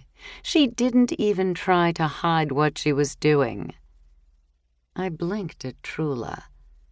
You saw her buying Fogger? You mean, like bug bombs? The kind you set off inside your house? That's exactly my point. Who buys foggers to kill bees? Someone who has them inside the house, I said. Sophie, when are you and Alex tying the knot? You're already defending his clients. You might as well be a team. She pointed at the 4-carat rock on her finger. I ignored her silliness, mostly because the presence of foggers sealed up the whole scenario and made more sense than bee spray. I presume you told Wolf this information? Trula slapped a hand on her chest. I have never liked being a tattletale. She turned to Jay. I would have made a terrible spy. But I do believe it's my duty to report something as crucial as this. Don't you? When did you tell Wolf? This morning. Honestly, with the storm and Parker making such a fuss about those cheeses, it just went right out of my head. Tell me what you saw. It was all quite innocent. I happened to be in the hardware store. What were you buying? I asked. She licked her lips. Silver polish. I never allow my silver to tarnish. And I happened to see Kelsey buying bug bombs. I remember it because I was appalled. Bugs in the house? She squished up her face in disgust. Speaking of silver, I wonder if Kelsey even has any to put out for the post-funeral lunch. I haven't heard a thing about a memorial service for poor Hollis. Have you? I don't think they've released his body yet. Trula flipped her hand. This should be interesting. I wonder if she'll be arrested before then. Who would make the arrangements? Oh, there's Cindy now. I need to speak to her anyway. I've lost my purse. It was probably a terrible breach of Southern etiquette, but I shot out the door before Trula even finished speaking. I said very quietly to Cindy, "We need to talk about Gavin right now." Trula was breathless when she arrived. "Cindy, sweetheart, is there a lost and found in the library? I think I left my purse here yesterday, but I don't see it anywhere." Cindy took everything in stride. Calmly, she said, "Trula, we keep the lost and found box behind the circulation desk. Ask if you can have a look. Sophie, follow me." Trula didn't let her go, though. "Cindy, will you be hosting the memorial service for Hollis in the event that Kelsey is already in the slammer? I'm wondering when and to whom I should bring a casserole. It would be so awkward to bring it to Hollis's murderer. That has to be a major breach of etiquette." Cindy's mouth opened and closed repeatedly, like a fish out of water. She didn't even manage to say, "Excuse us." She simply turned and propelled me to a private room. Cindy took a deep breath. "What is she talking about? Have they arrested Kelsey?" "No, she's just speculating. You know how Southerners are about funerals." "I think people are forgetting that Hollis was once very dear to me. They think his death hasn't impacted me one bit, which isn't the case at all. I'm sorry. I guess so many people have bad divorces that they forget some people love their ex-husbands." "That's right. Like you and Mars. Goodness, but he would be devastated if anything happened to you." She placed her hands over her eyes briefly. "Trula drives me up a wall. She acted like I was the bee's knees when I was married to Hollis. Once we separated, she treated me like dirt. It was as though she couldn't be bothered with me once I wasn't attached to Hollis. And now she's doing all this genealogy research, and suddenly I'm the queen bee again. She introduced me to someone as a dear old friend. If I'm ever like that, I hope you'll knock some sense into me." She huffed in dismay. "So what has Gavin done now?" I tried to choose my words carefully. He's such a wonderful kid. He thinks Kelsey murdered Hollis. Cindy was clearly unimpressed. So do I. So does Trula and everyone else in Old Town. What's wrong with that? I'm afraid he's going to try to spy on her or snoop around. That boy. Cindy shook her head. He's been a surprise since the day he was conceived. I didn't think I could have children. Hollis and I tried and tried. We went to experts and they put us through tests, but it just never happened. And then, one day, when we least expected it, I was pregnant. We spoiled him terribly. Who wouldn't? We knew he was the only child we would ever have. He turned out pretty great in spite of that. I like to think so. I just don't want him playing sleuth and getting into trouble. Thanks for the heads up, Sophie. I'll keep an eye on him. She left the room and was immediately accosted by Trula. I strode out of the library into the sunshine. I had done everything I could. Something strange had been going on with Hollis, and it was beginning to seem that the more curious it got, the more I was drawn into his drama. I strolled along, deep in thought, but when I reached the hardware store, I couldn't help going inside. I found the section with foggers and studied them. Kelsey had stood right here, contemplating which brand to buy to kill Hollis. It was chilling to the core. I looked up the aisle and down the other way. Where had Trula been to see Kelsey's purchase? "May I help you?" asked an elderly gentleman whom I recognized as a part owner of the store. My friend Trula Dixon was raving about the silver polish she bought here the other day. "She must be mistaken. Perhaps she bought silver polish elsewhere. I recall Mrs. Dixon's purchase quite well. She bought 4 cans of fogger. I remember because we had a run on them that day. Mrs. Haberman purchased some too." Chapter 18. Dear Sophie, my mom took in her nieces and raised them with her own children until her death. Do we list them as survivors, or is it only appropriate to mention those who were actually born to her or adopted? Oldest sister, in Looneyville, Oregon. Dear oldest sister, by all means include the children whom she raised as her own. They will be pleased, and she undoubtedly would be too. Sophie. Trula Dixon? I asked, to be absolutely certain we were talking about the same person. "Yes, ma'am. 4 cans, just like Mrs. Haberman. We joked about it because we can go months without selling 1 can of this stuff, and those 2 ladies wiped us out within minutes." He must have thought I'd lost my mind, because I just stood there, thinking wild thoughts about Trula. Thank you. You've been very helpful. I wandered out, feeling a little bit dazed. Trula. Was there some kind of rift between Parker and Hollis? Did Parker have a reason to want to knock off Hollis? Maybe we had been too quick to laugh off the possibility that Parker had gotten rid of both of his law partners, Hollis and Gage. Was Trula helping him? Who would have information about Gage's death besides Madison? Pondering that, I turned off King Street and headed for Duke Street. There were quite a few blue houses in Old Town, but I couldn't recall having seen an octopus door knocker. I found the place within 15 minutes. It was a narrow, older house. The oval plaque designating it as a historical building was proudly displayed on the wood wall. A single dormer window jutted from a roof that slanted a bit too much and appeared to be in need of repair. Next to the stairs that led to the front door, a basement window, no larger than 1 foot by 1 foot, was beside a door so tiny that a hobbit couldn't have fit inside. It must have replaced the original ice cellar door. The mail slot in the front door meant there was no mailbox with a name on it. The house shared walls with the houses on the left and right. The house on the right was significantly larger and 3 stories tall. I counted the number of houses to the corner and walked around the block to see if there was an alley.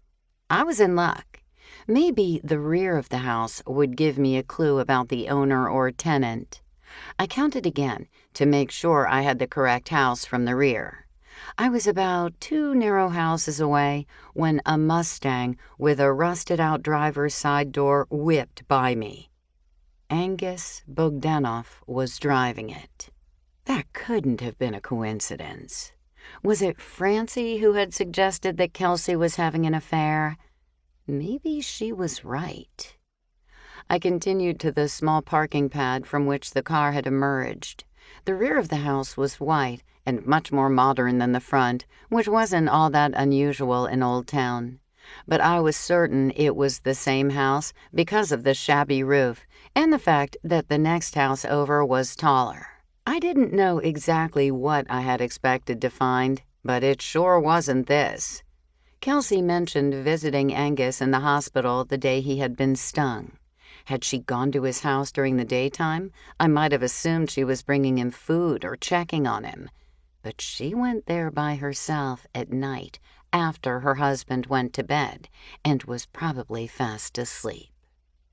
I stared at the rear of the house, trying to put it all together. Hollis had suspected Kelsey of poisoning him. Maybe she was onto him and switched to another type of poison. There had been 2 problems with the bee spray. It was difficult to imagine that Hollis wouldn't have awakened if Kelsey had sprayed it in his face while he slept. And even J. Charles had said it was unlikely a few whiffs of it would have killed him. But bug bombs were another thing entirely. If they had been set off while Hollis was fast asleep, maybe he could have inhaled too much of the stuff. How long had Kelsey been seeing Angus? Had she met him when he was hired as the Haberman handyman, or had she known him all along?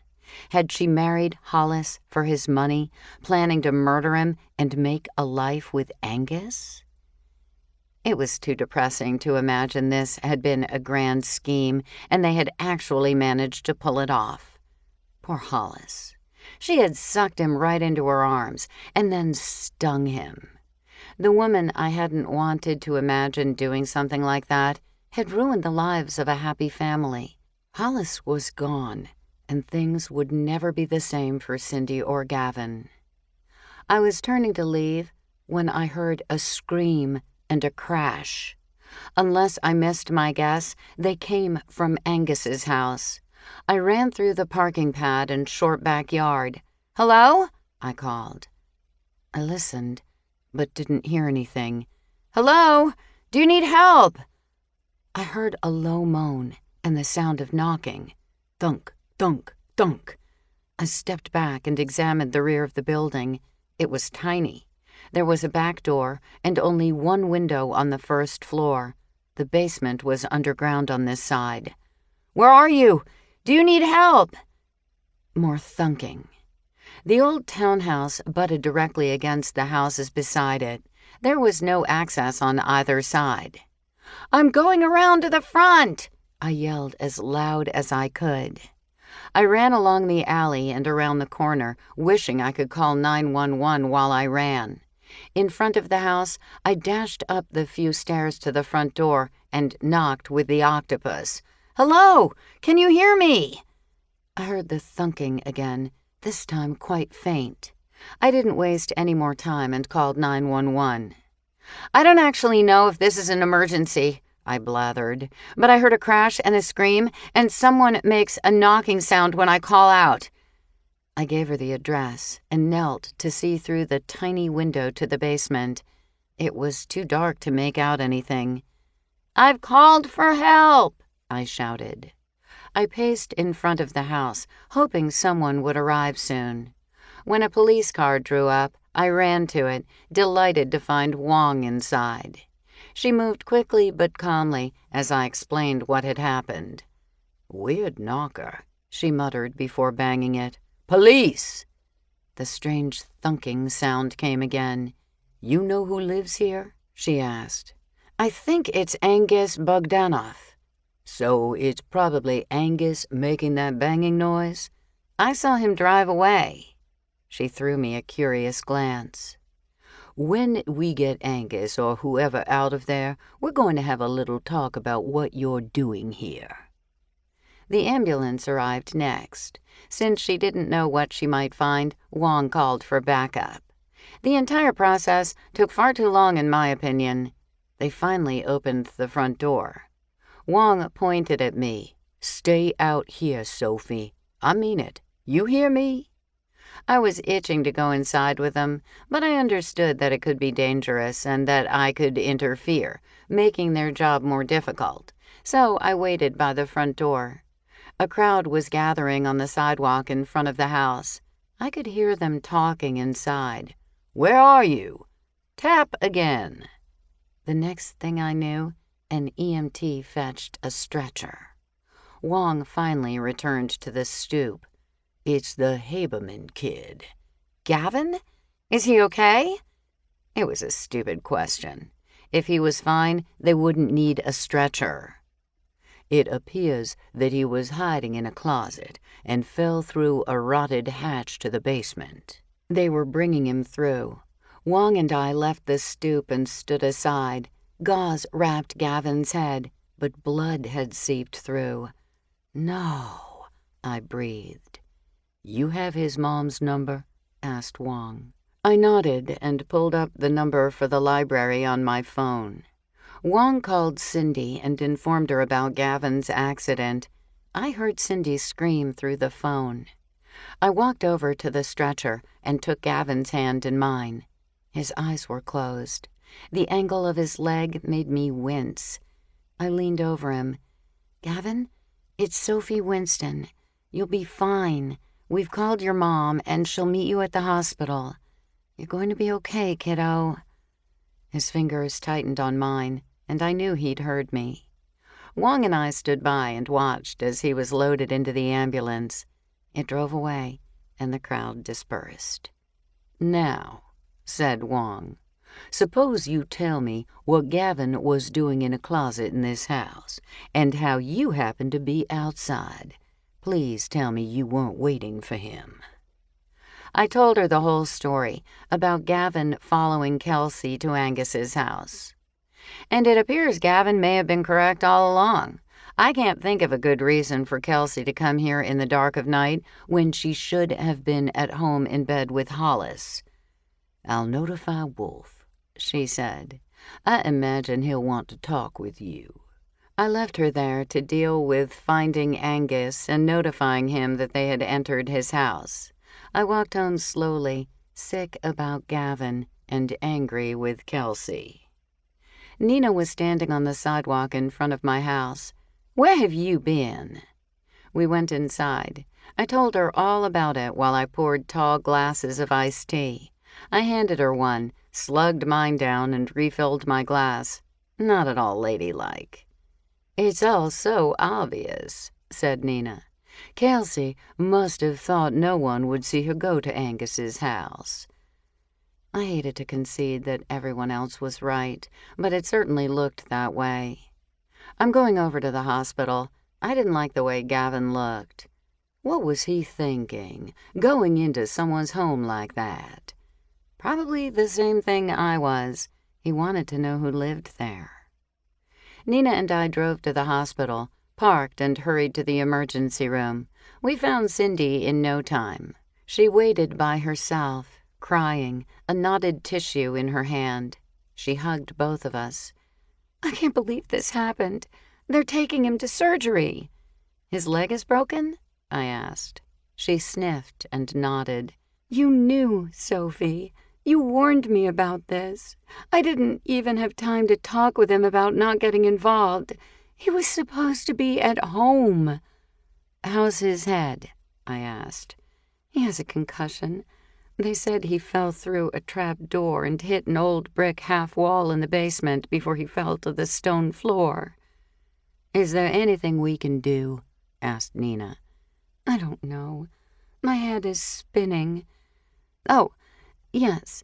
Gavin is blood type AB, which is the rarest blood type.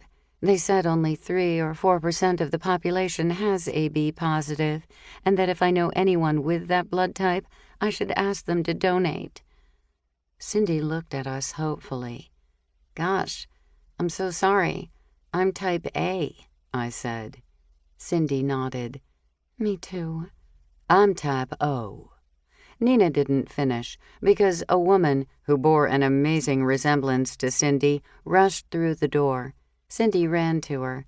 They held each other and sobbed. I'm guessing that's a sister, said Nina.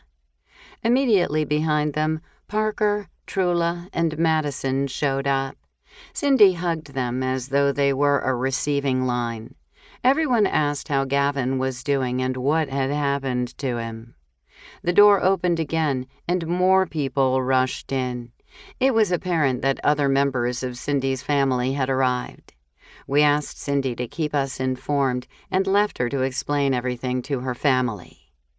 When I was parking the car in my garage, Nina said, "People are still leaving food on Kelsey's doorstep. I guess I'd better buy something."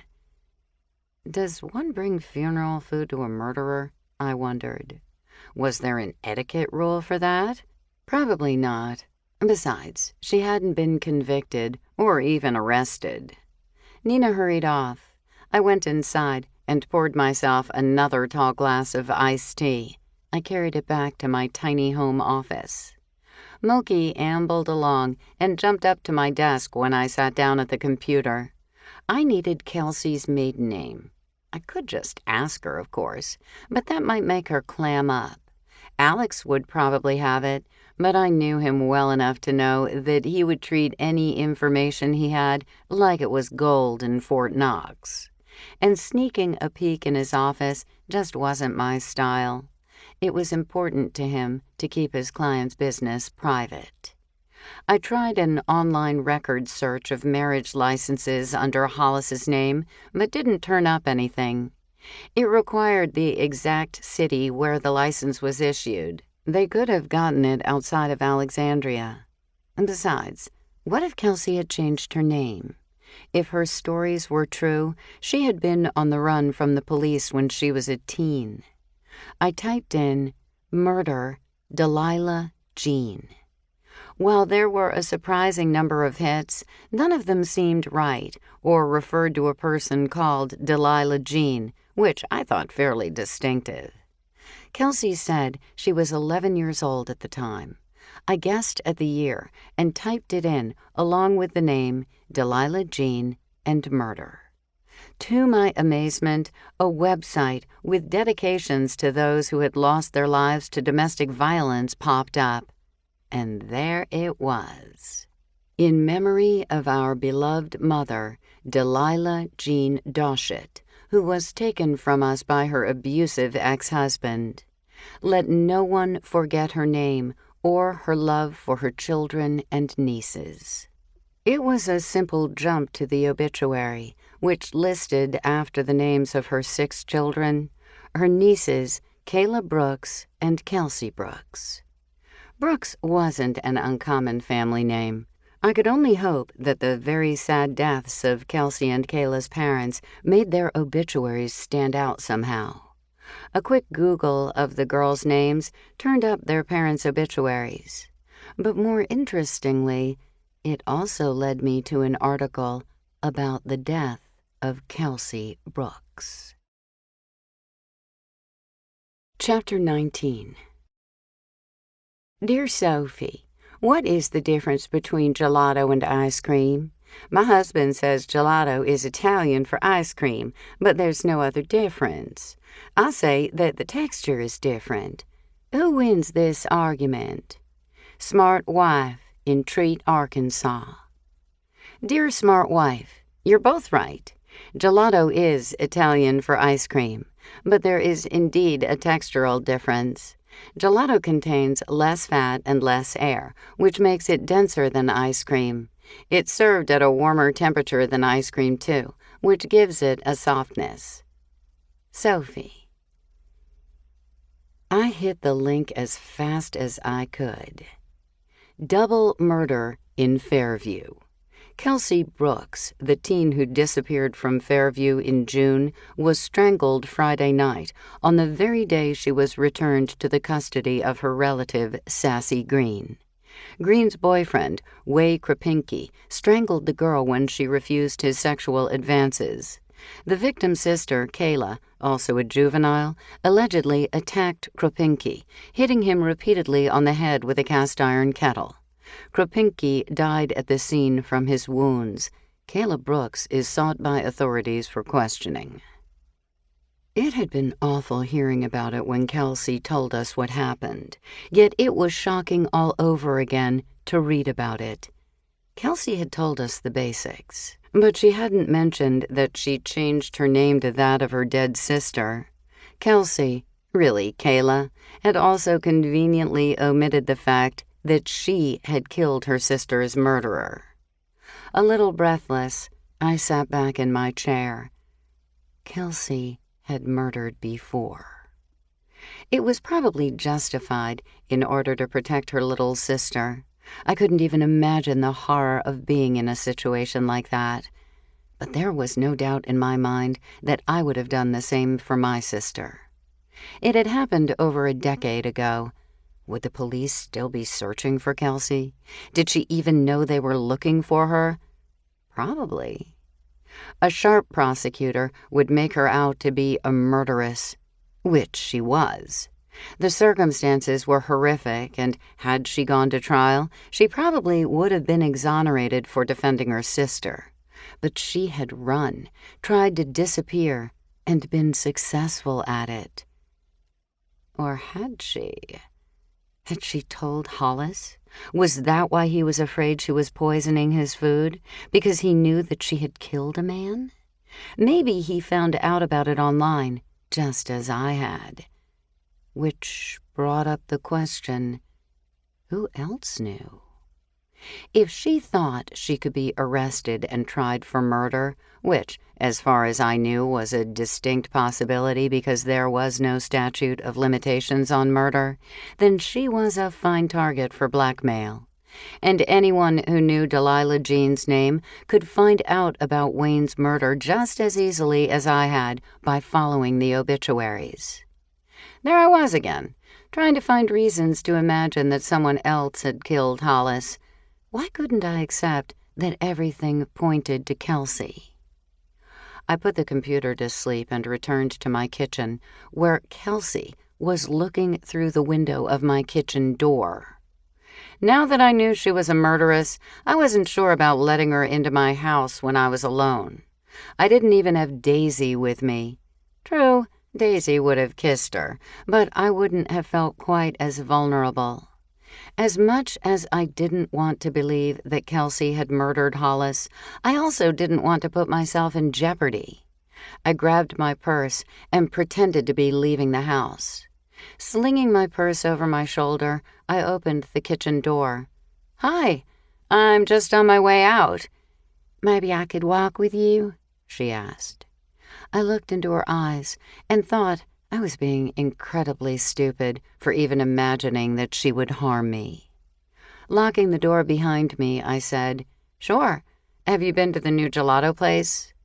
She threw me a slightly embarrassed glance. "Not yet. To be honest, I don't know what gelato is." "It's like ice cream. I bet you'll love it." "Okay, I could use a little treat. Sophie, I want to thank you for hooking me up with Alex. I finally feel like I have someone, besides you, on my side. He was so nice to me. He's a good attorney, too. When I got home, somebody called the house about Gavin. Do you know anything about that? It's not like I can call Cindy. She'd probably hang up on me." I nodded. "He's in the hospital. Cindy already knows about it." We had arrived at the gelato place, a tiny hole in the wall with a couple of tables out on the sidewalk. I chose the blackberry flavor, and Kelsey opted for hazelnut. "Did Wolf search your house?" "Yes, it was awful, but they didn't find anything of interest. It's not like Hollis was shot and there was blood everywhere. They took the food in the fridge, including some funeral food the people had brought. Can you imagine? Natasha said, I better make sure the police give the containers back, or there will be some very angry people. With cones in hand, I led the way to an outdoor table. Kelsey would learn the truth sooner or later, so I thought it was best to be forthright with her. Gavin followed you to Angus's house the night Hollis died. She swallowed hard and blanched. Oh, no. What was he doing there? I didn't see him. I couldn't exactly say it was because he thought she murdered his father. I played it safe. I don't know. I'm not sure Gavin knows. From what I can gather, he didn't want to see Hollis or do things with him after his parents separated. That night at the underground dinner, he saw his dad, and it sounds like he had conflicting feelings about that. Maybe he really missed Hollis a lot and was hurt? Hollis missed him too. On the way home from the underground dinner, Hollis could not stop talking about how Gavin had avoided him all night. He tried and tried to talk to Gavin, but he just walked away. It's all so sad. I can't believe he followed me. Why on earth would he do that? I wanted to ask, why on earth did you go to see Angus? But I licked my gelato and said, I think he went to Angus's house today to find out who lived there. I have no idea what possessed him to enter the house. Apparently there's some kind of hatch to the basement in a closet. It gave way and he tumbled down. Kelsey closed her eyes in pain. When she opened them again, she didn't look at me. It's so pretty here in Old Town. I love the flowers and the old houses with all their little nooks and crannies and interesting features. But underneath all the pleasantries, the people are all the same. They have problems and fears and sorrow. You know, when you don't have any money, and Lord knows I've been in that position most of my life, you think money will solve everything. I grant you, it does take away one worry, but in the end, it doesn't solve all your problems. Maybe that's why people like Madison despise me. They're afraid of being me. They're afraid they'll lose everything they have and be like me. Initially, I was taken aback by her theory, but as I considered it, I thought she might be right. I wish I could do something for Gavin, she said. Hollis would go to see him, of course, but I don't dare do that. Cindy would have me thrown out. They're asking for blood donations from people with type AB positive blood. Any chance that's what you have? Oh my gosh, I do. I can do that for him. Would you send flowers to a boy? Flowers are never wrong. Tell them they're for a teenaged boy, and I bet they can come up with something baseball-themed. Maybe you can find someone who makes those cute arrangements that look like dog faces. I bet he'd love that. Kelsey held her head at an angle and leisurely licked a drizzle of melting gelato. Sophie, you've been very kind to me, so I'm going to come right out and tell you the truth. Alex told me not to talk, but I have nothing to hide about that night. I did go to see Angus. She paused to finish eating her gelato. Angus and I dated before I met Hollis. Eventually, the relationship kind of fizzled. It wasn't a big deal. But then I was in a really awful car accident. She took a deep breath like she was going to say something that was hard for her. Sophie, I've been alone for a long time. I don't have a sister or mom or anyone I can call if I need help. When I was released from the hospital, Angus came over and took care of me. It wasn't romantic or anything. It was one friend helping out another, and I was a mess. He changed gross bandages for me and drove me to doctor's appointments. I don't honestly know what I would have done without him. I recovered, and he met a girl he liked, and we hardly ever saw each other anymore. I went to Parker about legal issues regarding the accident, and that was when I met Hollis. So far, her story rang true to me. After I married Hollis, I didn't have any connection with Angus anymore. Then, one day, I ran into him on King Street. He had moved to Old Town and was looking for a job. I wanted to throw him a little work. I haven't ever been in a position to help someone else that way before. She sat back, seemingly comfortable with herself. We needed a handyman because Hollis was busy and not inclined to do things around the house, so it seemed like a perfect fit. But then, as time went on, Angus started wanting to get cozy, if you know what I mean. I told him I was married and that he needed to find someone else. The corners of her mouth tightened. The day Angus was stung, I went to the hospital to check on him. He was so pathetic, begging me to come back to him. I was adamant that it was not going to happen. But that night, I was worried about him. You saw how terrible he looked with that swollen eye. She stuck out the tip of her tongue. So, when Hollis went to bed, I walked over to Angus's house. His face and hands were all swollen. That eye was still swelled shut, and he had stings just everywhere. He could barely handle the remote with his hands because they were so puffy. So I cooked him dinner, cleaned up the kitchen, and did some laundry for him. It was the least I could do. After all, it was our bees that stung him. She placed her elbows on the table and leaned her forehead into her hands. I never dreamed that anything would happen to Hollis while I was out. I left him snoring happily in the bedroom. She looked up at me. I didn't want Hollis to know I had gone to Angus's house. He would have jumped to the wrong conclusions like everyone else will. Angus needed a hand, and he had been so good to me when I needed help that, well, I guess you could say I felt like I owed him for being there when I needed someone. I sat back and wondered what I would have done. I didn't have to ponder it long. I would have done the same thing if it had been Mars who was stung. What time did you go home? It must have been around 3:30 in the morning when I left Angus's place. The door to our master bedroom was closed. I didn't want to wake Hollis, so I showered in the guest bathroom. When I got out, I quietly opened the door and went into the master bedroom. But Hollis wasn't there. I put on my nightgown and bathrobe and was looking for him when I saw lights flashing on the street. And you know how it went from there. I thought someone had had a car accident. There was one major item she hadn't mentioned. I couldn't help wondering why. You didn't smell anything funny when you came home? I did, but it wasn't very strong downstairs or in the guest bathroom.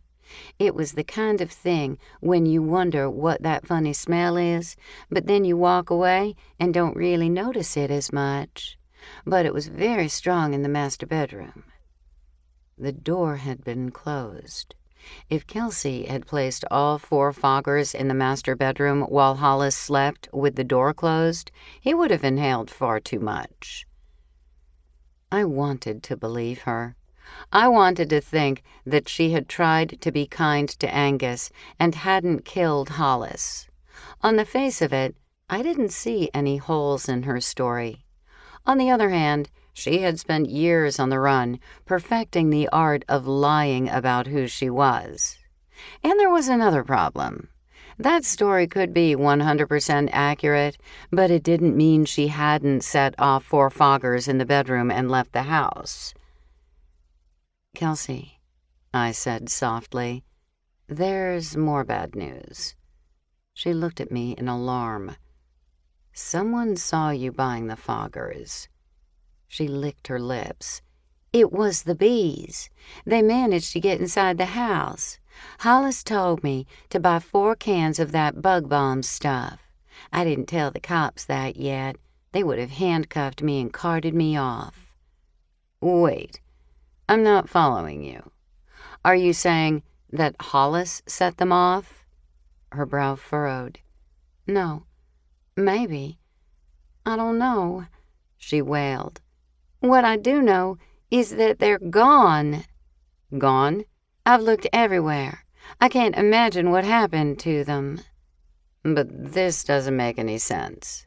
Do you think Hollis set them off before the dinner last night?" "No. I remember seeing them on the kitchen counter before we left." "So, what you're saying is that Wolf doesn't know yet that you bought foggers and that they're gone. Did you also buy bee spray?" I asked. "No. Angus said he thought they were getting into the house, so Hollis told me to buy foggers. You know the hardware store will tell the cops that I bought foggers right before Hollis died. They'll think I did it, intending to murder him." Unfortunately, that was exactly what they would think. It all fit together.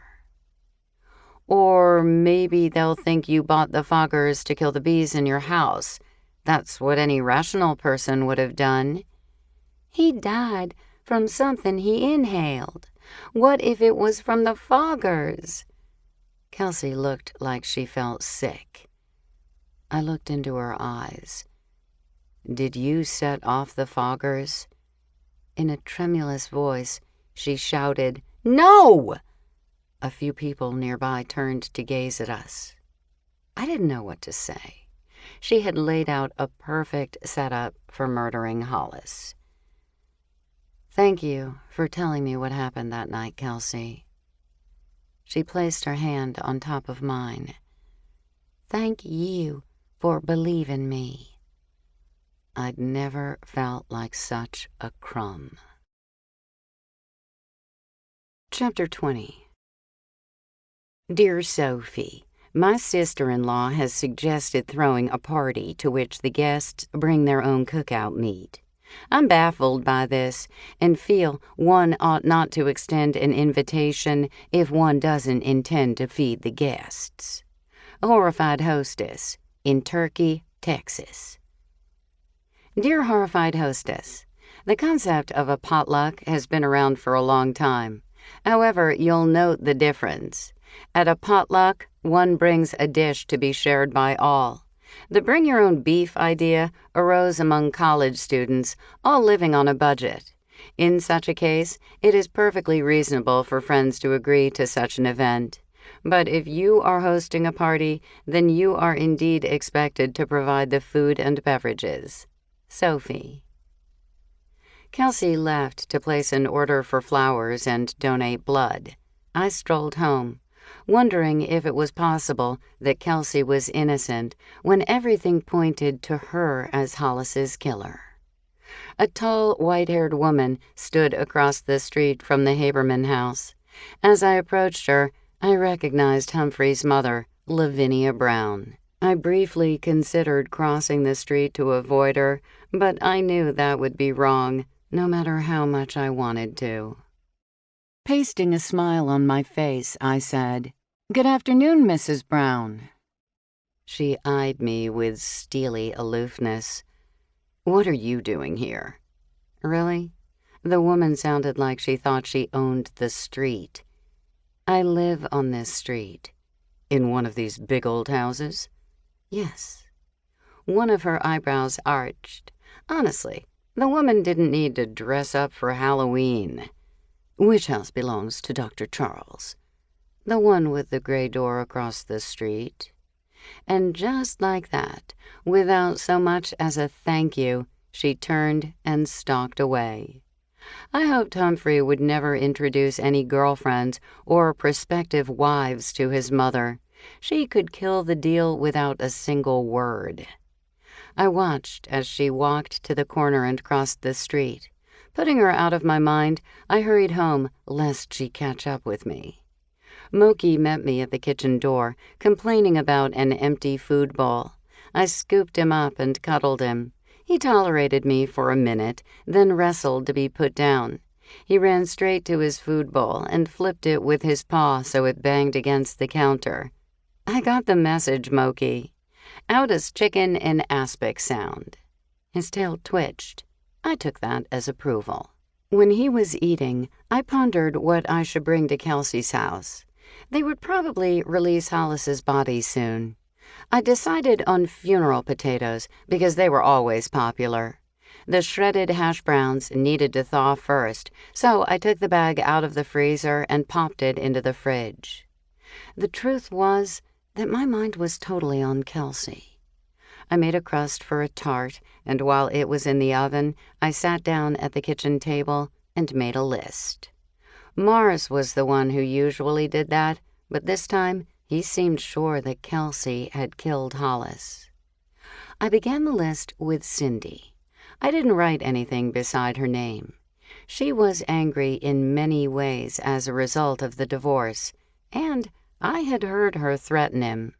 They had threatened each other, actually, but he was the one who was dead. Next, I wrote, Angus, jealousy. If Angus was still in love with Kelsey, he might have murdered Hollis to get him out of the way. If Kelsey's story was true, he might have even seen it as a way to financial security, if he thought Kelsey would inherit Hollis's money and marry him. There was the issue of his bee stings, though. He might have been incapacitated. On the other hand, I wasn't ready to write him off. As I pondered the possibility that Angus was the killer, I realized that the timing wasn't quite right either. If Kelsey was with him that night, when could he have set off foggers in the house? Kelsey would have to be involved for Angus to have killed Hollis. I struck his name from the list, then added it back, plus Kelsey. Trula and Parker fell into a category all their own. If Gage hadn't died suspiciously, I wouldn't have considered them at all. Then again, Trula had lied about buying silver polish at the hardware store. Very curious. I jotted down, talk to Madison. It wasn't much of a list, but it was a place to start. I took the tart crust out of the oven and set it on a rack to cool. Still thinking about who else might have murdered Hollis, I heated cream and watched chopped chocolate melt into it. There was something soothing about stirring the melting bits. I poured the chocolate truffle filling into the tart pan and set the tart on a rack to cool. I checked the time. Unless I missed my guess, Trula might be at the library. I locked up and walked over to the library. Sure enough, Jay and Trula were in the special collections room. When I entered, Trula was saying, "I just don't understand how this can be. I wish we had some of his DNA to test." Jay said, "Can you imagine how much easier genealogy will be in the future? You'll be able to enter a saliva swab in a machine, and all your ancestors will pop up on a chart." "I wish we had that now," Trula grumbled. "I don't suppose they'd let me dig up his father for a DNA sample." "What's going on here?" I asked. "It sounds very intriguing. Whose grave are you planning to rob, Trula?" I'm joking, of course. I thought I had Parker's ancestry sewn up, but we just found out that the lineage stops because the sole offspring of John Dixon died at age 15 in the Battle of Utah Springs. I'd like to jump over him and dig up his dad to test his DNA. "Weren't there a lot of unacknowledged children back in the day?" I asked. "Of course, but how would I know with whom John may have dallied?" "Good question." I looked at the vast array of resources available to them. It could be something as obscure as a veiled remark in a letter. I stared at the pile of books in front of Trula. "You know, it's not all that different from searching online. Computers are quicker, of course, but sometimes one thing leads to another." Jay raised his eyebrows. "Sounds like you've done this before." "Hasn't everyone sleuthed online?" I asked. "Any word on Gavin, Trula?" Not since we were there earlier. Cindy was a mess, poor thing, when I think of all she's been through. It was nice of you, Parker, and Madison to go to the hospital. We had to. I don't see much of Cindy and Madison anymore, but we were all very close when our husbands opened the law firm. I remember how thrilled Cindy was to be pregnant. I carried little Gavin around in my arms back in the day. He was a very sweet child. She glanced at her watch. I can't believe I've been here so long. The time flew by. Forgive me, Sophie, but I have to pick up Parker. He has AB positive blood, so he went over to make a donation. See you soon. She flicked her hand in a quick wave and left. Jay stared after her. Did she have that right? Gavin is type AB positive? That's what his mother told us. I can't imagine they would be asking for blood donations of that type if it weren't accurate. Jay's eyes widened. Hollis wasn't Gavin's father. Chapter 21. Dear Natasha, I hate bringing my lovely casserole dishes to repasts and potlucks because they invariably disappear. How does one mark them so they will find their way back home? Not Made of Money, in Sandwich, Massachusetts. Dear Not Made of Money, the proper way to identify your glass casserole dish is to etch your name into it. This can be done with glass etching cream, which is available at craft stores. Natasha. How do you know that? Did he tell you? I asked. A type O father cannot produce a type AB child. You know for sure that Hollis was type O? It's on his medical records. So, who can produce an AB child? That depends on the mother's blood type, but practically anyone could produce an AB child, with the exception of a type O. Cindy had an affair, I blurted. Jay nodded. Most likely, though she could have been inseminated. Maybe that was what Hollis meant. They were fighting at the underground dinner, and he said something like, "Do you really want to open that can of worms?" So he knew. He was a good father to Gavin. I never would have imagined that Gavin wasn't Hollis's child. I whispered, lest a library employee overhear me. Do you think she could have killed Hollis so he wouldn't tell Gavin the truth? Anything is possible, but word around town is that Kelsey was the one who murdered him because she was having an affair. Poor Hollis. He knew how to pick unfaithful women. Jay drummed his fingers on the table. What intrigues me about this whole thing is the method of death. It's a very hands-off way to kill someone, similar to poisoning food, a favorite of women. I suppose one can't draw definite conclusions about the gender of the killer from the method of death, but I'm sure you can see what I mean. There's something sneakily civilized about setting off poisons that would eventually disperse as opposed to slamming someone over the head. No blood, no mess, no confrontations. You've been giving this a lot of thought. Death and its causes are things I ponder professionally on a regular basis. Of course. How silly of me. Do you have any other observations about Hollis's death? I do. I hope Kelsey has a good lawyer. I was about to leave, but stopped to ask him one more question. Do you know anything about Gage Jenkins's death?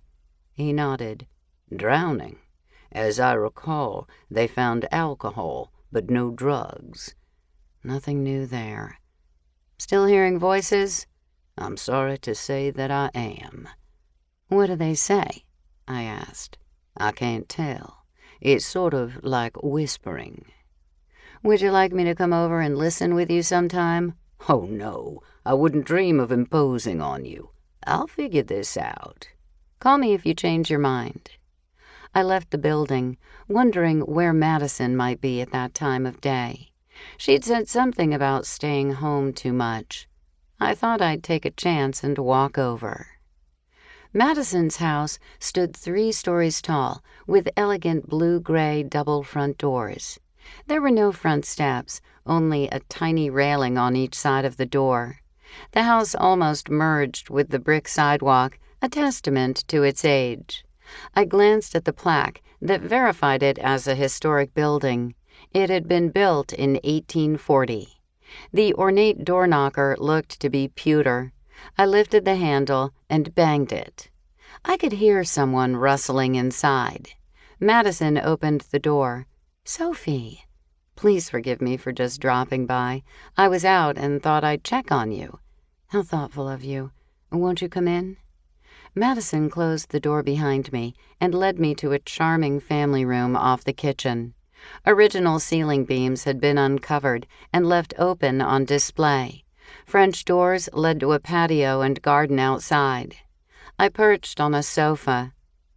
"At the underground dinner the other night, you mentioned how lonely you were." "Oh, you sweet thing. I'm sure you have better things to do than worry about me." "Are you still thinking about selling?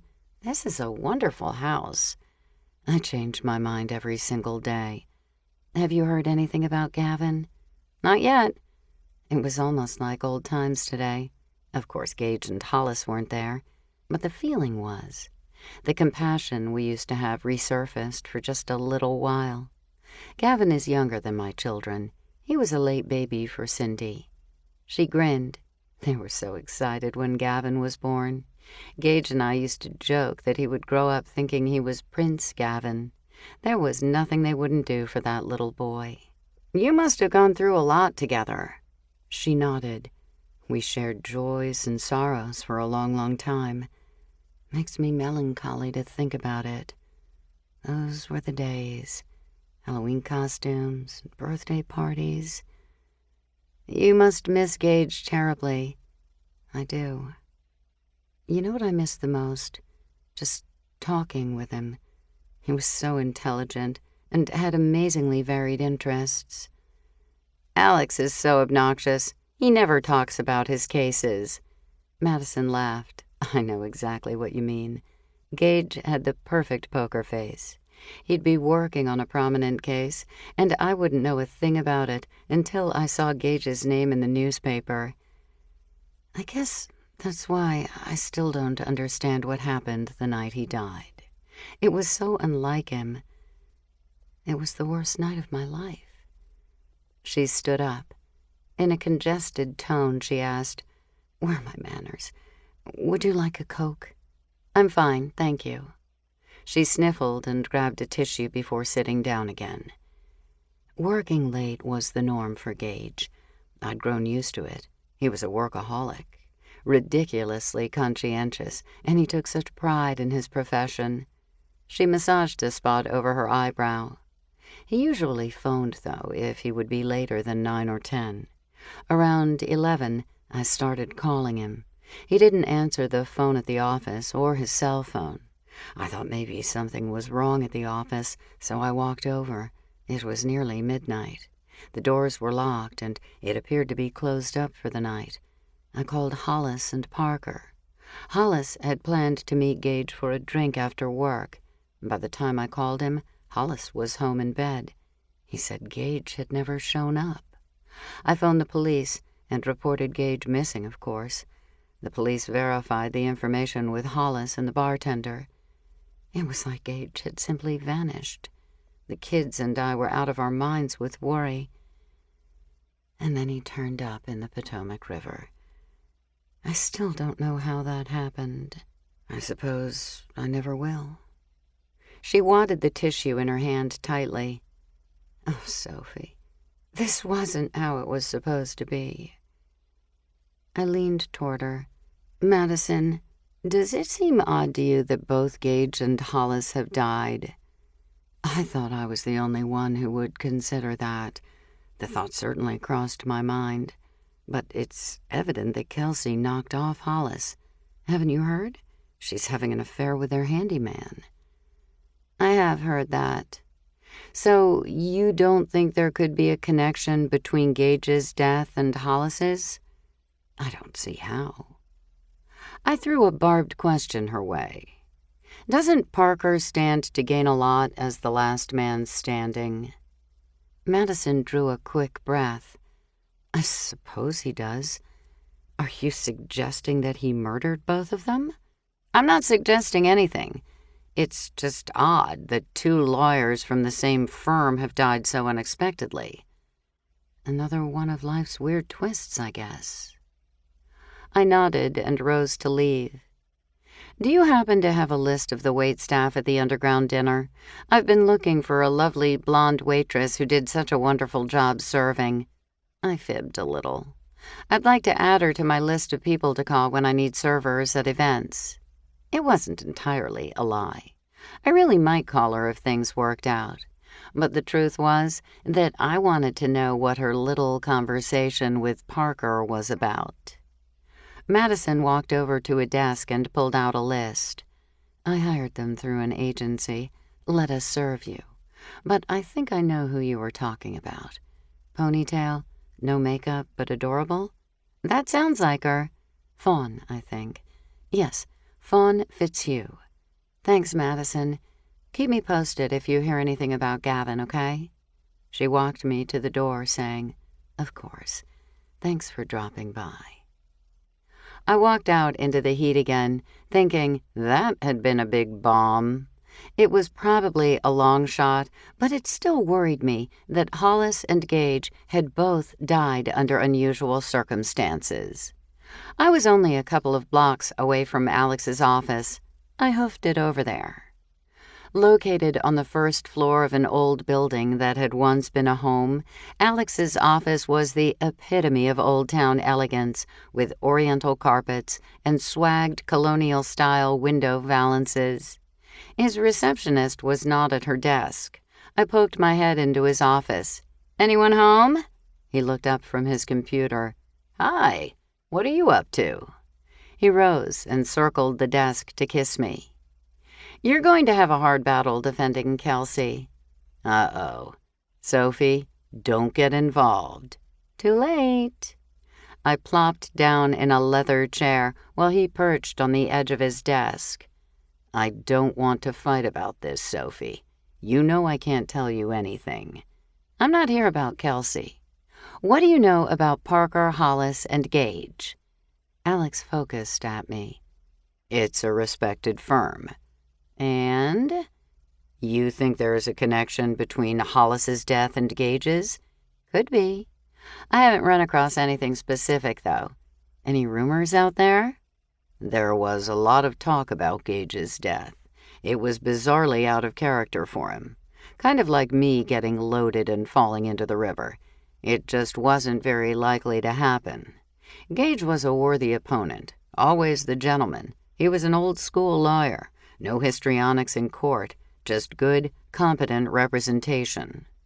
I admit that I'm precise and particular, but I don't even compare to Gage, who was absolutely meticulous. Any possibility that he had a drinking problem? In my experience, that can be an easy thing to hide, for a while anyway. He wasn't the kind of guy to wear his emotions on his sleeve, but not like Hollis.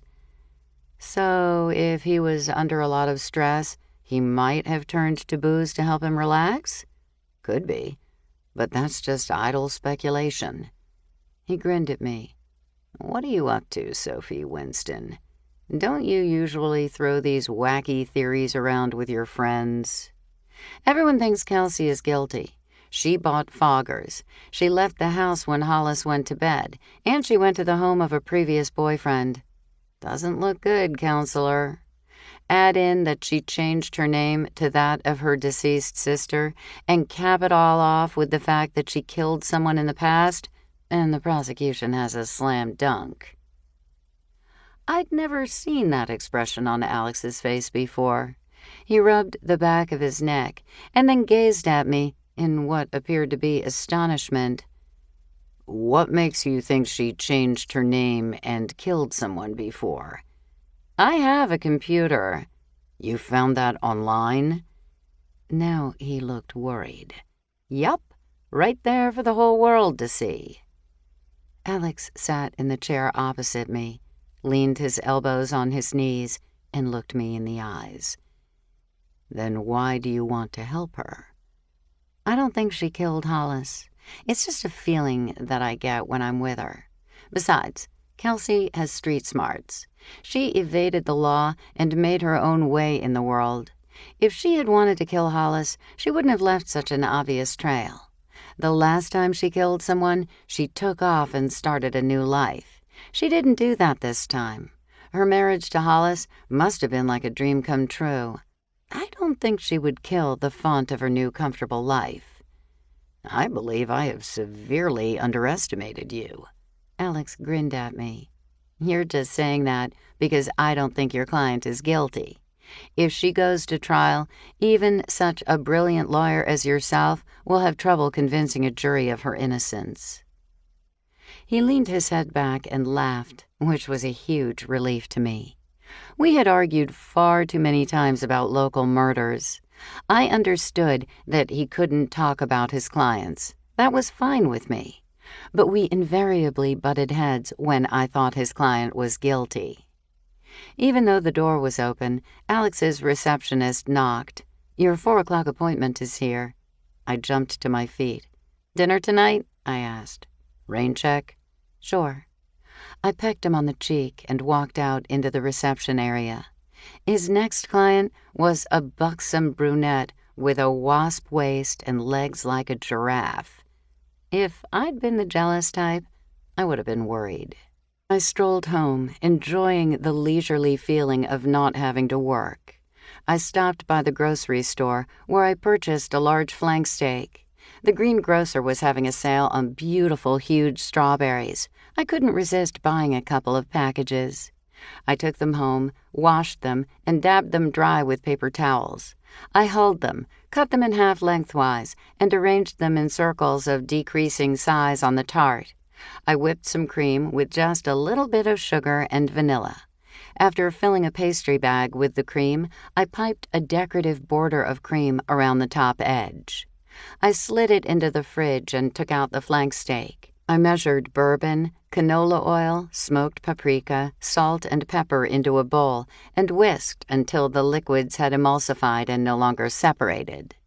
After smashing each garlic clove with the flat side of a large knife, I removed the skins, minced them, and added them to the liquid, which I poured over the meat. Just as I finished, my cell phone chimed. I glanced at it to see what was going on.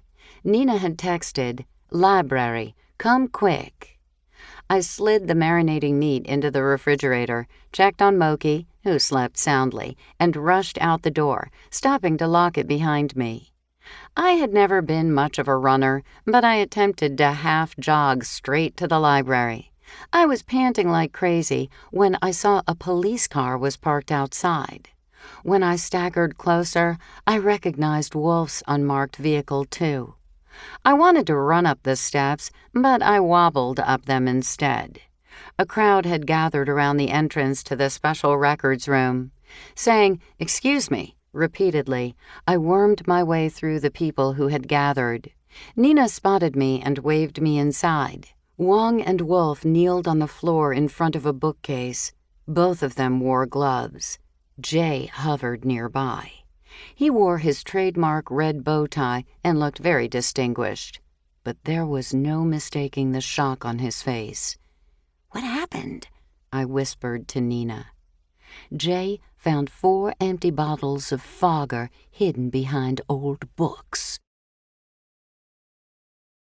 Chapter 22. Dear Sophie, I'm not much of a cook, but I would like to bring something to a family who just lost a loved one. I'm at a loss about what to give them. Could you make some suggestions? Clueless, in Dead Man's Corner, Maine. Dear Clueless, so many people focus on lunch and dinner dishes that something the family can grab and eat for breakfast is often appreciated. Coffee cake, muffins, and the like are readily available at bakeries. One family I know was thrilled to receive a small Christmas tree, complete with lights and ornaments, because they couldn't focus on the upcoming holiday. Sophie. Cindy, I whispered to her. Who else would hide the murder weapon in the library? I had put her name at the top of my list of suspects. Poor Gavin. What would happen to him? His father was dead, and if his mother went to prison? So Kelsey had been telling the truth, unless, of course, someone was trying to frame Cindy. In one way, Nina said, it was a brilliant move. It could have gone undiscovered for years. Or she could have removed them around Halloween when the hubbub about bees and Foggers and Hollis's death weren't foremost in everyone's thoughts. If she had thrown them in a dumpster somewhere then, no one would have given them any thought. Nina tugged me toward Jay. "You're in here every day. How come you didn't notice these sooner?" she whispered. Wolf looked up at us. I got the feeling he wanted to know the answer to that question, too. "They keep collections of pamphlets, things that were sold, advertisements and such down on that shelf. They aren't directly related to my line of research." Wolf got to his feet. "What exactly are you researching?" Jay shot me a desperate glance. "The history of my house." That appeared to satisfy Wolf. There was no need for him to know about the ghostly voices Jay was hearing. "Are they missing the Foggers from the Haberman house?" I asked Wolf. "That would be my guess. I can't think of any other good reason to stash empty Foggers in a library. Anyone else would have thrown them into the trash," said Wolf. "But this isn't like finding blood on a knife that we can link directly to the victim. Unless there are fingerprints on the cans, it might be hard to prove that they are the Foggers used in Hollis's death." Unless, I thought, the accused happened to be a very popular librarian. Additional police officers showed up, and it was beginning to get crowded. "I think it's time to make our exit," I said to Nina. She was reluctant to leave, but finally acquiesced. "I can't believe it could have been Cindy. She's always so gentle and kind. I was certain Kelsey had killed Hollis." On the walk home, I filled her in on the entire saga of that night as Kelsey had related to me. "So she was with Angus, but only to be nice and help him out." Nina stopped in her tracks. "That could have been me." "What do you mean?" "It's the kind of thing I would do for an old friend."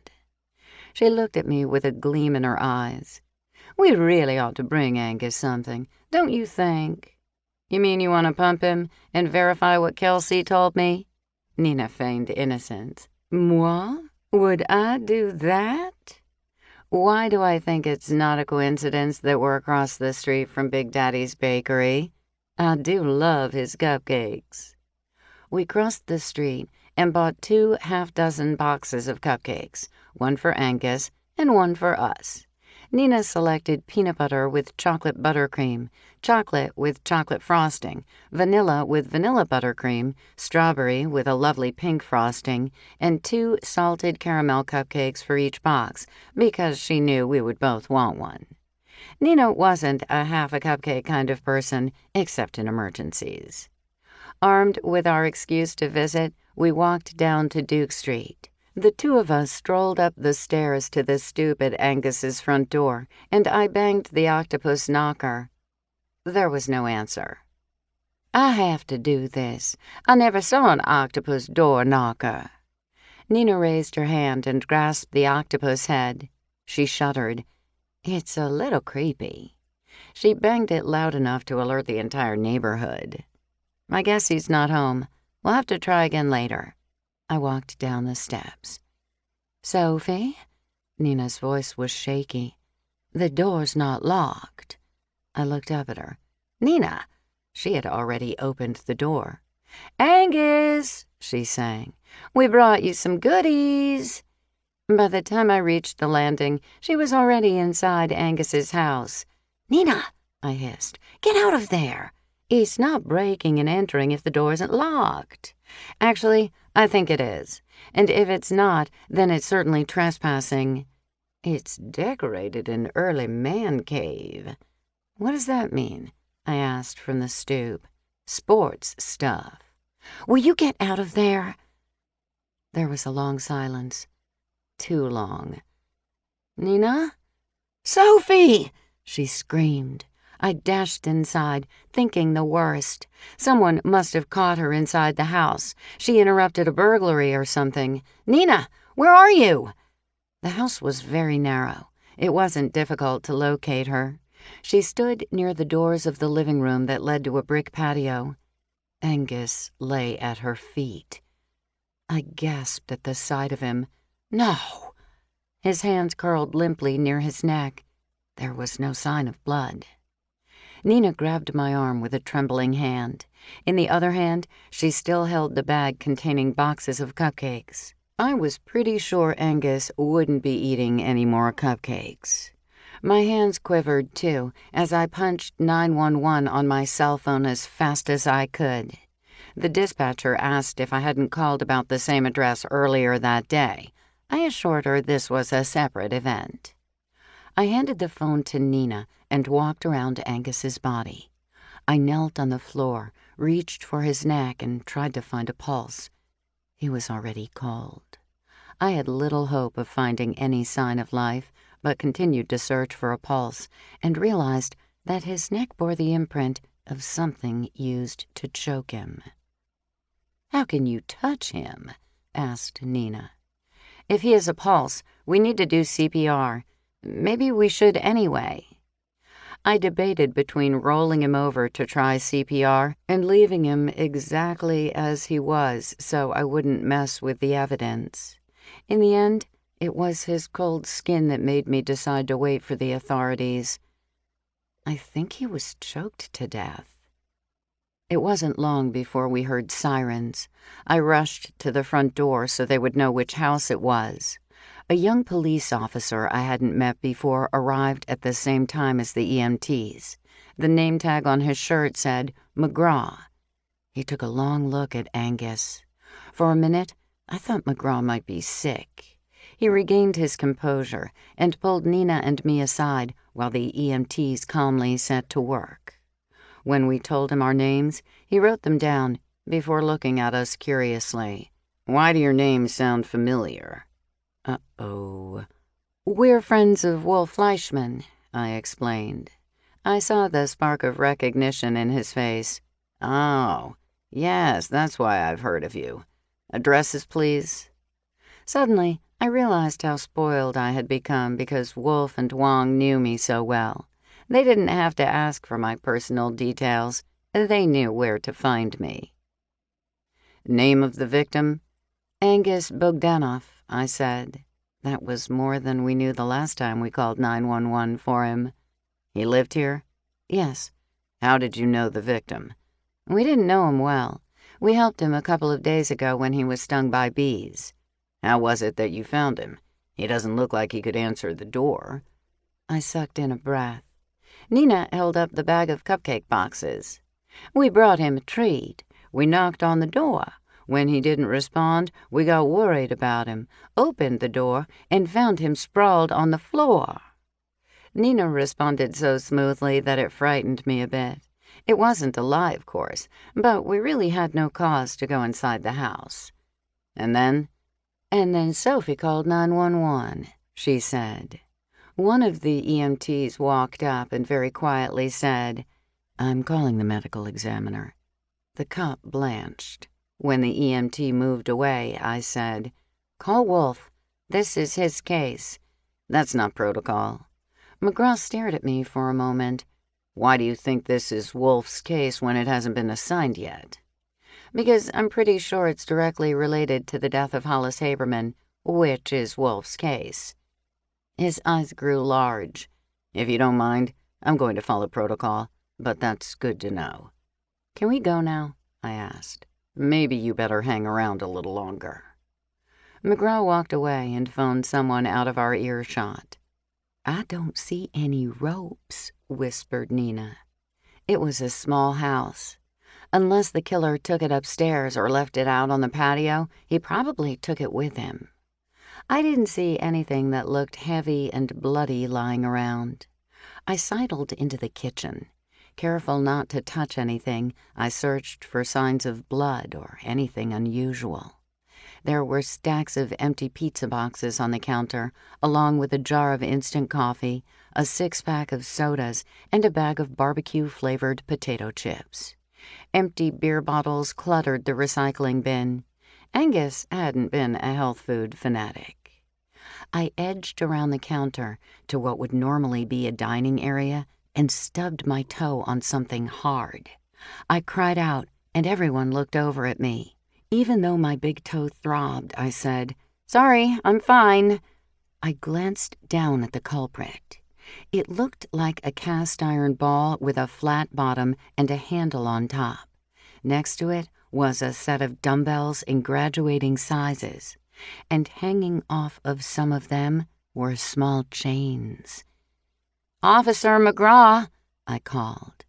He walked over to me and nodded. He squatted near them, his arms on his knees, and eyed them. "Thanks, Sophie. I think you're onto something here." Wolf walked up behind him. "She has a good instinct for things like this." I wasn't about to tell him I had literally stumbled into the mother lode of murder weapons. "What are the chains for?" "They make the weight heavier as you lift it," Wolf explained. Nina and I ran through our story again for Wolf. "Hollis and his handyman," mused Wolf. "You two can take off. I'll stop by if I have any questions." Nina grabbed my hand and tugged me out of there like a locomotive. When we reached the sidewalk, she stopped and sucked in huge gasps of air. That poor man. Can you imagine? He probably thought, "I'll have a beer and watch some ESPN, then take a nap." He had no idea what was coming. Maybe. Maybe not. He thought he was going to be murdered today? Seriously? Sophie, you've gone round the bend. That's not what I meant. I don't think some stranger barged into Angus's home and choked him. Look around. If you were burglarizing a house, is this the one you would have picked? I see your point. The shabbiest house in the neighborhood probably isn't where you'd find gold coins or something worth stealing. Somehow, he must have been more involved in Hollis's murder than we know. He might have had a hunch that he needed to watch his back. Well, he didn't do a very good job of that, she said. We started walking back to our block. Angus's death points at Kelsey, said Nina. You mean because a dead man can't deny what she told me? Exactly. I didn't want to agree with her, but Angus's demise was very convenient for Kelsey in that regard. Too convenient. My cell phone buzzed. I glanced at it while we walked. It was a text from Mars. Have news. On way to your house. Mars says he has news. He'll meet us at my place. Nina lifted the cupcake bag she still carried. I'm bringing dessert. In spite of the grisly scene we had left, I was getting hungry. When I unlocked my front door, I heard a voice behind me. Where have you been? Asked Francie. I've been waiting for you to come home. The three of us, and her dog Duke, entered the foyer. I stopped myself from reminding her that I had a cell phone and she could have called me. Is everything okay? I know who killed Hollis. Chapter 23.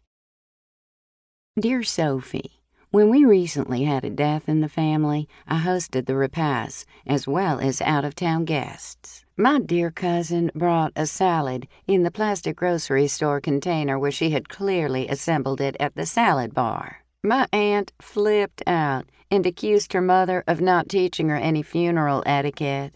As much as I love my aunt, I sorely wanted a quick comeback to help my cousin save face. What can I say the next time this happens? Mad as a wet hen in Smackover, Arkansas. Dear Mad as a Wet Hen, you could tell your aunt that while it might be poor etiquette to bring a salad bar contribution to a repast, it's absolutely barbaric manners to mention it. Good manners means always making others feel comfortable. Sophie. Francie had our full attention. so much so that Nina shrieked at the sound of a pinging against the window in the kitchen door. It was Mars. I unlocked the door and Daisy bounded in. She circled around me, prancing and wagging her entire rear end. "I missed you too, Daisy." She licked my face and calmed down when I hugged her. Speaking to Mars, I said, "Francie knows who killed Hollis." "Me too," said Mars, "and it's not who you think." Simultaneously, Francie said, "Cindy," as Mars said, "Jay." Nina sighed.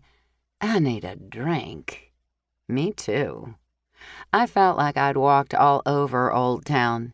I boiled water and salt in a large pot and tossed in quartered red-skinned potatoes. Nina whipped up icy pina coladas in the blender and poured them into tall hurricane glasses. Francie helped Mars set the table with a cheerful yellow and red tablecloth. Nina collapsed onto the banquette and told Francie and Mars about finding Angus. "Angus is dead?" Mars retrieved forks and knives. "That changes everything. There has to be a connection." I pulled yellow Fiesta-ware plates from the cabinet, as well as rectangular white serving dishes. I set out a cutting board loaded with cheeses, olives, water crackers, and salami for us to nosh on while dinner cooked. Then I removed the marinated flank steak from the refrigerator and set it on the counter. "Where's Bernie?" I asked. Mars groaned. "Ever since the power came back on, he's been at the restaurant. They have food to throw out and orders to place, and people are lining up at the door, sick of peanut butter sandwiches. Until I moved in with Bernie, I had no idea restaurants were so much work. When you eat at one, it all seems so simple and organized. They cook, you order, eat, and pay." "Maybe they'll make up some of the lost revenue," said Nina. "Ladies first," said Mars to Francie. "Thank you, dear. Do you remember how awful I felt because I broke the news about Hollis's death to Cindy? Ha! She acted like it was the first she had heard of it, but I just found out from my friend Frida, who works as a volunteer at the hospital, that Cindy was at the hospital to see Hollis by 6 in the morning. Now, why would she have misled me that way unless she had something to hide?" I stopped slicing a juicy, rosy red German Johnson tomato from my garden. Things are beginning to look bad for Cindy. Could she have somehow entered the house and set off the bug bombs? She would have been waiting to hear that he had died. Someone must have notified her that he was in the hospital. She went to see him, and either before or after that, she removed the foggers and hid them in the library, where Jay found them. "Now, hold on," said Mars. "Jay found the foggers? That might not have been a coincidence. It could have been Jay who stashed them there. Get this. Hollis recommended an investment to Jay that crashed and burned. Jay lost a huge amount of money and was furious with Hollis." "I've never seen Jay be furious in my entire life," said Nina. "He's always well-mannered and polite." Mars cocked his head. "Really? People who are polite can't get angry?" "Some people hide their emotions," said Francie. "They let their anger build up until it just explodes. Maybe that's what happened. Jay held it in for so long that he couldn't contain himself anymore and finally murdered Hollis." "Who told you this?" I asked Mars. "Did he lose enough money to impact his life? Will he have to retire later or sell his home?" "He was acting very odd about us walking him to his house," said Nina. "You're kidding," said Mars. "That's now the measure of a killer?" Even Alex thought he was behaving oddly. I added olive oil to the bowl. In a resigned voice, Nina said, "Jay never should have invested so much of his savings. My husband said he may never recover financially." "You knew about this, but you never told us?" I glared at her before scooting the tomatoes into the bowl, sprinkling them with salt and pepper and turning them gently. "My husband told me. I didn't mention it because Jay didn't murder Hollis." "And how do you know that?" asked Mars. "He's not the type." Nina spread cheese on a cracker. I suppose I am the type? Asked Mars. Apparently not. If you were, you'd have murdered Natasha a long time ago. Okay, you two. I placed the flank steak on a broiler pan, turned on the broiler, which heated immediately, and slid in the steak, carefully watching the time. So what we're saying is that while we can't eliminate Kelsey as a suspect, we now have two more viable suspects, Jay and Cindy. I checked the potatoes with a fork to be sure they were cooked through and poured off the water. Adding a knob of butter, 3 tablespoons of cream cheese, and a splash of milk, I began to mash them furiously with an old-fashioned potato masher. Right. Mars sipped his drink. They both had motives and opportunity. Minutes later, I pulled out the steak, placed a mound of home-style mashed potatoes with the skins on each plate, and brought them to the table. Nina carried the tomato salad to the table. Mars sliced the flank steak and set the entire cutting board on the table so everyone could help themselves, and we sat down to eat. Francie worked her fingers uncomfortably. There is one other person I believe we may have overlooked. Mind you, I don't think he did it, but we'd be foolish not to consider him. I'm talking about Gavin. Nina almost spilled her drink. Francie, he's just a kid. Hollis ruined life as Gavin knew it. Francie's lips drew tight. I don't want to think he killed his father, but did you see him at the underground dinner? He ran from Hollis every time he came near. It was terribly sad. Gavin already admitted being there that night, and he certainly had the ability to hide the foggers at the library where his mother works. But Gavin was in the hospital and couldn't have murdered Angus, I pointed out. Good. Mars swallowed a bite. I wonder if Cindy left Gavin's side today. If she didn't, then we could rule her out in Angus's murder. Nina speared a tomato. The only person who could possibly have a motive for murdering Angus is Kelsey. She didn't want him exposing her for killing Hollis. He knew what she had done, and he would have talked eventually. I still didn't want to believe it was Kelsey. That would be easy enough to find out. She was going to give blood when I left her this afternoon. If she went to the hospital and donated blood, then she wouldn't have had the time to get back to Angus's and kill him. I bet there's a way to verify that, said Francie. Wolf can probably get that information. They all looked at me. If I asked nicely, he might tell me. Sometimes I'm surprised by what he shares. Don't flatter yourself, Soph. Mars helped himself to more potatoes. Wolf's no pushover. If he gives you information, it's for a reason. It means it's something he wants you to know. I saw the look that passed between Francie and Nina. Mars and I got along well, but we could easily fall into obnoxious bantering. There's another person we haven't considered. What about Parker? I asked. What possible motive could he have? Francie cut a tomato on her plate. Money? I looked around at them. Wouldn't that be an incentive to get rid of partners? Nina giggled. I can't see staid old Parker sneaking into Hollis's house at night and setting off bug bombs. I'm sorry, but that image cracks me up. Maybe he's out of money. Or maybe Hollis and Gage were planning to leave. Is there such a thing as partner insurance? I gasped. Would Parker get money when Gage and Hollis died? I asked. Everyone stopped eating and stared at me. I always wondered about Gage's death, said Francie. He was a young fuddy-duddy. J. Charles is proper and dignified, but Gage was simply a bore. Mars put down his fork. You might be onto something, Sophie. But how would we find out more? I talked to Madison about Gage, and she's still wondering about his death, too. I can ask Alex about the insurance angle, I offered. Francie, asked Nina, how close are you to Trula? Francie nearly choked on her food. That pompous egotist.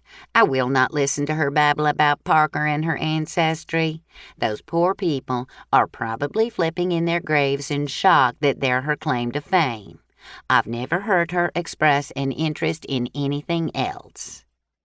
Will snickered a little at Francie's assessment of Trula. Well, I guess that leaves me to have a chat with her, said Nina. Find out if they knew Angus. Maybe he did some work for them, I said. At that moment, I looked up to see Natasha standing outside the kitchen door, watching us. I hopped up, opened the door, and invited her to join us. Thank you, Sophie. It would have been nice to receive an invitation. Natasha chose a seat directly opposite Mars. I brought a plate, napkin, and silverware to the table for her. I've just come from the Habermans. That house needs so much work. It's dreadfully old-fashioned. I hope Kelsey will update it and rip out that ancient interior. She looked over at me. And I'm furious with Wolf. He took my entire Coca-Cola cake for testing. Can you even imagine? I bet they're eating it down at the police station as I speak. Now I'm going to have to bake another one. I hear it was Hollis's favorite. Mars finally gazed at her. You do realize that he won't be there to enjoy it? How do you manage without me to tell you what to do? Asked Natasha. One brings dishes the deceased enjoyed to a repast. Repast, Mars corrected. I've never heard that. Nina scowled at her. And before you say something derogatory about my upbringing, my mama taught me etiquette from day one. In North Carolina, they take it very seriously. Francie shook her head. That's just silly. One should be grateful and welcome any dish at a repast.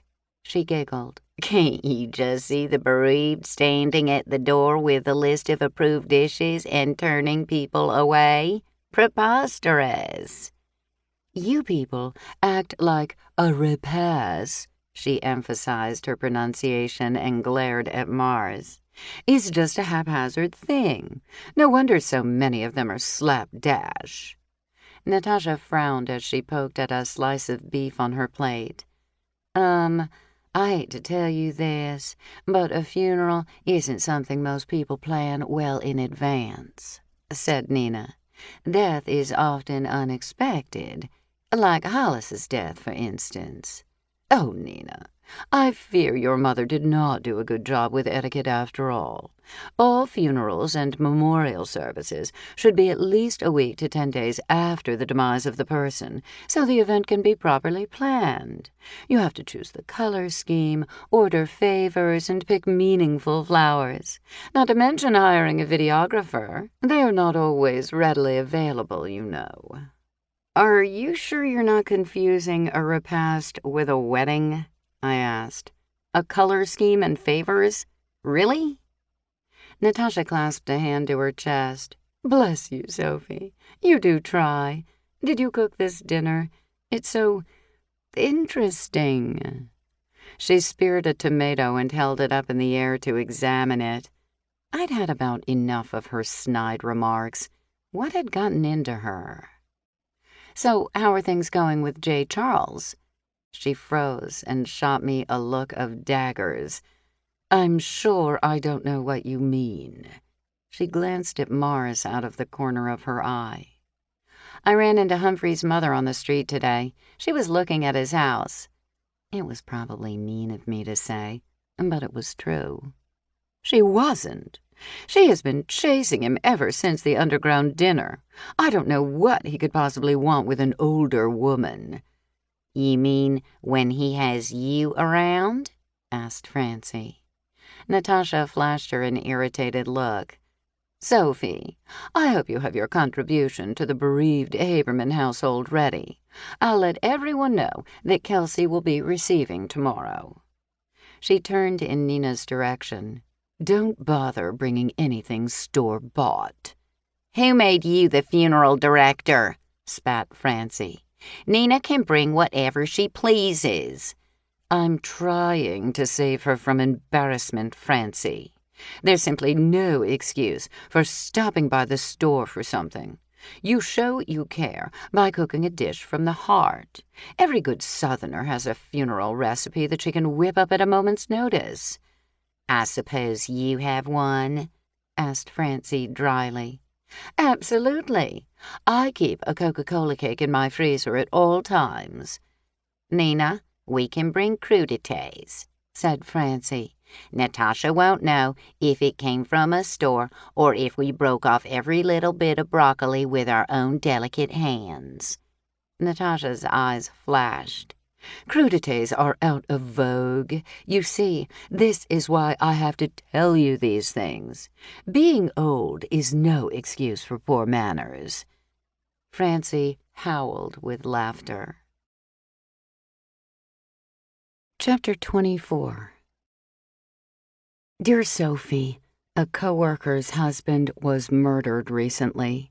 Unfortunately, I had problems of my own at the time and wasn't able to prepare a casserole to drop by.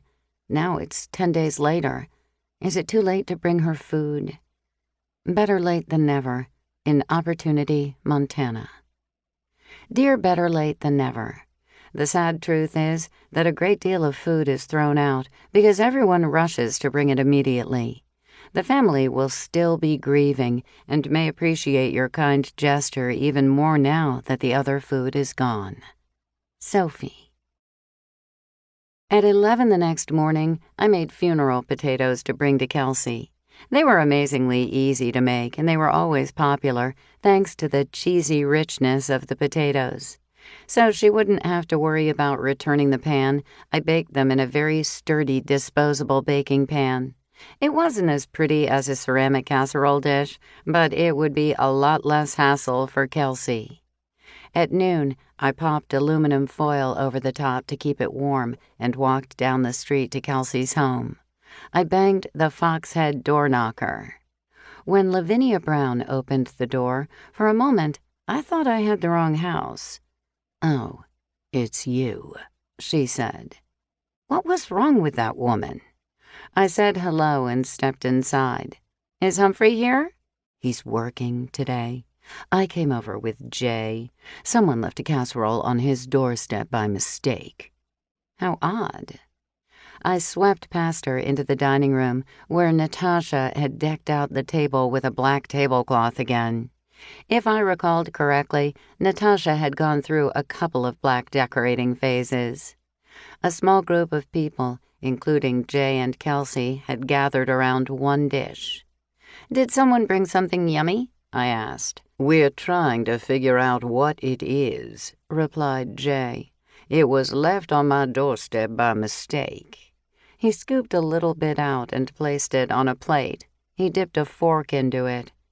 Is it rice or noodles? Asked Kelsey. Hard to tell.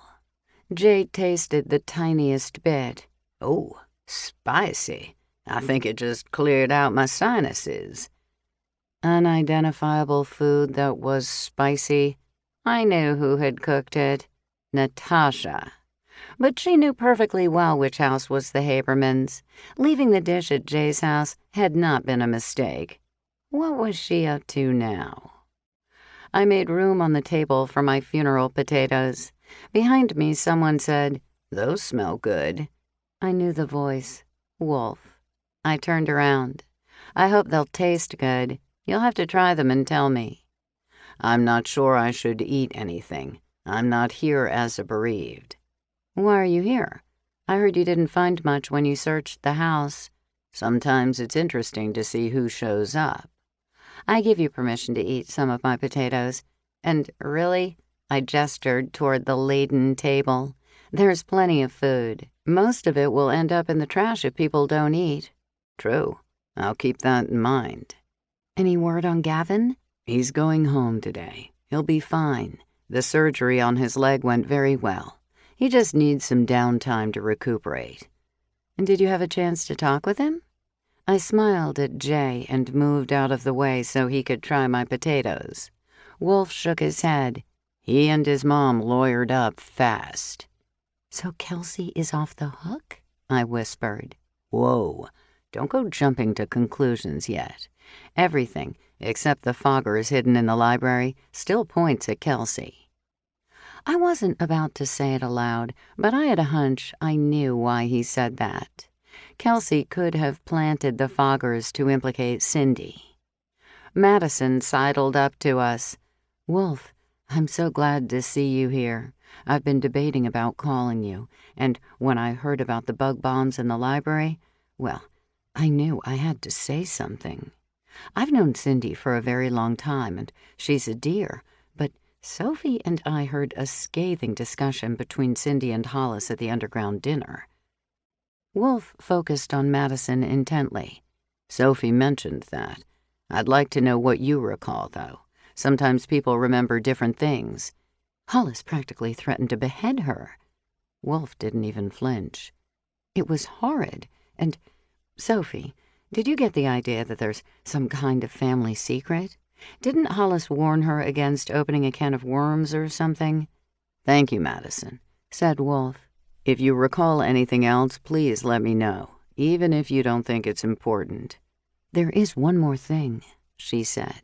Madison brushed her hair out of her face and took a deep breath. "I just didn't think of it at the time. Since Gage's death, I haven't been sleeping well. I'm sure you understand.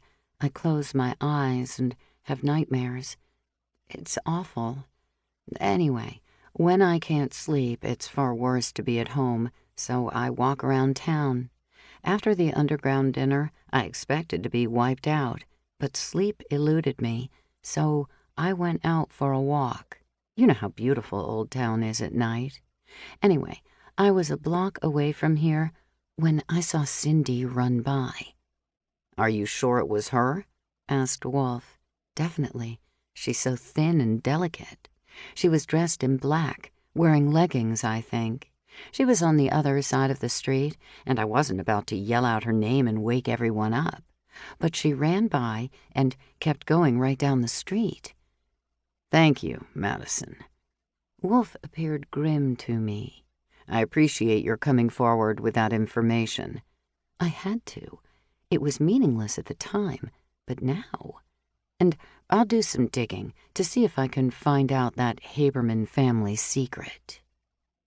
Madison drifted over to the table and picked up a plate. I could hear Natasha whining to Kelsey. "Entirely too many people are dropping by with food. If this continues, no one will bring anything for the real repast after Hollis is buried." I whispered softly to Wolf, "I think I may know that family secret. Follow me." I walked straight to Dr. J. Charles. "Could I tear you away for a couple of minutes, please?" "Why, certainly, Sophie.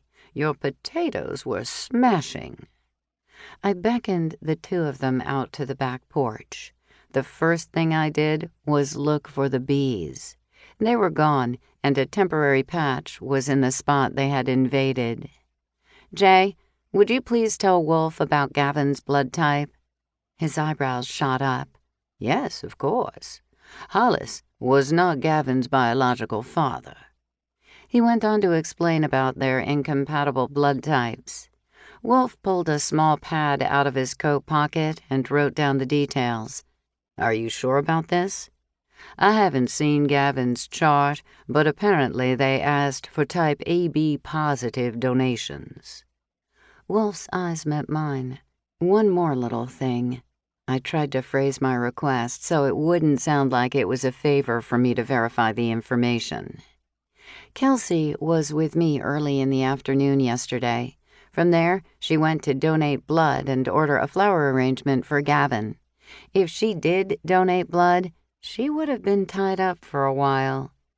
"So she wouldn't have been able to kill Angus," said Jay. "She might have an alibi." Wolf took off in a hurry after that. Jay went back inside, saying something about trying a Coca-Cola cake. I was about to join him when a plump, 50-ish woman opened the gate to the backyard with her hands full. I jogged out to help her and took a crock pot out of her hands. "Thank you so much," she said. "I couldn't find a parking spot on the street. I hope I don't get towed." Scents of chicken wafted to me from the covered crock pot. Something smells good. It's my family's go-to dish when someone dies. It's homemade chicken noodle soup. I know that seems like it should be for a cold or the flu, and it works great for those too, but so often the bereaved just can't choke down food. Soup is easy to swallow and digest. And what's that you're carrying? Hollis's favorite. Tears welled in her eyes. I'll never make deviled eggs again without remembering him. Every time we had a little celebration at the office, Hollis asked for these. I think he could have eaten a platter of them all by himself. You worked with Hollis? I'm Lisa Barr, she said, as though that should mean something to me. I miss him so much. He was the best boss I ever had. I was with him for over 20 years. We were more than co-workers. What do they call it? Work husband and work wife? It was always there for me, you know? Nice to meet you, Lisa, even under these terrible circumstances. I'm Sophie Winston. We walked across the grass and up the porch steps. She held the back door open for me. We walked through the kitchen to the dining room, where I placed the crock pot of soup on an antique mahogany buffet where it could be plugged in. Kelsey directed me to soup bowls. No need, said Lisa. No one wants to do dishes at a time like this. I brought bowls. She held up a clear plastic bag of disposable bowls and another with plastic spoons. Natasha swooped in like an irate hawk and plucked them away from her. Were you raised in a barn? Lisa's eyes grew wide, and she cringed. Fortunately, Natasha disappeared into the kitchen. I placed my hand on Lisa's arm. I'm so sorry. Don't mind her. I feel like I've committed a most egregious faux pas. She trembled slightly. How do I get rid of her? Asked Kelsey. She's been ordering me around since the day after Hollis died. Kelsey leaned toward us. She insisted on a red coffin with a white lining that was totally reminiscent of vampires. I'm telling you, if they had put Hollis in that thing, it would have brought him back to life. Lisa gasped. Hollis would have flipped out. He had such genteel taste. What did you do? I came home, called Humphrey, and told him to cancel everything. They haven't even turned Hollis over to the funeral home yet anyway. Now, my Aunt Delilah Jean would have loved that red coffin. She couldn't get enough red. Her walls were red, her hair was red, and she always drove a red car. Well, I apologize for any breach of etiquette, muttered Lisa. I've brought those bowls to a dozen bereaved families. Now I'm terribly embarrassed. Imagine what those people think of me. Kelsey hugged Lisa. They think you are considerate, and I'm certain they were as grateful as I am. Kelsey. Lisa smiled at her sadly. I know a lot of people are close to Cindy and weren't as welcoming as they might have been. But, honey, you made Hollis very happy. When he met you, it was like he got a second wind. Kelsey burst into tears. Thank you, she rasped. Thank you for telling me that. Feeling a bit like a third wheel, I backed away to give them time together. Natasha seized me by the arm and propelled me into the kitchen, where Madison appeared to be studying the goodies on the counter. I baked a casserole for Jay, but someone brought it over here, hissed Natasha. Madison ambled over. Maybe he can't eat an entire casserole by himself. It hadn't even been touched. Did you leave it on his doorstep? I asked. He doesn't answer his door. Don't you think that's odd? I'm certain he was home. So it was the spicy casserole as I had suspected. He thinks someone left it at his house by mistake. Madison grinned. So, what are you doing bringing Jay casseroles anyway? I thought you were trying to reconcile with Mars. Don't you think Jay would be perfect for me? We're both so proper and well-mannered. Madison pointed toward the dining room. Maybe you'd better get him away from that woman then. We looked to see what she was talking about. Humphrey's mother fed Jay a taste of something on her plate. "That's not proper etiquette at all." Natasha stalked toward the two of them. "Oh, Madison," I said, "what have you done?" She laughed and immediately placed her hand over her mouth. I can't believe I'm laughing at a repast. How dreadful of me. I spied Lisa standing alone for a moment and excused myself to talk with her. "That was a really nice thing to say to Kelsey." Lisa helped herself to cake. Oh, but it was true. The divorce was really ugly. It wasn't the first time Hollis and Cindy had butted heads. No marriage is perfect, but they had some rocky times, that's for sure. I sucked up my courage and asked what I was dying to know. "Is there any speculation at your office about who might have murdered Hollis?" Chapter 25. Dear Sophie, I was appalled when I washed a glass potluck casserole dish and found the person had etched her name into the bottom with a fancy script. It said, "Do not steal. This belongs to Sarah Murgatroyd." Is this the appropriate way to mark a dish? Blown Away, in Surprise, New York. Dear Blown Away, it sounds to me like Sarah Murgatroyd has lost a lot of her dishes in the past. Personally, I think it's far easier and certainly more friendly to simply stick an address label on the bottom. Sophie. Lisa moaned. "We can't talk about anything else. You can imagine the atmosphere. First Gage, and now Hollis. It's insane. Everyone is whispering theories." "Any possibility that there's a connection between the two deaths?" I asked. Lisa looked around and motioned me out to the porch, saying in a loud voice, "I really need to get back to the office." I followed her onto the porch. She gazed out over the backyard. Something was wrong. I'm not sure what it was, but right before Gage died, it was as if a cloud of gloom descended on the office. The thing is, I don't have anything concrete. No letters or visits from suspicious people. Nothing like that. Just a feeling in the air. She rambled on about how much she loved working for Hollis and what a great sense of humor he'd had. I nodded and smiled appropriately, but I wasn't really listening anymore. "Lisa," I interrupted, "do you think there could have been a problem between the partners?" She shook her head. "I never heard a cross word between them. They were consummate professionals. Gentlemen. I'm sure you know what I mean. But Gage's death was so unexpected. Just between us, and I don't mean this in a cruel way, if Hollis had had too much to drink and had fallen into the river, I would have said, well, that's Hollis. He did things in a big way. But Gage wasn't the type.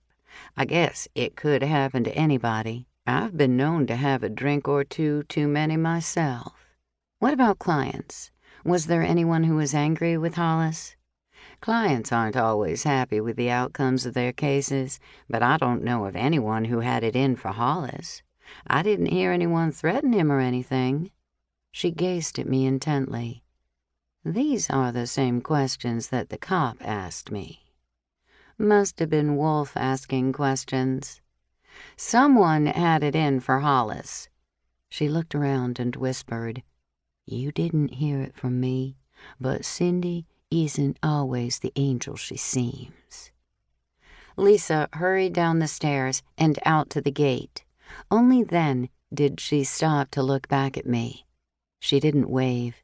She closed the gate, and a few seconds later I heard an engine start. What did that mean? We all had our moments, of course, and the divorce had been ugly. Maybe that was what she had in mind. She had probably overheard Hollis's side of some angry discussions. Or maybe when Cindy called Hollis's office, she had been less than congenial to Lisa. Funny how things had shifted in Cindy's direction. Instead of going back inside the Haberman house, I left through the gate and walked along the alley to the street. No matter who had murdered Hollis, it was a good bet he or she had arrived and left this way. I gazed around, looking for anything out of place. Wolf would have collected anything suspicious, so I didn't expect to find much, but even eagle-eyed cops could miss something. The trouble was that even if Cindy, Kelsey, or Angus had dropped an item, it would be meaningless. All three of them had legitimate reasons for being in the alley behind the house. I walked a few blocks to Alex's law firm. His assistant waved me into his office. Alex studied something on his computer. He held a Tupperware bowl in one hand. The other hand held a fork poised over it. "I'm interrupting your lunch. I'm always happy to see you." He set the bowl down and came around his desk for a quick kiss.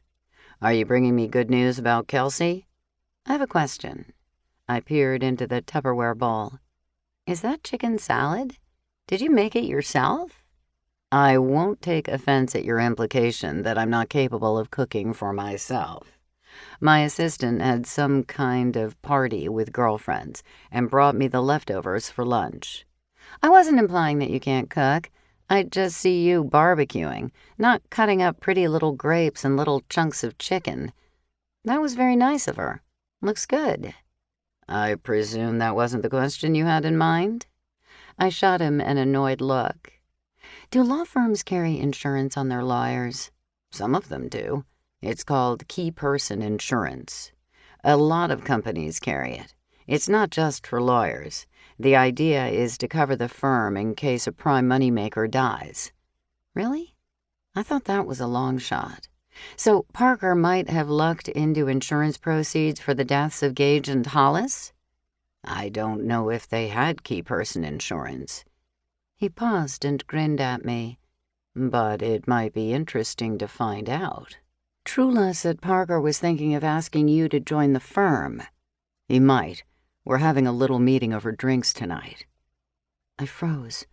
Would Alex be the next to die? "And?" "If he makes an offer, I'll probably turn him down. Frankly, I'm happy doing my own thing. There are times when I wish I had a team of paralegals to help me, but mostly I'm happy with my professional life the way things are." Watching his response carefully, I added, "And you don't know what's going on over there?" He showed no emotion whatsoever. Very quietly, he said, "There's that, too." "I'm glad, but do you think you could ask about key person insurance during your meeting?" "Sneak it into the conversation? Sure." It's beginning to look like Cindy might be behind Hollis's death, but I still can't help wondering about Parker. His eyes narrowed. "Other than an insurance motive, do you have any leads? Any reason to think Parker was involved with the deaths?" "No," I said glumly. "Any gossip about Angus's death yet?" "You're worried that Kelsey will be blamed?" "Sure I am. Chances are that Angus's death was completely unrelated to Hollis's demise, but any reasonable person would have to question it.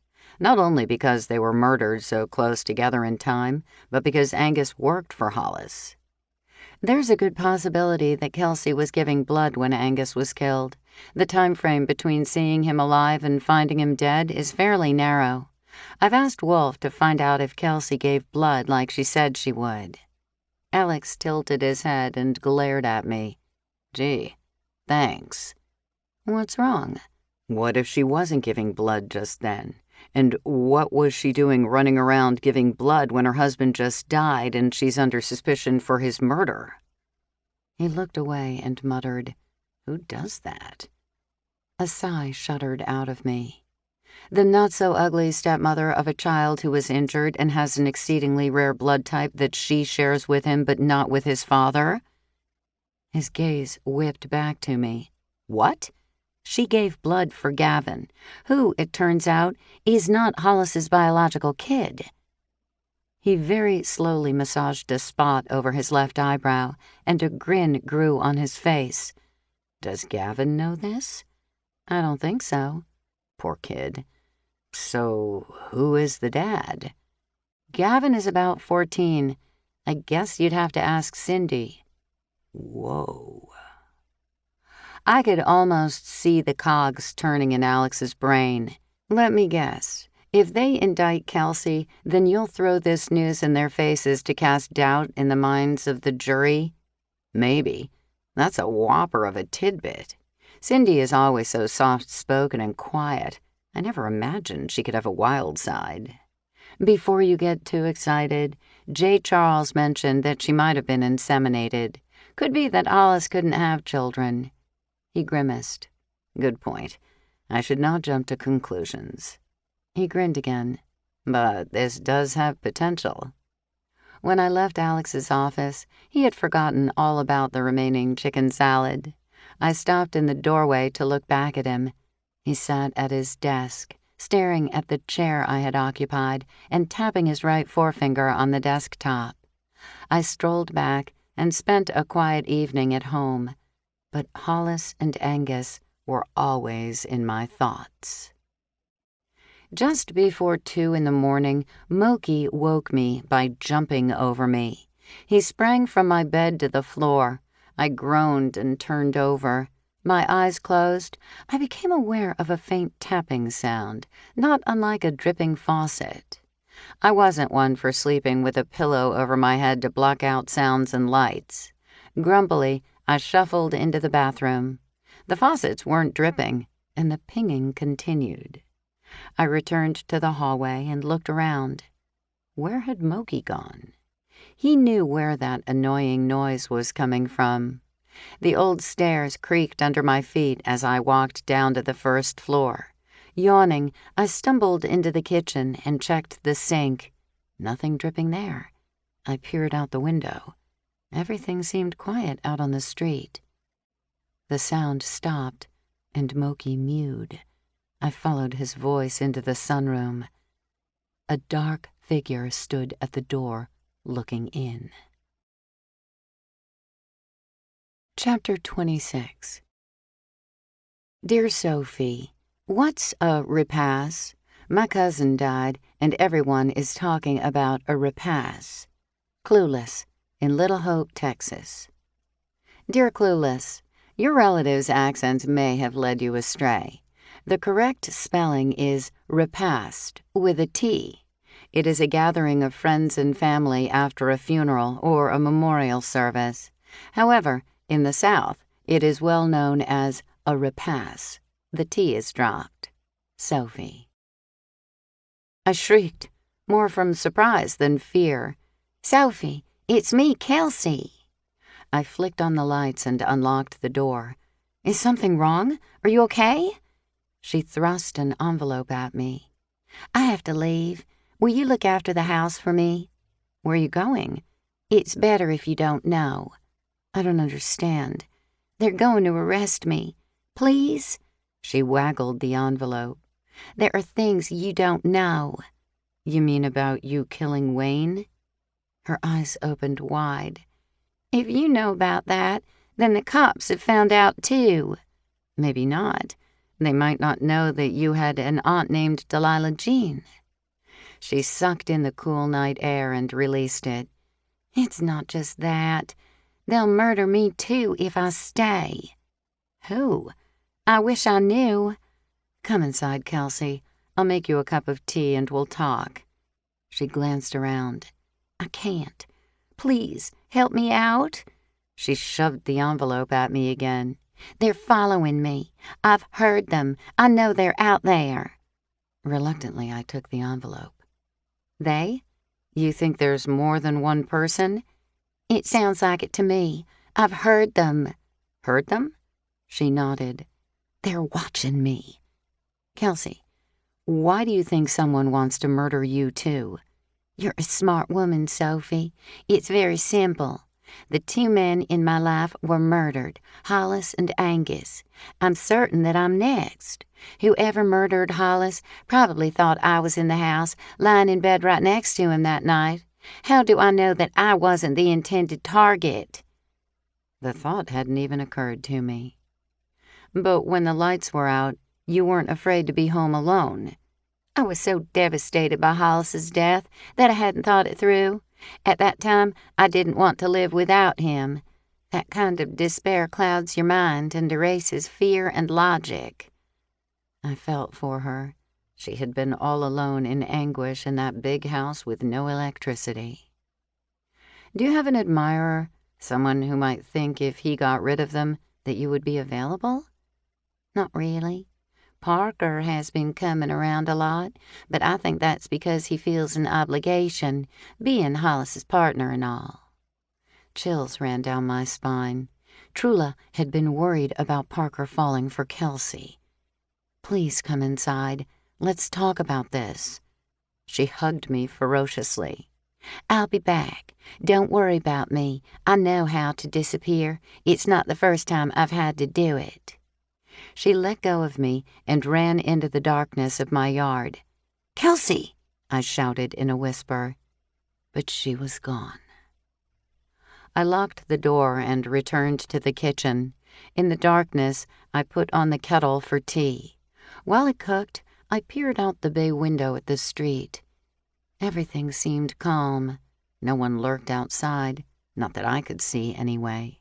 The crickets chirped, happy that it was summer and that I had planted a garden for them to feast upon. I flicked on a soft light. Poor Kelsey. The problem was that she didn't have any great alibis for Hollis's death. She could easily have set off the foggers before she left the house. That's what the prosecution would say. I could just hear it. The defendant set off the bug bombs, then left the house to see her lover, hoping to use him as an alibi. Now that the finger of guilt had swung in Cindy's direction, I had expected Kelsey to be more confident. But Kelsey had said something that threw the entire situation in another direction. I was lifting the kettle to pour water into my mug when I heard tapping on the glass door. Kelsey! She had changed her mind and come back. I decided against turning on the outside light, lest she be running from someone who was following her. I peered out the window. "Nina?" Unlocking the door, I asked, "What are you doing here?" She pulled her silk robe tighter. "Couldn't sleep. I saw your light on and thought you might be eating something good." "Tea? Peach schnapps for me." Nina disappeared into the dining room for a couple of minutes and returned with an etched cordial glass that contained a clear liquid. "Anything to nosh? Leftover chocolate truffle tart? Oh, perfect for a snack in the wee hours. Got any extra whipped cream?" "You bet." I cut 2 slices and placed them on Marlboro Spray's dessert plates.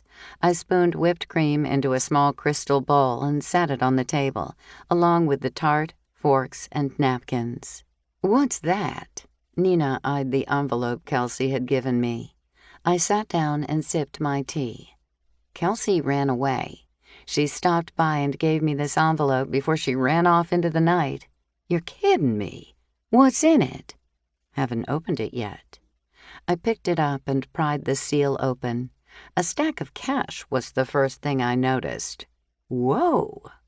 Nina seized the money and started to count. Meanwhile, I took out a letter written in a precisely controlled, girlish handwriting. I read aloud. "Dear Sophie, I want to thank you for standing by me in my time of need. You'll never know how much I appreciate your friendship. Unfortunately, everything seems to be stacked against me. I understand how bad my situation appears. I did not murder Hollis. He was the best thing that ever happened to me. Without him, I feel like life will never be happy again. I have no choice but to leave. I hope to return soon, but sometimes murders go unsolved for years. I hope that won't be the case for Hollis or Angus. I didn't kill Angus either, nor do I know who did. But you can surely understand why it would be dangerous for me to remain in Old Town at this time. I don't know who is after me. I'm enclosing some money. Please pay Alex whatever he needs to continue my representation. The key to the house is also enclosed. I would be so appreciative if you kept an eye on things during my absence. When the killer of Hollis and Angus is arrested, please tie a white scarf onto the back of the bench just outside the mock lighthouse at the marina to let me know it is safe to return. Thank you for believing in me. Hugs, Kelsey. P.S. Please water the plants. The plants? Yelped Nina. She's on the run from the cops and a killer, and she's worried about watering the plants? It's funny, but I think it indicates two things. One, she really is planning to return. Otherwise, she wouldn't care about the plants. And two, she's telling the truth. If she had spent a lot of time making up a story, her mind wouldn't have been on withering plants. Nina spewed schnapps and grabbed a napkin. In a mockingly placid tone, she said, "Why, of course, because murderers don't like plants. We can do away with juries. We'll put defendants on the stand and pretend that we're going to hurt a plant. If they protest, they're innocent." Very funny. I still think she's telling the truth. Think about it, Nina. She could have disappeared the night Hollis died.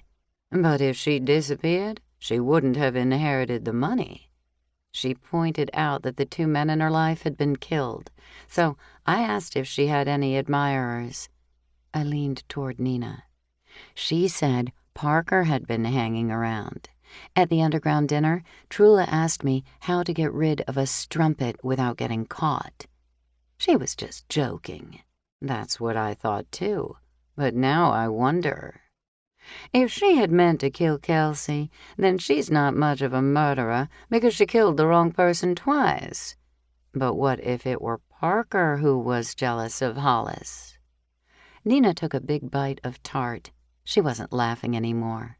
She swallowed and waved her fork as she spoke. So, Parker killed both Hollis and Angus so he could be with Kelsey. In that case, Kelsey has nothing to fear. Trula would be next. Or maybe Trula meant to get rid of Kelsey by killing Hollis and framing Kelsey, said Nina. Maybe she saw Hollis as collateral damage, or maybe she didn't like him for some reason. She's very judgmental. Sometimes she's worse than Natasha. Trula has been spending a lot of time in the library, too. She could have planted the foggers there. Bzzzt. Nina made a buzzer sound as though I had gotten the wrong answer. But then she would have been framing the wrong person. Nina picked up the envelope and shook out the key. Her eyes met mine. I suppose we really ought to check on the house in the morning. That would be the friendly thing to do. After all, who knows what kind of condition those plants are in? At 8 in the morning, Nina showed up at my kitchen door, dressed entirely in black. She wore a scoop-neck t-shirt with black golf shorts and black sneakers. You do realize that black is for nighttime surveillance? She poured herself a mug of coffee and doctored it with sugar and milk. Seemed appropriate anyway. Are you ready to go?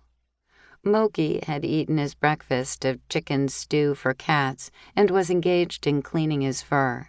Leaving him to his morning bath, we left. I took care to lock the door behind us.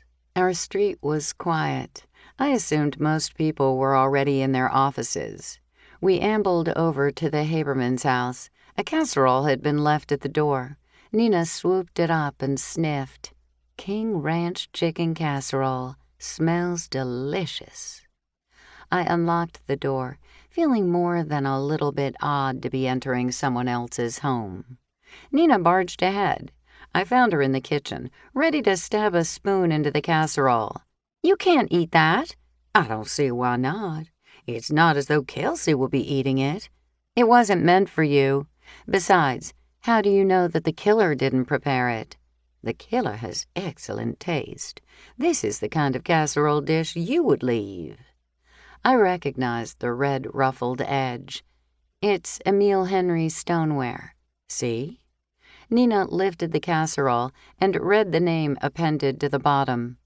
It's from Bonnie and Barry Seltenfelder. Do you know them? No. There you go.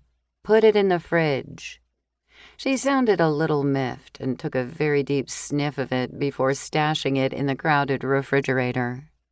I was more interested in the fact that Kelsey had bothered to clean up the kitchen before she left. The counters were clear. I peeked in the dining room. The tablecloth had been changed, and the dishes were stacked as if ready for another onslaught of visitors. In the light of day, it was a beautiful house. Not a hint of anything sinister caught my attention. I stepped onto the porch, where the bees had been. They hadn't returned, but the wall and ceiling still needed a permanent repair. I sucked in the fresh morning air and gazed around. What could have happened to scare Kelsey?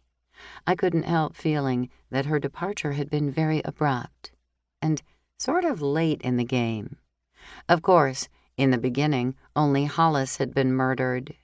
So what was it about Angus's death that had terrified Kelsey and made her believe she might be next? "Sophie!" Nina's voice held a note of excitement. I returned to the kitchen and locked the door behind me. "Where are you?" "In the living room." I walked through the dining room to what I imagined would have been called the parlor. Nina had opened a glass door and stood with her back to me. As I neared her, she stepped aside so we could both see the narrow passage between the Haberman house and J. Charles's house. A brick wall separated the properties. Someone had cleverly omitted some bricks in a diamond shape, probably for air circulation. It was a small private garden. In the middle, red bricks were laid in a herringbone pattern. Comfy benches and an oversized outdoor chair offered seating.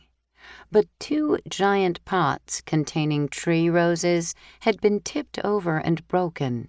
Soil had been scattered across the brick patio. Chapter 27. Dear Natasha, my Aunt Beatrice was the official funeral maven. She was the first to show up and the last to leave.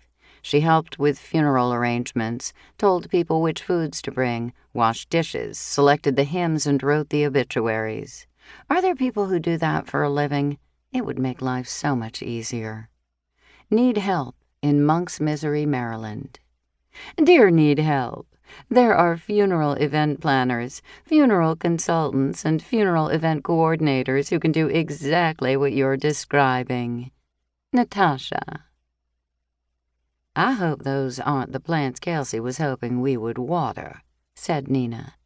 Boy, somebody made a mess out there. I stepped outside. Whoever had done it had left a shoe print in the middle of the dirt. Guess we'd better notify Wolf. I called him on my cell phone. While we waited for him to arrive, Nina and I had a quick look around the house, but everything else was in order. Think Kelsey heard someone out there last night, and that's what spooked her? Asked Nina. That would be my guess. Wolf went through the house again and took a close look at the damage to the garden. Don't clean this up yet. I'd like to get someone over here to take photographs of that shoe print. Is there any way you can get in touch with Kelsey? Bashfully, I told him about the white cloth I was supposed to tie on a bench. To my surprise, Wolf smiled. That Kelsey is one smart lady. Are you going to put out an all-points bulletin on her to find her? Asked Nina. Wolf gave her the look of a patient parent. She's not under arrest, Nina. I'm not happy that she skipped town, but it's not illegal for her to leave. Not yet, anyway. While we waited for the crime scene crew to arrive, someone banged the door knocker. Since Wolf was with us, I didn't hesitate to open the door. J. Charles stood on the stoop. Sophie. He blinked in surprise. I didn't expect to see you here. Is Kelsey all right? I recognized Wolf parking on the street. Please come in. I suspect he'd like to know if you heard any noises last night. Jay stiffened. Whispering, he asked, You didn't tell him about the ghost voices, did you? I was pretty sure I had tried not to mention that to anyone. No. Have you made any progress? A flush of pink crept up his face. I can't believe that I, a man who makes a living looking for facts, concrete facts from which one can draw conclusions, am even discussing ghosts. I admit the research on my house has been fascinating, though. I wish the building could speak to me. It saw so many tragedies and intrigues, as well as happy times." "So you no longer think you have ghosts?" I inquired. He took a deep breath and beamed. "During the Revolutionary War, the house belonged to a Molly Jones. Molly's husband was killed by the British, leaving her a very angry but wealthy young widow. In retaliation, she hosted formal dinner parties where spies could meet to pass on information. Apparently, some of the spies would leave information with her. She hung a pink petticoat out to dry with the laundry as a signal that she had information to be picked up."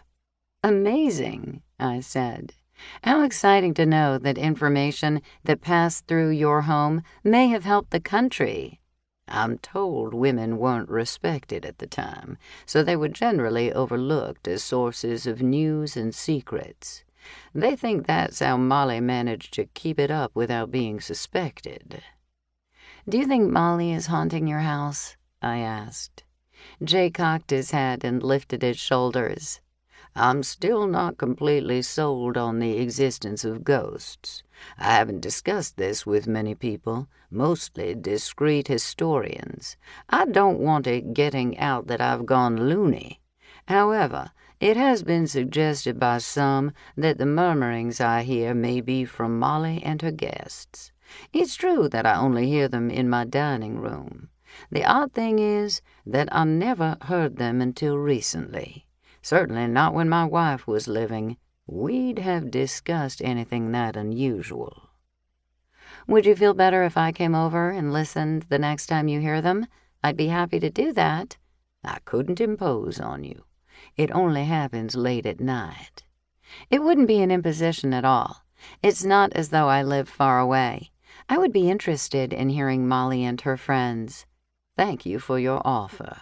You're very kind." Wolf strode up. "Good morning, Dr. Charles. Did you hear any unusual noises last night?" Jay shot me a desperate glance, which I interpreted to mean that he hoped I wouldn't mention the ghosts. "As a matter of fact, I did. It was well past midnight, probably around 1 in the morning. It sounded like something crashed and broke out on the street. I sat up in bed, but didn't hear anything more, so I went back to sleep." I had no idea what Wolf was thinking, but I couldn't help thinking Jay wasn't particularly helpful. After all, we already knew it had happened. Jay hadn't provided any information of interest other than the time that it happened. Jay followed Wolf to the little side garden where the pots had smashed. "Wow, they're a good distance apart. I guess the sound of the first pot breaking woke me, and then I heard the second one," said Jay. "If Gavin still lived here, I would think it might have been some kind of prank by youngsters." "Have you noticed anyone lurking around on the street or in the alley behind your house?" asked Wolf. "No, but I must admit that I haven't been on the lookout for anything of that sort. A lot of people came here to the Habermans yesterday, since Natasha informed us we had to come. So there was a good bit of traffic. Anyone would have blended in. I didn't know half the people in attendance." "Did Hollis mention to you that he feared his food was being poisoned?" Jay stared at Wolf wide-eyed. "He thought Kelsey was trying to kill him? He never breathed a word about it to me." Jay staggered to a sofa in the living room and sank onto it. "Roughly a year ago, Hollis told me about an investment that was going to skyrocket. I should have recognized that he wasn't a terrific source of investment advice. After all, he was a lawyer, not a broker. Anyway, I put a lot of my money into it and took a very bad financial hit when it crashed and burned. Hollis lost money too, and now that I know he was afraid someone was poisoning him, I can't help but wonder if he recommended the investment to someone else who lost everything and killed him in revenge." Wolf observed Jay quietly. "Did you murder Hollis?" A flicker of shock crossed Jay's face, but he recovered immediately. In a subdued tone, he said, "No, Hollis was my friend. He made a bad call, but I was the one who greedily invested far too much on something speculative at best. No one forced me to make that investment.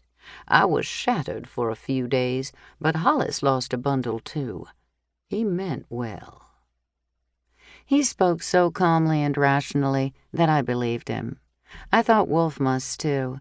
Surely a murderer wouldn't be so elegantly composed. The door knocker sounded again. I opened the door to the crime scene crew. Nina, Jay, and I spent the next hour watching them. As far as I could tell, they didn't find anything of particular interest. One of them climbed into Gavin's treehouse. He came out grinning from ear to ear. That takes me back. I wish I could sit up there reading comic books and listening to the birds. I bagged a couple of candy bar wrappers, but I doubt that anyone who would break huge flower pots would have taken the time to have a snack in the treehouse. After they left, Jay brought over 2 large planters for the rose trees. The 3 of us repotted them and hoped for the best. Kelsey could always change the pots when she came home if she didn't like them. I locked up Kelsey's house. Then Nina and I went home to change out of our dusty clothes. We met again in half an hour to walk down to the waterfront in search of the bench where I was supposed to leave an all-clear sign for Kelsey. The Mock Lighthouse was part of a waterfront restaurant. People rested on 4 double-length benches in an open area in front of the lighthouse, with the Potomac River merely feet away. I noted how easy it would have been for Gage to fall into the river unnoticed. "Which one do you suppose it is?" asked Nina. Good question. We walked around the mall, looking for some sign. It wasn't until I stood with my back to the Mock Lighthouse and gazed out at the water that I spotted a camera mounted high on a pole and aimed right at me. On a hunch, I pulled out my phone and searched the internet for webcams in Old Town. Sure enough, I found one at the marina and saw myself in the image. "Look at this," I beckoned to Nina. She checked the image and looked up at the camera. Wolf is right. Kelsey is pretty sharp. Nina and I waved at the camera, just in case Kelsey was watching. "I guess it's that first bench." I looked forward to the day we could hang a white scarf there. On the way back, we stopped for barbecued chicken sandwiches. The first people I saw when we entered the area of outdoor tables were Humphrey and his mother. It was too late to dodge them. I smiled sweetly, waved, and steered Nina to a table on the other side. "What's with you?" asked Nina. Humphrey's mother is oddly rude to me. I have no idea why she doesn't like me, but she actually told me to leave her son alone. "Ah, once upon a time he was crazy mad for you. Maybe his feelings have returned." That's all I need. After we ordered, Humphrey dropped by our table. Pale and wan, he pulled out a chair and sat down with us. But before he could say anything, Nina demanded, "So what's your mother's problem with Sophie?" Poor Humphrey. I didn't think he could be any paler. A red flush grew on his cheeks and the tips of his ears. "Has she been unfriendly?" "Don't worry about it, Humphrey." I patted his poor little pale hand. "She'll be going home soon anyway." "Maybe. She might stay longer. She has taken a real interest in Jay." "But she's much older than Jay. She could almost be his mother." Nina's brow creased in disbelief. "Love knows no age, Nina." Humphrey leaned toward me. "I'm sorry if she was rude, Sophie. Do you remember a girl in high school named Brandy Truitt?" The name rang a bell with me. "A loud redhead?" "That's the one. My mother wanted to bring Brandy with her to match us up. A horrifically misguided love match. Can you imagine me with her?" "No, I can't. But that was back in 10th grade. She's probably gorgeous now. Not so much. I saw her the last time I visited my mom. She talks like a foghorn." Nina laughed so hard she almost spit a gulp of her soda. "At the time, I just wanted Mom to stop trying to match us up, so I may have mentioned that you have ruined me for all other women." Nina laughed even harder. "I didn't think about what might happen if Mom actually saw you, and I might have reminded her of my interest in you when she suggested she bring Brandy with her on this visit.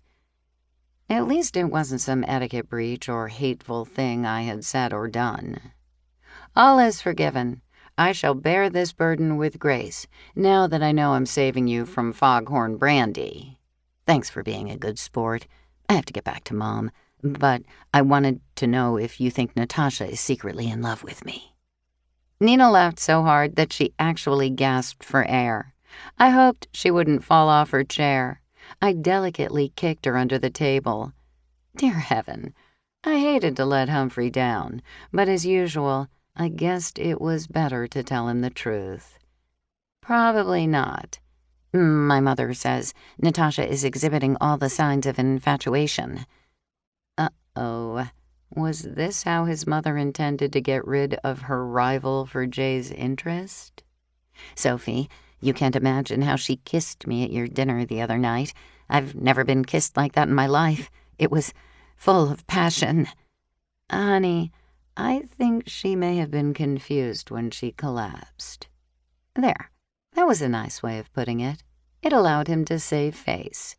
"Well, she sure wasn't confused when she woke up and kissed me. She wouldn't let go of my head." I would have to take another tack. "Have you heard from her since then?" "She was at the gathering for Hollis, but she was very busy introducing my mom around." I suspected that what seemed like a generous and kind thing to Humphrey was in reality Natasha's way of steering his mother away from Jay. I seized the mention of Hollis as an excuse to change the subject. Wolf had already provided answers, but I was desperate to distract Humphrey. "Did your friend ever give you the result on the poison tests?" "I should have called you with them. I apologize, Sophie." "And?" "They tested for rat poison, ethanol, which is in antifreeze, a couple of drugs known to cause breathing difficulties, belladonna, and arsenic. That's hardly a comprehensive test. I understand Wolf has ordered additional testing, but so far, the mac and cheese, the meatball sandwich, the cheesecake, the pasta Alfredo, and the donuts came up clean." "In other words, we still don't have a definitive answer." "Right. But some of the most common poisons have been ruled out. I'd better get back to Mom. If you see Natasha, tell her I send my best." I shook out my thoughts about Hollis and poisons. "If you want Natasha, I suggest you wear bow ties." Humphrey stood up. "Women find them sexy?" "I can't speak for all women, but apparently Natasha does." "Thanks for the tip, Soph." Humphrey returned to his table about the time our sandwiches arrived. I looked at Nina. So, it appears that Hollis was probably wrong about Kelsey poisoning him. But the important thing is that he was afraid he was being poisoned. That indicates some kind of problem in his life. He thought someone was after him. She said as she lifted her sandwich and eyed it. What if it wasn't Kelsey he was afraid of? Could Cindy have poisoned Hollis's food? I stared at my barbecued chicken sandwich. Seems unlikely. Something didn't add up. Kelsey had Hollis on a heart-healthy diet.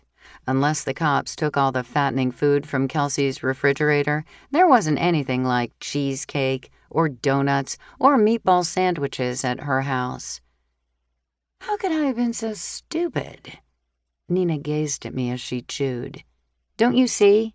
Kelsey had Hollis on a diet. She wanted him alive. She wanted him to be healthy. The foods he gave me were lunch foods that he must have bought. He was cheating on his diet. I smacked my hand flat on the table. It wasn't Kelsey whom Hollis feared might poison him. It was someone at work. Chapter 28. Dear Natasha, I am a barbecue fanatic. My wife says I'm not supposed to pick up a sandwich or a rib with my hands in a restaurant. What? I have to get takeout or grill it myself to enjoy my meat? Messy Guy in Seven Devils, North Carolina. Dear Messy Guy, get a napkin and a fork and knife. When eating in a public place, one is not allowed to gross out other diners. Natasha. We've been chasing the wrong branch of Hollis's life. I have thought all along that Parker stood to gain something from Hollis's death. Everyone suspected Hollis's young wife, but his problem was at the office. Nina stopped eating for a moment and whispered, "You can't be serious. You think Parker murdered Hollis? What about Gage?" I nodded, then spoke in a very low voice so I wouldn't be overheard. Possibly. Oh my gosh, Parker is always drooling over Kelsey. Trula mentioned that she was worried about it. Nina gulped her soda. He wouldn't have had to murder Gage for that. Maybe he needed money. I looked up to see Mars, Daisy, and Bernie headed our way. Daisy pulled at her leash when she saw me. I hugged her like crazy while she wagged all over. She made a point of sitting next to me and leaning against my legs. Mars and Bernie sat down with us. When they ordered, I asked for plain shredded chicken and water for Daisy. When the waitress left, I spilled the news in a very hushed voice. "Parker? Think he'd have the guts to kill someone?" asked Bernie. Mars grabbed one of my extra paper napkins and pulled out a pen. Let's consider this logically. What do we know for sure? Whoever murdered Hollis had a key, unless Kelsey left the door open on purpose, I said. Kelsey and Parker together, said Nina. That fits. She could have let him in. They had to get rid of Angus, too, if they wanted to be together. Wouldn't Gavin have seen Parker? I asked. Unless Parker used the front door, I mused. Nina is right. It does fit, said Mars. But it could also have been Trula. You're speculating again, said Bernie. I thought aloud. We know that Hollis was on a heart-healthy diet. I saw their refrigerator. The food Hollis brought me for testing definitely didn't come from there. Unless Kelsey threw everything out, said Bernie. Mars scowled. So someone had a key, set off the Foggers inside the house, and left. And the Foggers were found at the library, Nina added.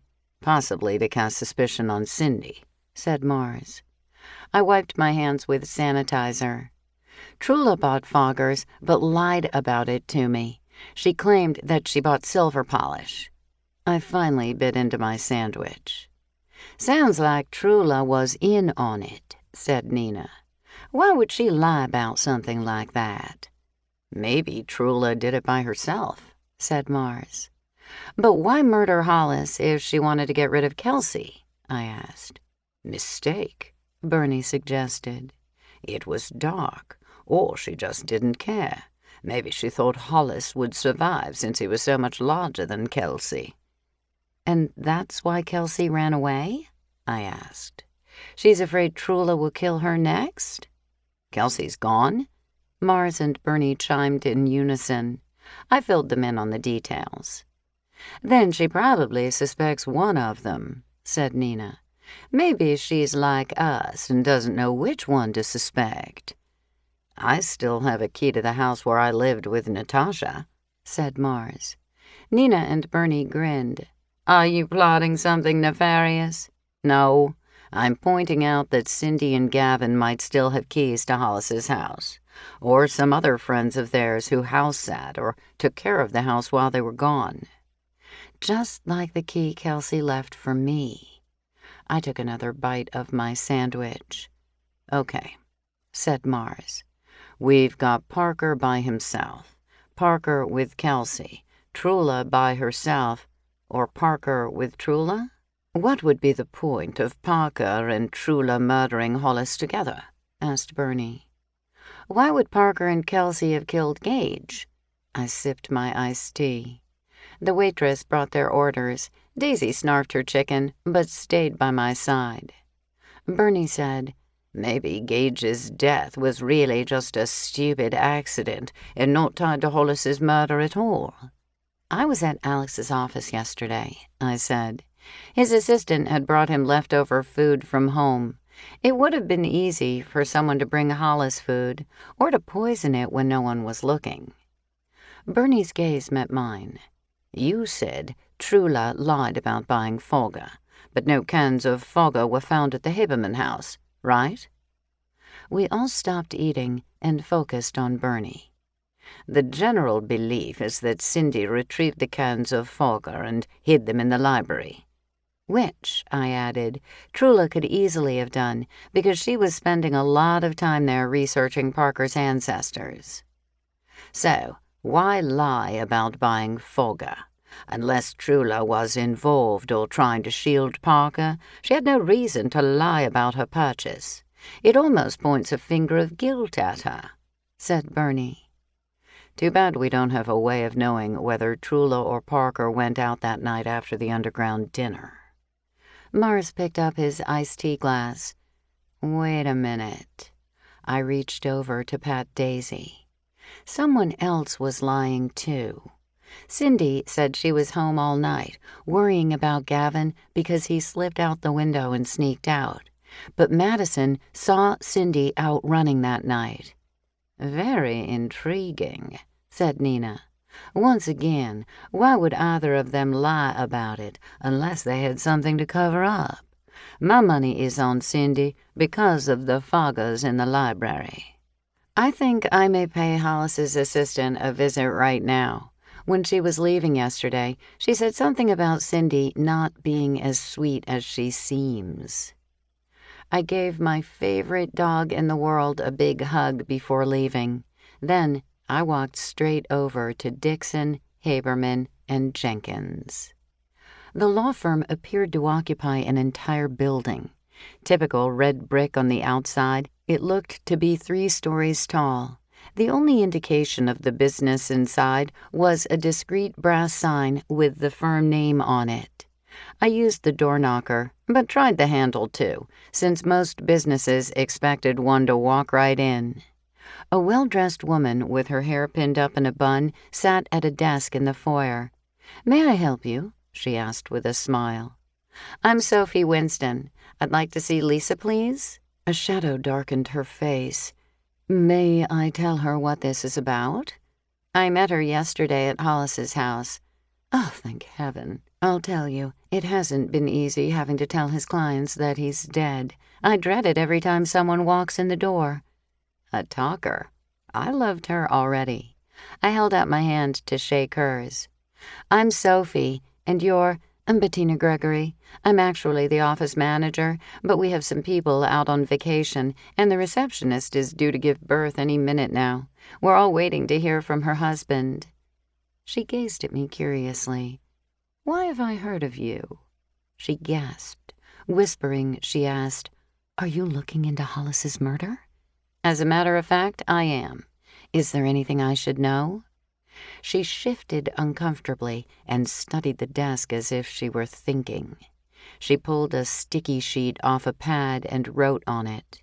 Handing it to me, she said, "Lisa is upstairs and to the right. You can't miss her office. It still has Hollis's name next to the door." I walked up the stairs, as creaky and aged as my own at home, and read the slip of paper. Half hour. Big Daddy's Bakery. I tucked it into my purse carefully so it wouldn't slip out. But Tina was obviously worried about something or someone. At the top of the staircase, I turned right and found the brass sign that said Hollis Haberman. I knocked on the open door and stepped inside. Lisa looked up from her work. "Sophie, what a nice surprise."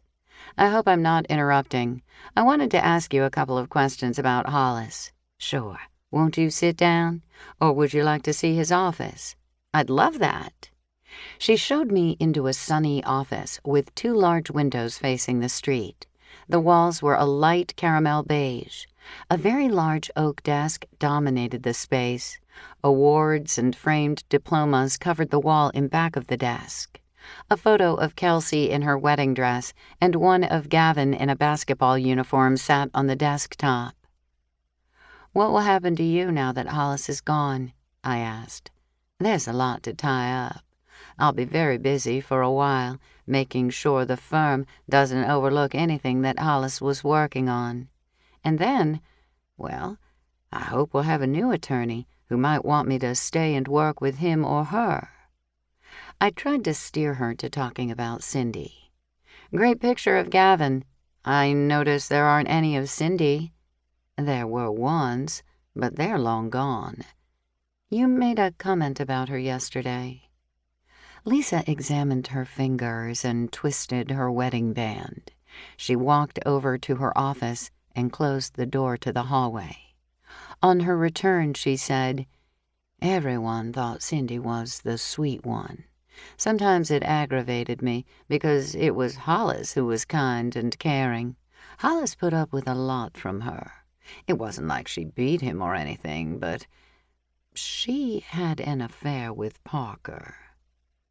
All I could think of was Gavin's AB positive blood type. "When was that?" "I don't know the exact dates. It might be going on right now for all I know. But it was a big blow to Hollis. He wanted to leave her a long time ago, but it seemed like there was always some reason to stay in the marriage. He just dragged his feet on it." "So Hollis knew that she was sleeping with Parker?" "Most definitely." "Does Trula know about this affair?" "Either she doesn't know, or she puts on a very good act. Between the two of us, I don't know why she would stay with him if she knew about it. I've always suspected that they kept it a secret from her." "Hollis didn't tell her?" "Oh, no. We discussed that. He said ruining one marriage was enough." "But it must have impacted his relationship with Parker, too." "It did. Everyone always says what a lovely firm this is and how everyone gets along so well. But there are undercurrents of unhappiness." "Are you the only one who knew?" She nodded. "I told you, Hollis and I were like work spouses.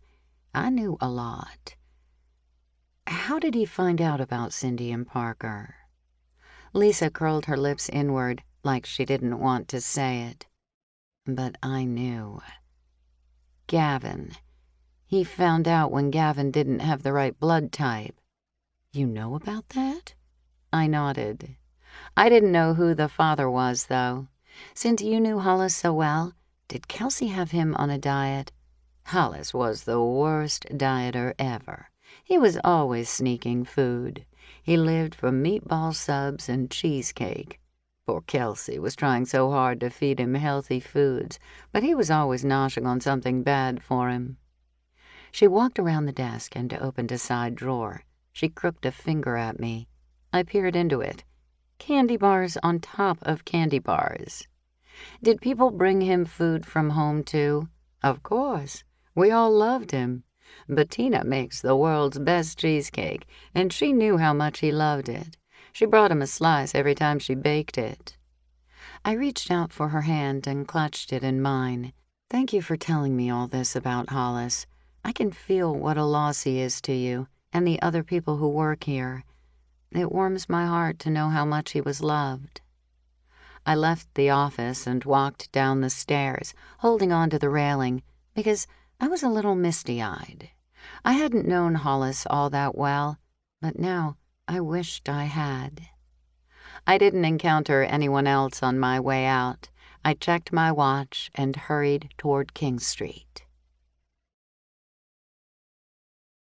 Chapter 29.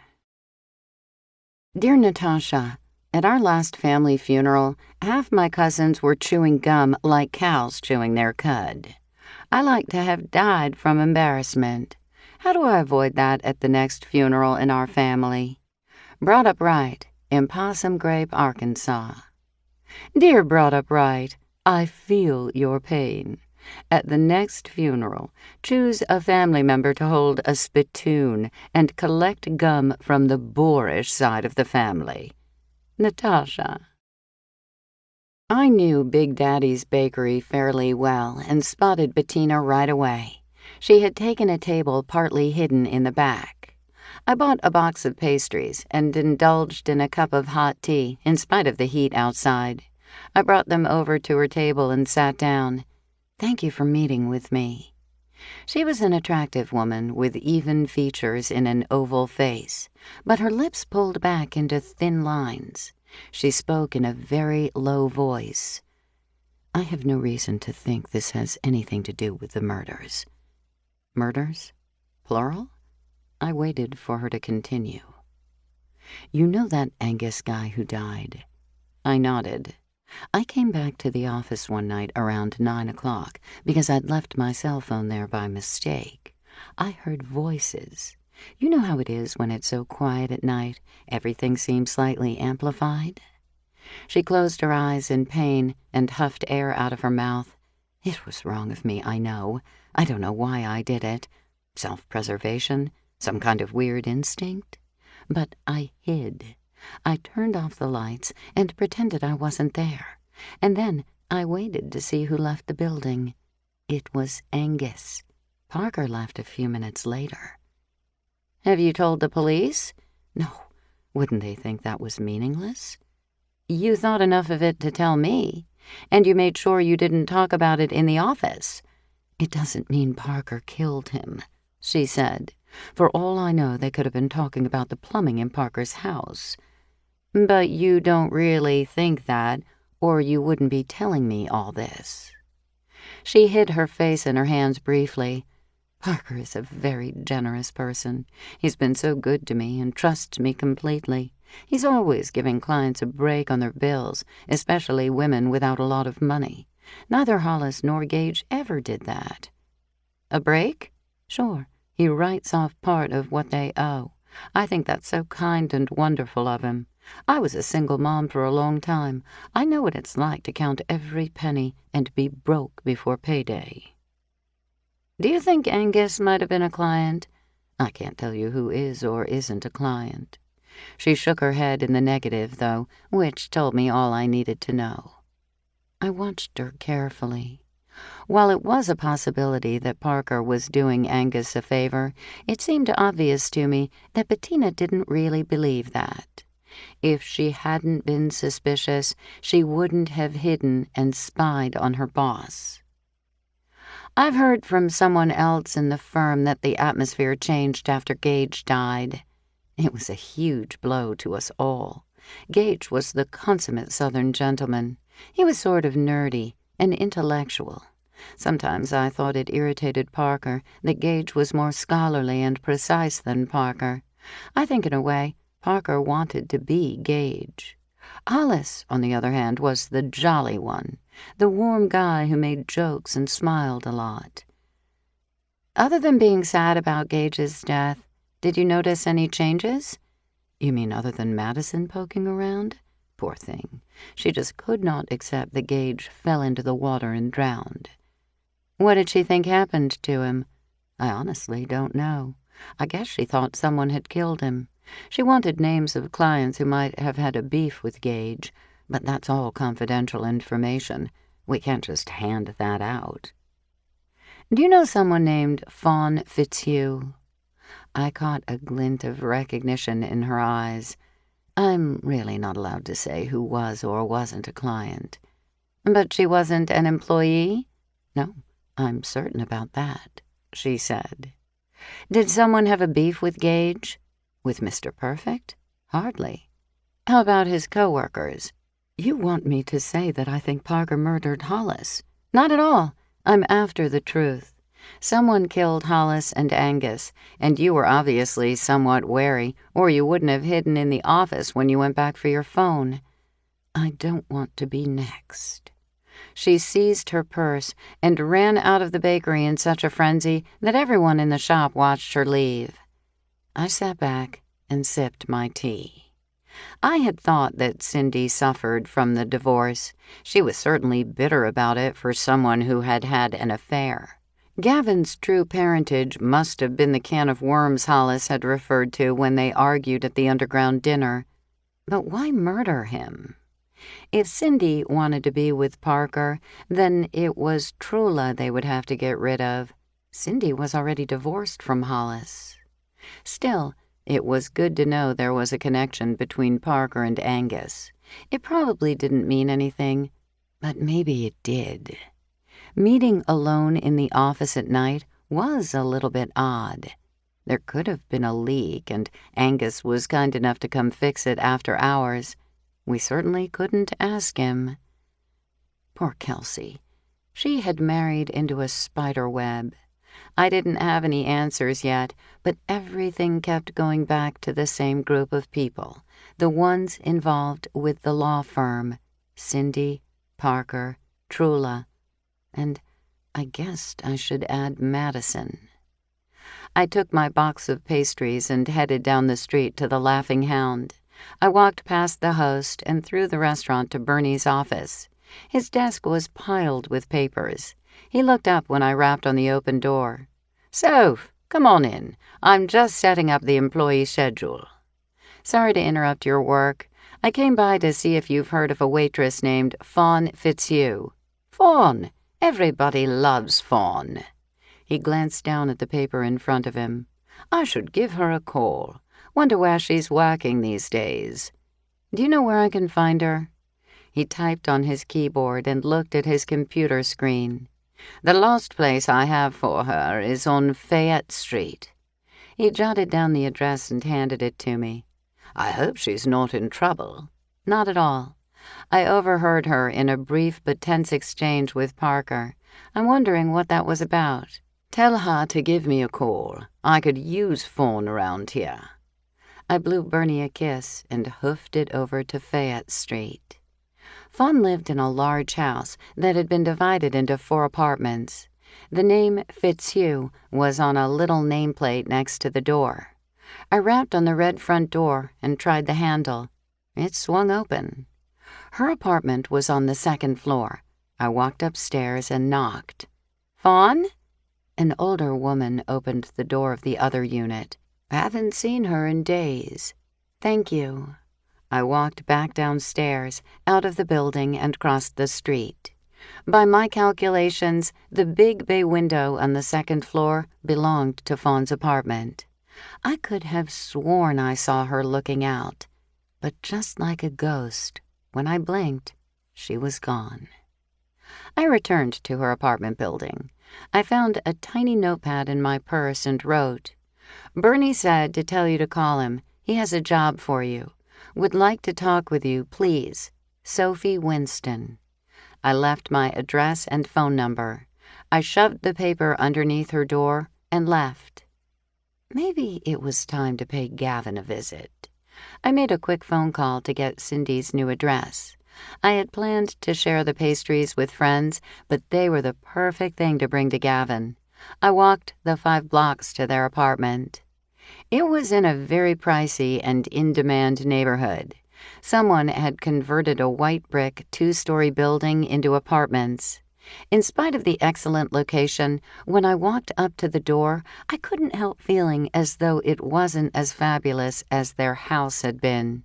No wonder Gavin wanted to sit in his treehouse and pretend he still lived there.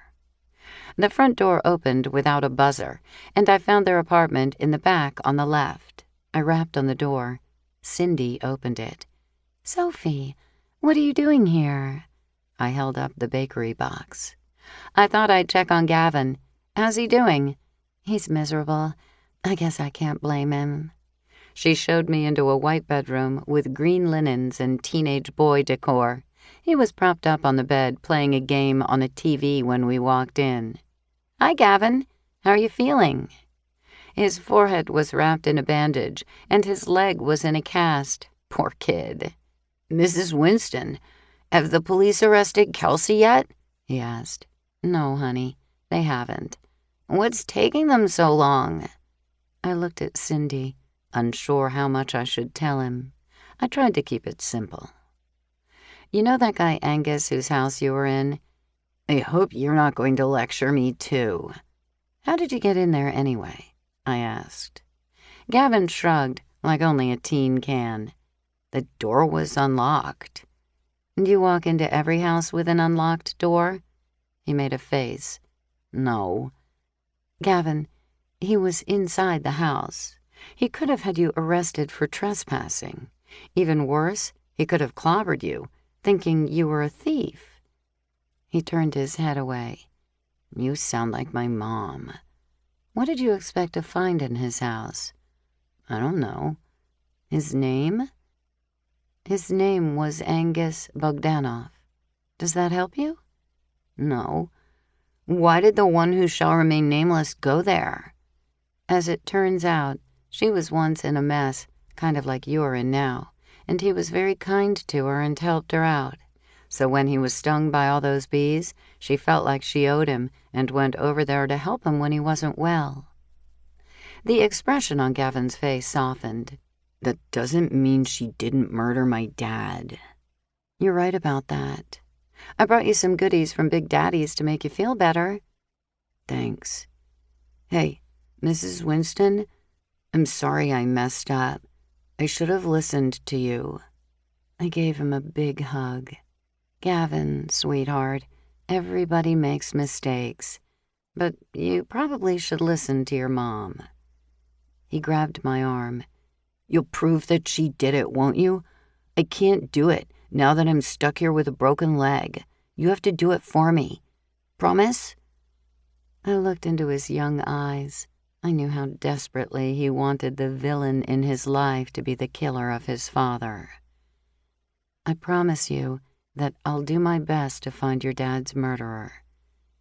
Gavin, said Cindy, did you reach Chadwick yet? He hasn't called me. I'll be okay. I'm not a baby. Cindy smiled at me and closed the door to Gavin's room behind us. I have a meeting at the library tomorrow night. I'm hoping his friend can come over and stay with him while I'm gone. Would you like me to stay with Gavin? I'd love it.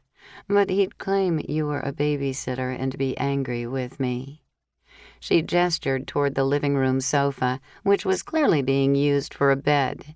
I didn't see any other doors, except to a bathroom. They had moved to a one-bedroom apartment. Besides, I was going to give you a call. We're planning the fall fundraiser, and we just don't have any brilliant ideas. I was hoping you might come to the meeting to help us brainstorm. The meeting is tomorrow? Tomorrow night. I'm afraid it's quite late. Not until 9:15, because the library closes at 9. We're a busy group of people, and it's so hard to find a good time to meet. We have learned through trial and error that meeting while the library is open is pure chaos. I'd love to come. How are you doing, Cindy? I'm worn out. Wolf has been by to interview me twice. Of course, that only agitates Gavin. I understand I'm the prime suspect now, even though I didn't do it. Do you have an alibi for that night? Are you kidding me? You think I murdered Hollis, too? In a conciliatory tone, I tried to make amends. Cindy, that's not what I said. You were here all night, waiting for Gavin to come home, right? She averted her gaze and looked toward the floor. No one was here with me to corroborate that. I can't prove it. I was thinking of the way she had pretended not to know that Hollis was in the hospital. I played dumb. Did Kelsey call you to tell you what happened to Hollis? Cindy sank onto the sofa and buried her face in her hands. Her voice was muffled when she said, It's all going to come out eventually, isn't it? No matter how hard I try, someone will ferret out the truth. I was trying to protect Gavin. I sat down next to her, worried about Gavin. What are you talking about? She faced me, her normally placid expression distorted into one of grief. I told you Gavin sneaked out that night. I assumed he was with his friend, but early in the morning, around 5 o'clock, I think, A neighbor called and said an ambulance was at my old house, and she thought they were loading Hollis into it. She winced when she said, "I was scared to death that Gavin had done something terrible. I went straight to Hollis's house. No one was home, so I let myself in with my old key. I could smell the lingering fumes. I found the 4 foggers in the master bedroom. I thought Gavin had set them off, so I took them and hid them in the library where no one could find them. Then I went to the hospital. Everyone there was talking about Hollis and his bizarre symptoms. I was so afraid that Gavin had tried to kill his dad." She winced. "I can't believe I'm saying that about my own child. He's not like that. You know what a sweet person he is. He was just so disturbed that night at the underground dinner. Seeing Kelsey there with his dad upset him. And no, it angered him. And that's partly my fault. I shouldn't have taken him to the dinner to begin with. And I could have been more nurturing of a relationship with Hollis. Instead, I festered in my own misery, blaming everything on Kelsey, and that impacted poor Gavin. It was wrong of me to take glee in bashing Kelsey in front of him." She rubbed her eyes. "Seriously, Sophie, no one ever goes through the items on that shelf in the library. They could have been hidden there for a decade without anyone knowing." "Is that what you told Wolf?" "No. I'd sooner go to prison for a murder I didn't commit than have Gavin stand trial for murder." "I figured most moms would feel that way. You're a good mother, Cindy, but you probably ought to come clean and explain this to Wolf. He's really a very perceptive and understanding guy." "Maybe you're right." Her eyes met mine, and she whispered, "But what if Gavin did it?" "You said the truth would eventually come out. I suppose he could have waited until Kelsey left, then set off—" "No. If Gavin had set off the bombs, he wouldn't have been able to follow Kelsey to Angus's house. He could have returned and set them off." I peered at her. Would Gavin even know what a fogger was?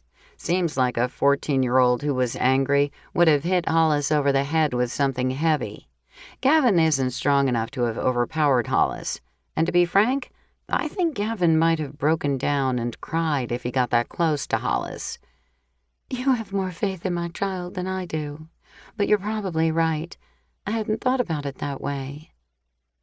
I wondered if I was sitting with a killer, one who was making a fuss about her son to distract me from her own involvement. "Let me get this straight. You were out running in the dark?" She gave me a quizzical look. "No, it was dawn when I went over to Hollis's house." I searched her expression. Was she lying? "What if I told you that someone saw you?" Cindy's eyes opened wide. "Then I would be highly suspicious of that person, because it's not true. Not at all. I did not set off those foggers." I tested her ability to lie with a straight face. I didn't know quite how to ask, so I just blurted it out. "Cindy, is Gavin's biological father actually Parker?" Chapter 30. Dear Sophie, my wife follows some dame named Natasha who told me I have to eat barbecue with a fork and knife if I'm in public. I think she's got a screw loose. Who does that? Messy Guy in Seven Devils, North Carolina. Dear Messy Guy, you may indeed use your hands to eat sandwiches and ribs in informal public restaurants.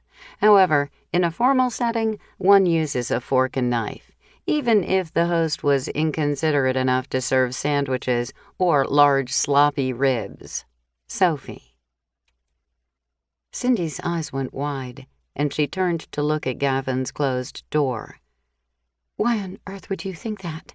she whispered. "His blood type. Hollis was type O." "Please don't say anything. Gavin doesn't know." She shook her head. I never imagined that this would crop up. Never. She turned into an itching and scratching mess and blathered, "What do I do now? Is this common knowledge? I'll have to tell him before someone else does. Gavin will hate me. Hollis wanted to tell him when he was little, so it wouldn't be a big shock later on." I sat and watched her. "Trula," she said. "I forgot about her. She never knew. At least, I don't think Parker ever confessed to her." "You had an affair?" "It sounds so awful when you put it that way.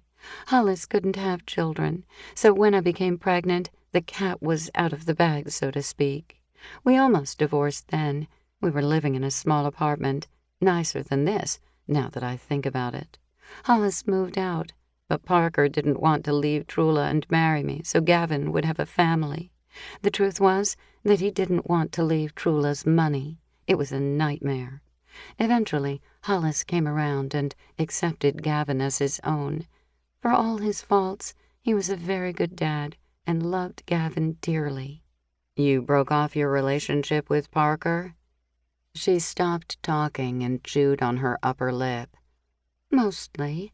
Hollis and I had our arguments over the years." I got her meaning. She and Parker were still in touch, if not consistently. I thanked her and left her to figure out how to handle telling Gavin the truth. As I walked home, I mentally ticked off people whom I thought did not kill Hollis. Kelsey was at the top of my list. She had married into a tangled mess. I felt confident that Gavin hadn't killed Hollis either. The timing didn't work well if he followed Kelsey that night. Jay had been so calm and reasonable about his beef with Hollis that I didn't think he had done it either. Plus, I couldn't help thinking about the method of death. Someone must have known about the bees and the foggers that Kelsey bought. Parker and Trula had moved into top position as suspects in my mind. But one thing bothered me. Why had Madison lied about seeing Cindy out running that night? Or why had Cindy lied about not being out and about? I could call Madison and see if she would meet me for a cup of coffee. It was getting to be mid-afternoon. Maybe she would prefer an early cocktail. I was digging for my phone in my purse when I looked over and saw her across the street. "Madison!" I waved at her. She met me at the corner. "Could I interest you in a cup of coffee?" "Sure, I could use a little pick-me-up." We entered a nearby coffee shop and selected a table in the back. When we had lattes in front of us, I said, "I wanted to ask you a few questions about Cindy, Parker, and Trula. You know them so well." "Do you think one of them murdered Hollis?" "I don't know. But I can't tell if Cindy is lying to me, and I certainly can't ask Trula about Parker." "So what do you want to know?" She sipped her latte. "How were things in the beginning? Was everyone agreeable? Were they always friends? Or were there problems?" She took a deep breath and sighed. "In the beginning, everyone got along fine. Trula was always the busy socialite, telling everyone about their grand heritage and old-town ancestors.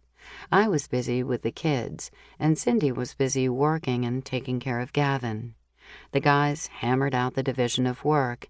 I think it was set up so that office bills, rent, assistance, and such got paid off the top, and then they prorated the payment the guys got, so that if one brought in more money, then he made more money. We knew that Hollis and Cindy weren't always happy, and then one day, Cindy was out of the scene entirely when they divorced. I do know for a fact from Gage that Hollis bought out her share of the house. So Cindy may be living in a little one-bedroom apartment, but she's sitting on a pile of dough. I feel terrible for her every time I see her, but it's her choice." "So, the rumors that Hollis got everything in the divorce are wrong?" "I imagine he wound up with a considerable amount, but I think Cindy has been milking it a little bit, pretending to be broke when she's not." "How about Parker and Trula?" "They're the kind of couple where each is happy to do his own thing. Trula has a lot of interests, and Parker is busy with work, and that arrangement seems to suit them. Trula was worried about Kelsey, and I couldn't help noticing Parker gravitating toward her. Really? I have always thought that Parker was one of those sort of nerdy guys, the kind who didn't have a date for the prom, and that he felt a need to make up for it as an adult. He definitely likes women. Did he ever proposition you? Madison stared at me in silence. How could you possibly have guessed that? It was a long time ago. I told Gage, who must have had a word with Parker, because he never tried again. In fact, now that I think about it, he pretty much left me alone after that. He was very sweet when Gage died, though, coming around and taking care of insurance and that sort of thing. Do you think Parker could have been after Kelsey? Maybe he propositioned her, but Hollis wasn't as kind about it as Gage? Madison's eyes widened. What about the Foggers in the library? I thought the police were on to Cindy. Maybe Trula put them there. Or Parker placed them in the room when Trula was doing research. Madison gasped, to point a finger of guilt at Trula. I never thought of that. I got a little bit daring. Or what if Parker was having an affair with Cindy? Madison thought for a moment. She's very beautiful. Maybe that's why they divorced. Oh, my word. Maybe Kelsey wasn't the one who broke up their marriage. Did you know Angus Bogdanoff? I asked. I never heard of him until he was murdered. All I know is what I read in the newspapers. So he didn't work for the law firm? I don't think so. Wasn't he a handyman? Sophie, I'm getting the feeling that you think Kelsey didn't kill Hollis. Everything seems to be leading back to the law firm. I just haven't managed to uncover the right link. Sort of like you were with Gage's death. At least we know for sure that Hollis's death wasn't accidental. I know that Gage's death wasn't an accident. Keep me posted, okay? I promised I would. We left the coffee shop. Madison headed for the grocery store. I checked my watch. Would Trula be at the library? I veered in that direction. Parker was the one I really ought to talk to. But if he had murdered Hollis and Gage, that was best done in the company of more people, or in a very public setting. I trotted up the stairs and entered the library. Sure enough, Trula was in the rare documents room with Jay. I would have to try to be chatty. Hi, are you two making progress on your research? I asked. Trula appeared annoyed. Jay is. Did he tell you about that fabulous woman who helped the war effort? He did. Can you imagine being that brave? If, heaven forbid, Parker had been killed, I don't think I'd have had the fortitude to entertain spies. I would have cowered in my home without him. I was over checking on Gavin a while ago. He's a little grumpy about having to slow down and stay in bed, but Cindy's taking good care of him. I've heard so much lately about how close all of you were at the law firm. It was a very congenial group. Of course, that's why everyone is taking Hollis's death so hard. How is Parker holding up? Hollis's death came as a huge shock to both of us. It took Parker a couple of days to recuperate. We're still not back to normal, though. We won't be until they arrest Cindy, and we have a resolution. It won't bring back Hollis, but we need to be able to close the door on it. Right now, it's hanging over everyone's heads. I fibbed a little. There's not much tying her to the murder. She hid those Foggers. She did. If only someone had seen her at the Habermans' house. I took Daisy for a walk after the dinner that night, but I didn't see her. Did you and Parker take a stroll? We went straight home and didn't hear anything about it until the next day. Jay began to observe me with an odd expression. I worried that I was being too obvious. Pity. And now poor Angus. Did either of you know him? Jay's gaze shifted to Trula. I've never heard of him before. Surely you don't think there's some connection? She gasped. Do you think Angus murdered Hollis? It's a possibility. I said. He knew about the bee problem. Everyone knew about that. I've never used foggers, have you? I wonder how they work. I heard a little intake of breath from Trula. I haven't used them either. I can't imagine having the kind of bug infestation that would require such dramatic measures. Kelsey must be a terrible housekeeper. Well, rats. I wasn't getting anywhere with her. I left the library and headed home. As I passed Jay's house, I saw another casserole on his doorstep. It wasn't really any of my business, but it would spoil if it sat out in the sun. I had just seen him at the library, so I knew he wasn't home. I walked up to the front door and realized once again that he kept his front drapes closed. I picked up the casserole just as Natasha drove by. She whipped her car into an empty spot, parked, and ran up to me. "Now look, Sophie, I know that you're lonely. I fully appreciate that. But you have to stop pursuing the men I'm interested in. We've been friends for a long time. I cannot believe that you brought Jay a casserole." You will be pleased to know that I am not interested in Jay romantically, nor did I bake this casserole. I just saw him at the library, so I know he's not home. "You're certain about that?" she asked. I shrugged. Maybe he walks faster than me and beat me here, but I doubt it. Like a snake, her thin hand whipped out and tried the door handle. "What are you doing? Has he ever let you see the inside of his house?" "No." I didn't mention that he tried to shake us the night the lights were out. That had been strange. "I'm dying to get inside." "Natasha, leave the poor man alone." I walked away. "Where are you going?" she called. To wedge this into Kelsey's fridge. It was probably meant for her. Natasha tried the door handle again. I wondered what had happened to her big push for being queen of etiquette. I was pretty sure that breaking into locked houses was a breach of the worst sort. I pulled Kelsey's key out of my purse and unlocked the door. The Haberman's house was eerily silent. I locked the front door behind me and headed for the kitchen. It took a little doing, but I managed to shove the casserole into the vegetable crisper. I stood back and stared at the contents of the refrigerator. What a shame that all that food would go to waste. I filled a galvanized watering can and walked out to the back porch. I paused to check out the bee situation. The guy they had called must have done a good job. There wasn't a single bee buzzing around. I walked around the corner to the rose trees. They were showing their unhappiness at having gone through such a brutal treatment. I hoped they would recover. I watered the impatiens along the side of the house and returned to the backyard. I was watering potted geraniums when I heard a crash next door. Chapter 31.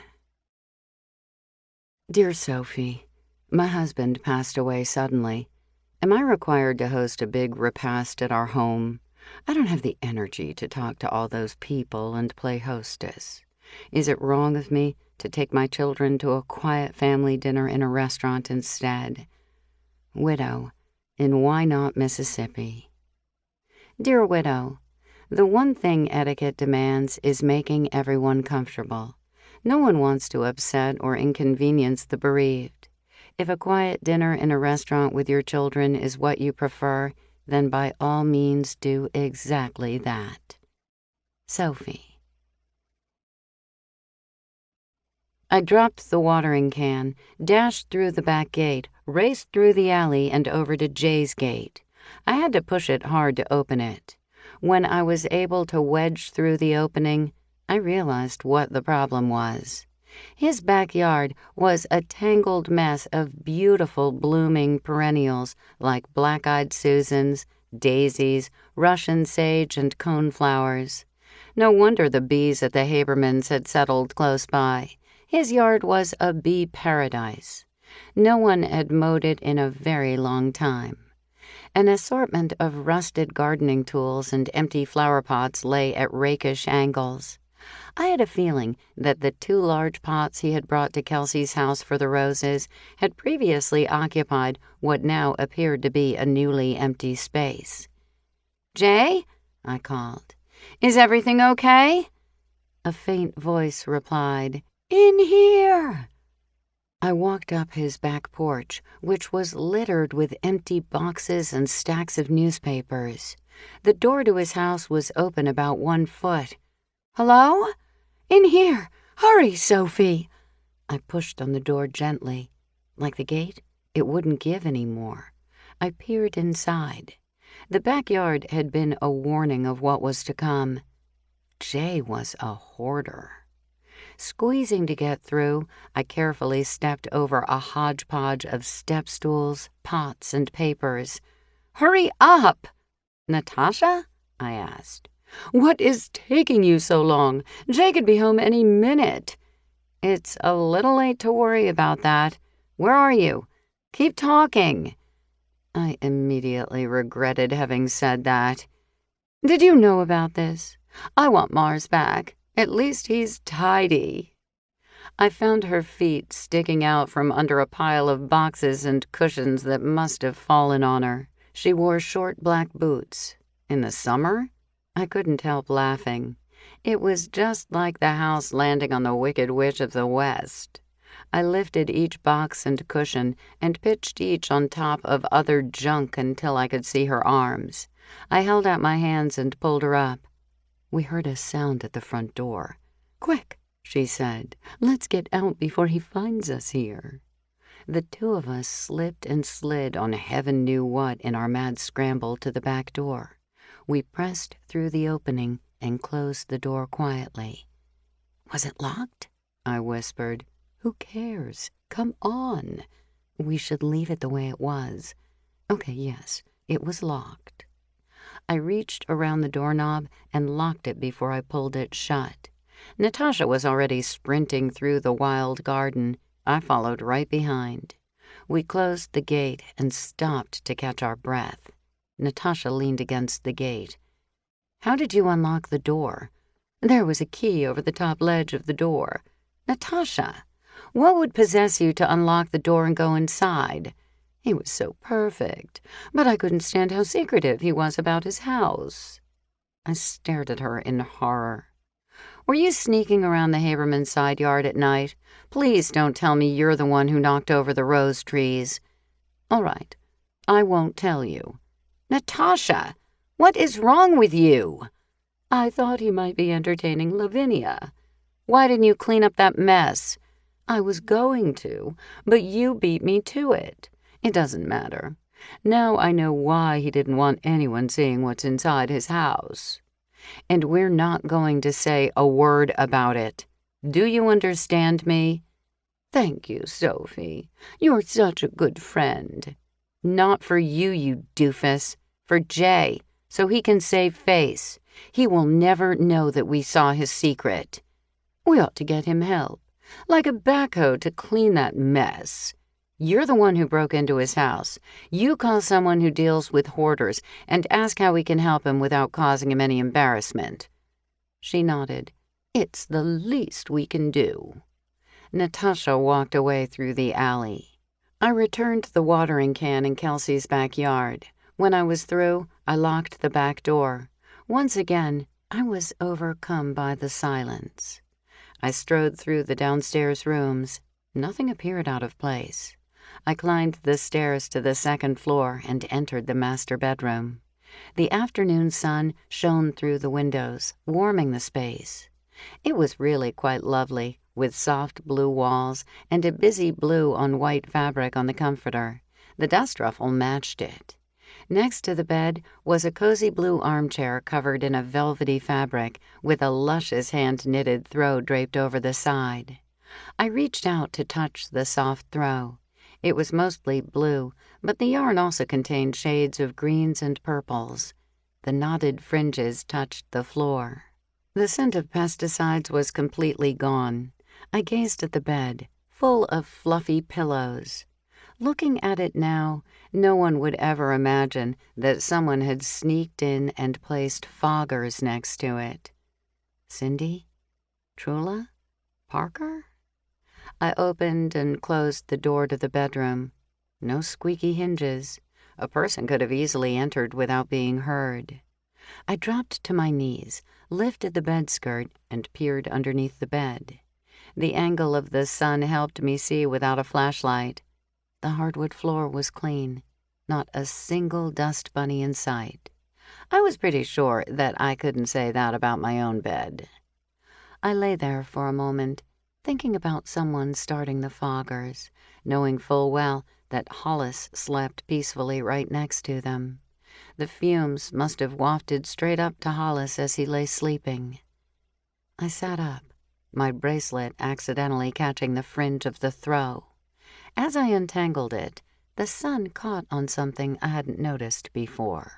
A dragonfly earring, whose colors shone in the sun but blended so beautifully with the colors of the throw that it would have been easy to miss it.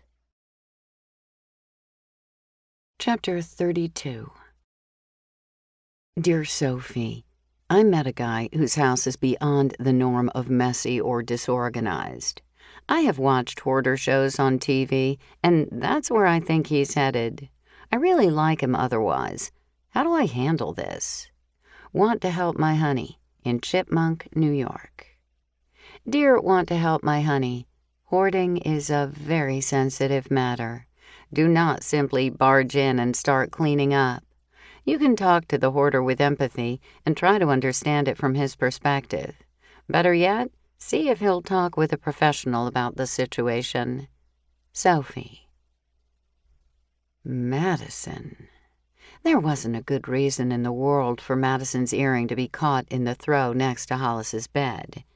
Even if she'd been having an affair with Hollis, she'd had the earring at the underground dinner. She could only have lost it there within the last few days. Madison's earrings must have snagged on the throw when she set the foggers. She would have been working in darkness and probably couldn't locate it. Suddenly, things began to fall into place. She'd been very close with the Habermans once. She might well have had a key to the house. And she had probably been the one we interrupted when we walked Kelsey home when no one had electricity. Madison must have returned to look for her earring or the missing foggers. Cindy's story made sense now, too. She was afraid Gavin had killed his dad. To protect him, she rushed to the Habermans' house, found the foggers, and removed them. I couldn't help snickering just a little bit at the thought of Madison returning for the foggers and not being able to find them. I left the earring hooked onto the throw. My fingerprints were on it now, of course, but it was probably better for Wolf to see it where it had been. Locking the Habermans' front door behind me, I couldn't believe I had yammered on and on with Madison at the coffee shop. The whole time, she must have been thrilled that I wasn't on to her. Moki mewed and stretched when I walked into my own home. I called Wolf on my cell phone while opening a can of beef stew for cats. He didn't answer. I left a message for him on his voicemail. I retrieved fresh red and yellow tomatoes from the garden. They were still warm from the sun. I sliced one into chunks, added strips of leftover flank steak and baby spinach leaves, and made a quick vinaigrette with sweet balsamic vinegar for my dinner. By the time I finished, I still hadn't heard from Wolf. I called again and left another message. I found evidence today at the Habermans, left it in place for you to see. I still have a key to their house. Call me if you need to get in the house. It had been a long day, and I felt like I had hiked from one end of town to the other and back. I settled into my little den with a good mystery and hit the sack early. I woke to glorious blue skies in the morning. I was a little surprised that Wolf hadn't called. Maybe he had arrested someone for Hollis's murder. It was still early enough to enjoy sitting out back in the garden. After a long shower, I threw on a sleeveless blouse and denim shorts with a comfy elastic waist. I fed Moki Tuna Delight, which lived up to its name. It reeked of tuna, and Moki seemed delighted. I made myself a large mug of hot tea, slid Moki's harness on him, and carried them both out to the backyard. Moki was thrilled to prowl in the grass while I relaxed with my tea. The gate creaked open. Moki lifted his head from the scents in the grass. We watched as Fawn, a slender young woman, studied the back of my house. She clearly hadn't noticed Moki or me. She took a few steps into the yard, turned around, paused, and took a deep breath. In as gentle a voice as I could manage, I said, "Good morning."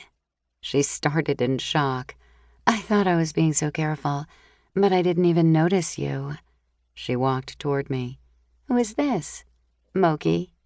Fawn bent to stroke him. I could hear him purring. She looked up at me. "I talked with Bernie last night. He thinks pretty highly of you." "We go way back. Could I get you a cup of tea?" "No, thanks. I can't be here very long." "Who are you hiding from?" She slid into a seat. "Parker." I sipped my tea and watched her. "Bernie said I could be honest with you, but you should know that I'll deny everything." What could I say? "Okay." She was clearly afraid of Parker. He seemed so harmless. What had he done to this poor woman? "I was in a car accident 6 months ago. The people in the other car didn't have insurance, and their little boy wasn't in a car seat. His medical bills were unbelievable. He's okay now, but they sued me for the cost of the medical care. It was crazy. If he had been in a car seat like he should have been, he wouldn't have been injured. My little boy was in his car seat and didn't get so much as a scratch. Anyway, the point is that I needed a lawyer, so I went to Parker." She swallowed hard. "He agreed to let me pay his bill in installments. I thought he was the greatest thing ever, so sweet, so kind, always checking to see how we were doing. And then the axe fell." Fawn looked away.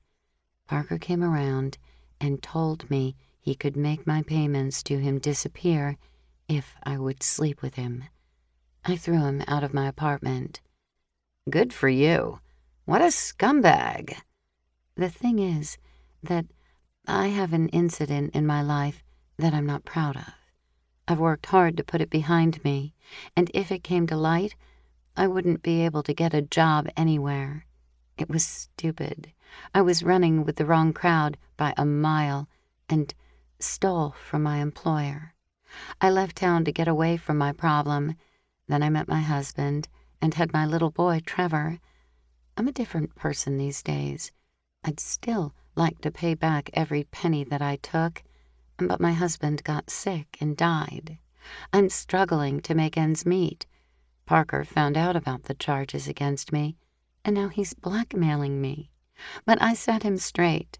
I saw his high society wife at the underground dinner, and I let him know that if he presses me any more, I'm going to tell her. I bet she wouldn't be happy to know about his behavior." "She would be mortified. I gather you didn't go to the police because of the charges against you?" "What would happen to my baby? They'd sock me into jail and give him to strangers. I can't let that happen to him. He's everything to me."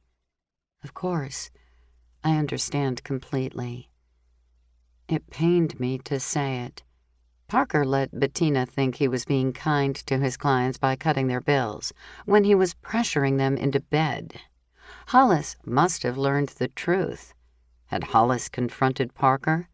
Maybe Gage had too before him. "I think you're smart to avoid Parker, for the time being anyway. Thank you for telling me what happened to you." "You won't tell the police? Bernie said you wouldn't." Ugh. Why was Bernie tying my hands this way? "I have to be honest with you. I think the truth will come out. Parker will be in a lot of trouble. If it's any consolation, I don't think you're the only one who is going through this." When Fawn left, I changed into a skirt and slipped on some silver bangles. I walked down to Alex's office. He was just striding out the door when I arrived. He pecked me on the cheek. I'm on my way to court. Mind if I walk with you? I would enjoy your company. We started walking toward the courthouse. So let's say I became your client. Uh-oh. What did you do? I don't know. Someone is suing me. For what? I drove my car into their house. Were you drunk? It doesn't matter. Are you kidding? Of course it matters. We're getting off track here. Just assume I need your brilliant legal expertise, but I struggle to pay your bills. So you propose a barter arrangement. You'll reduce the amount of money I owe you if I play hanky-panky with you. Alex stopped walking and stared at me. Is this some kind of weird game, like I'm the cop and you're the chambermaid? You play some strange games. I think it's the cop with the burglar and the chambermaid with the duke. But you're missing my point. What would happen if you did that? Well, I would lose my license to practice law, and you would have to find another attorney. I smiled at him. That's what I thought. Thanks. See you later. Sophie, wait. What was that about? I'll tell you later. Good luck in court. I walked home slowly. I was in a pickle. If I told Wolf what Parker had been doing, even without mentioning Fawn's name, they would surely pull all of Parker's client records and ask questions.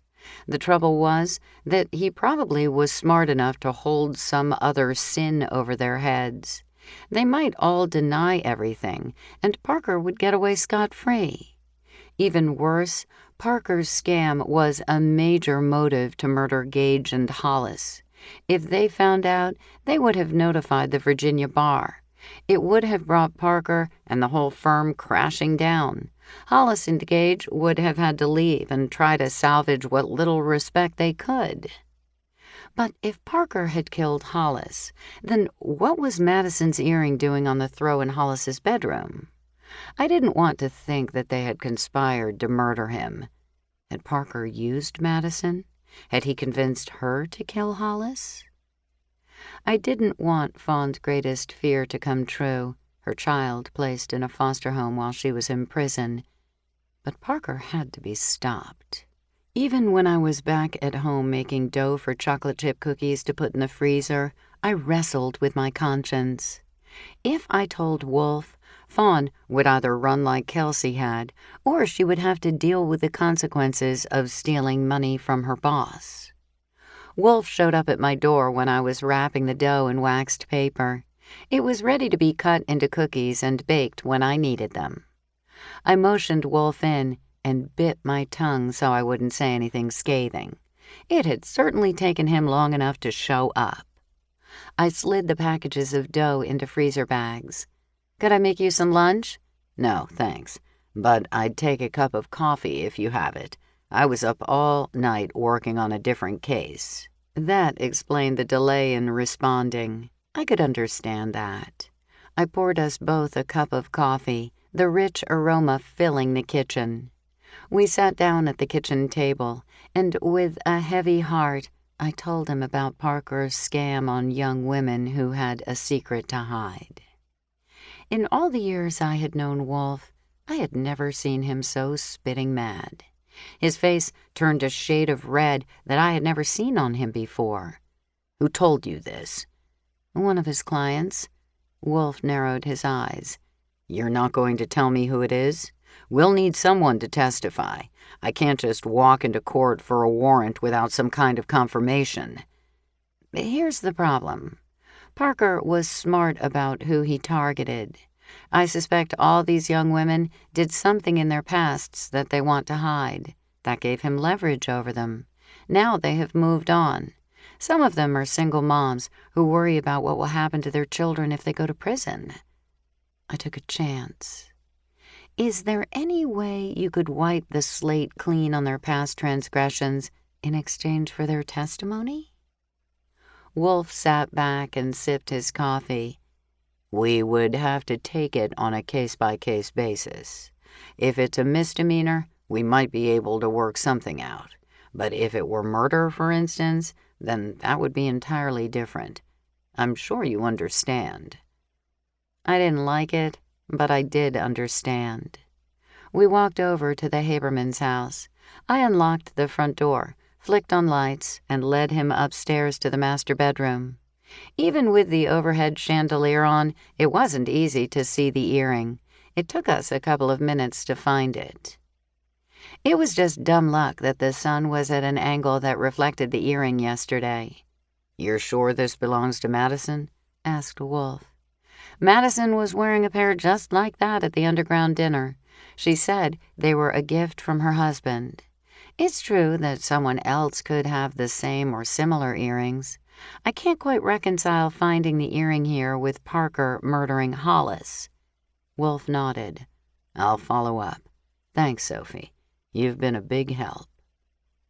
After he left, I spent a few minutes watering flowers and making sure everything was in order before going home.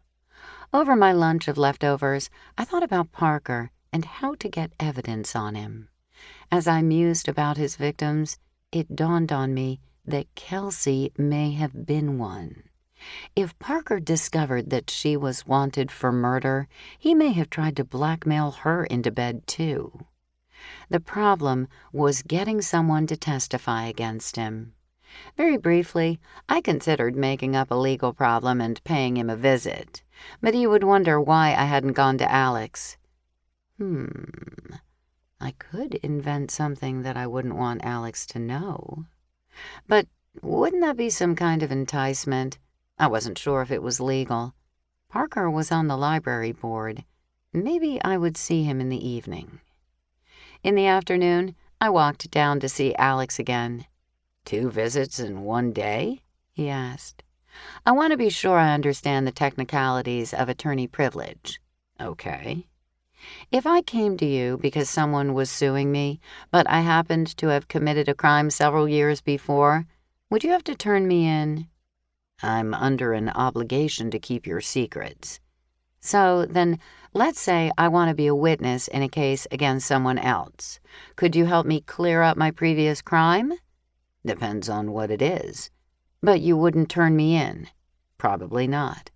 "That's not very helpful." "I can't help someone commit a crime, for instance." "Okay. I'm going to send someone to you." Wolf seemed to think he might be able to cut her some slack. "Thanks. What's her name?" If she's not your client and Wolf comes asking you questions, then you might have to reveal her name." "Sophie, you're driving me a little nuts here. Wolf can cut her some slack, but he doesn't know who she is?" I grinned at him. "That pretty much sums it up. I'll let her tell you everything, if she decides to trust you." "Sophie, don't forget there's a statute of limitations on most crimes. Whatever she did may not be a problem anymore." "Except for murder, right?" "She murdered someone?" I said no, but I was thinking that Kelsey had. I borrowed a sheet of paper from him and wrote a note to Fawn. "We desperately need a witness against P. The police cannot move forward without one. They may be able to help you with your previous problem.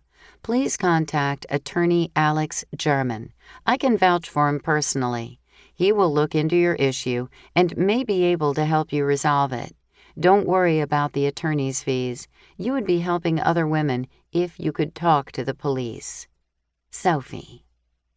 I folded it in fourths and tucked it into my purse. "Thanks, Alex. If she comes in, I'll cover her legal fees." His eyebrows raised. "That's a problem. But since you really want me involved in this, I'll see her pro bono, at least initially. If you don't tell me her name, how will I know it's her?" "Oh, you'll know when you hear her story." I walked around his desk and planted a big smooch on him. "Thanks, Alex." As I walked out, he said, "Whatever possessed me to get involved with Old Town's biggest snoop?" I waved to him on my way out of his office and headed straight to Fawn's apartment. I let myself into the building and walked up the stairs. The neighbor's door flew open. She stood in her doorway, her eyes suspicious slits. She held her chin raised and crossed her arms over a sagging bosom. I smiled at her and slid my message to Fawn under the door. "I'm glad Fawn has you to watch over her," I said, and hurried down the stairs. I walked home leisurely, pausing to gaze in shop windows, but everywhere I looked, I thought of the murders. Would we ever know the connection between Parker and Angus? Or had Angus's death been unrelated to Hollis's? At 6 o'clock, Alex showed up at my house bearing a giant bag of Chinese takeout. He walked into the kitchen and set the bag on the table. "That was a fascinating client you sent my way." "Oh? I thought you couldn't talk about clients." "She asked me to tell you that she's in the clear. Her crime was a petite larceny, and the statute of limitations has already run. She's been worried about it because that idiot Parker lied to her and misled her into believing that someone would take her kid away." "So you can talk about Parker?" I brought dishes, napkins, and chopsticks to the table while he took boxes of goodies out of the bag. "I can promise you that Parker is toast." "Iced tea or jasmine?" I asked. "Definitely iced. It's too hot for anything else." We sat down to eat. Alex wasn't a super chatty type, but he talked like crazy. I'm stunned. I had no idea. In fact, it never would have occurred to me to be so heinous. It shows a totally evil side of him that I don't think any of us knew existed. He's twisted. Trula is in for a big shock. I picked up a piece of spicy kung pao chicken with my chopsticks. "I bet the police reopened Gage's death. Don't you suppose Gage was onto him first?" "Probably, which proves that he's getting more and more desperate. No wonder Fawn is afraid of him. She has seen his dark side." "Should I call Wolf and put him in touch with you?" Alex grinned. "I already phoned him. He came to the office." "So wheels are already in motion?" "Thanks to you." "No, I think we'll have to thank Fawn for being brave," I said. "Without her, nothing would go forward." After dinner, I changed into a simple navy blue sheath-style dress and added dangling pearl earrings. If I was going to help the library with an event, I probably ought to look the part. At 8:30 that night, I realized that the days were getting shorter. We had passed the summer solstice, and it was hard to believe that darkness would be falling a little earlier every day. I left the kitchen light and outdoor lights on, locked the doors, and set off with Alex. "Are you sure you want to walk over there alone?" he asked. "I don't mind going with you." "An escort? I don't think that's necessary. Parker doesn't know that we're onto him. It's Fawn who needs to be careful." He squeezed my hand. "Call me if you change your mind." He turned off toward his home, and I headed for the library. I had walked about 4 blocks when I began to wonder if someone was following me. I made a point of walking on King Street, which buzzed with people and was well lighted. I stopped a few times and pretended to study store windows, but I didn't notice anyone suspicious on the busy street. I decided I was being silly. Besides, I now knew that Madison or Parker had killed Hollis. All I had to do was keep an eye out for them. Nevertheless, I stuck to busy streets. It wasn't until I neared the library that I was certain someone was tailing me. I dodged behind an open gate that was surrounded by a lush, delicate cypress vine thick enough to hide behind. Pressing my back against a brick wall, I watched as someone scurried by. I was about to leave my hiding place when a second person rushed past me. Either I was losing my mind or something very peculiar was going on. I leaned to the left just enough to watch as they continued. Maybe they weren't following me at all, but now I was intrigued. What were they doing? I left my hiding place and darted from shadow to shadow as I followed them. The first figure appeared to stop and look back. I stopped too, well away from the beam of the streetlight. The second person darted to the side and waited until the first one continued on his way. Trying to hide the light from my cell phone, I called Wolf's cell phone. This time he answered. "Hi, Sophie. What's up?" I whispered. "I'm on my way to a meeting. I thought I was being followed, but it turns out that someone is following someone else. It could be completely harmless, but I'm getting a little worried about them." He took down our location and promised to send a squad car by. I had barely slipped my phone back into my purse when the first person appeared to turn right. The second person rushed forward. I picked up speed so I wouldn't lose them. Although they were in a dark shadow, there was no mistaking that the first person reached out and dragged the second person off the sidewalk. Nor was there any mistaking the chilling scream that followed.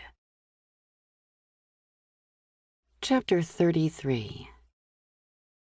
Dear Natasha, I love the look of concrete planters. There's something very permanent and classic about them. But my husband thinks plants won't do well in them. What's this scoop on concrete? Garden Lover, in Concrete, Washington. Dear Garden Lover, concrete planters and urns do offer some benefit besides their looks. Their weight prevents them from blowing over easily. They last longer than a lot of other materials because they don't rot or become brittle, and the thickness helps the soil maintain a more constant temperature. Natasha. I ran forward, careful to slow as I neared the spot where I thought they were. I inched up and peered around the corner. They were in an alley. One of them appeared to stand behind the other, strangling him with something. The second one was grabbing at his own neck, desperately trying to survive. I looked around in a panic for something, anything I could use to knock out the attacker. I spied a concrete urn overflowing with flowers just outside a gate. I tossed the plants and hoped I would be able to lift the heavy urn high enough. It turned out that adrenaline really does help a person do amazing things. In an angry frenzy, I swung that baby up over my head, rushed forward, and let gravity take care of the rest. The urn came down on the attacker's head with a cracking sound so awful that I cringed. I hoped it was the concrete and not his head that made that sound. He instantly released his grip and crumpled to the ground. The other person fell too and lay there in a fetal position, hacking.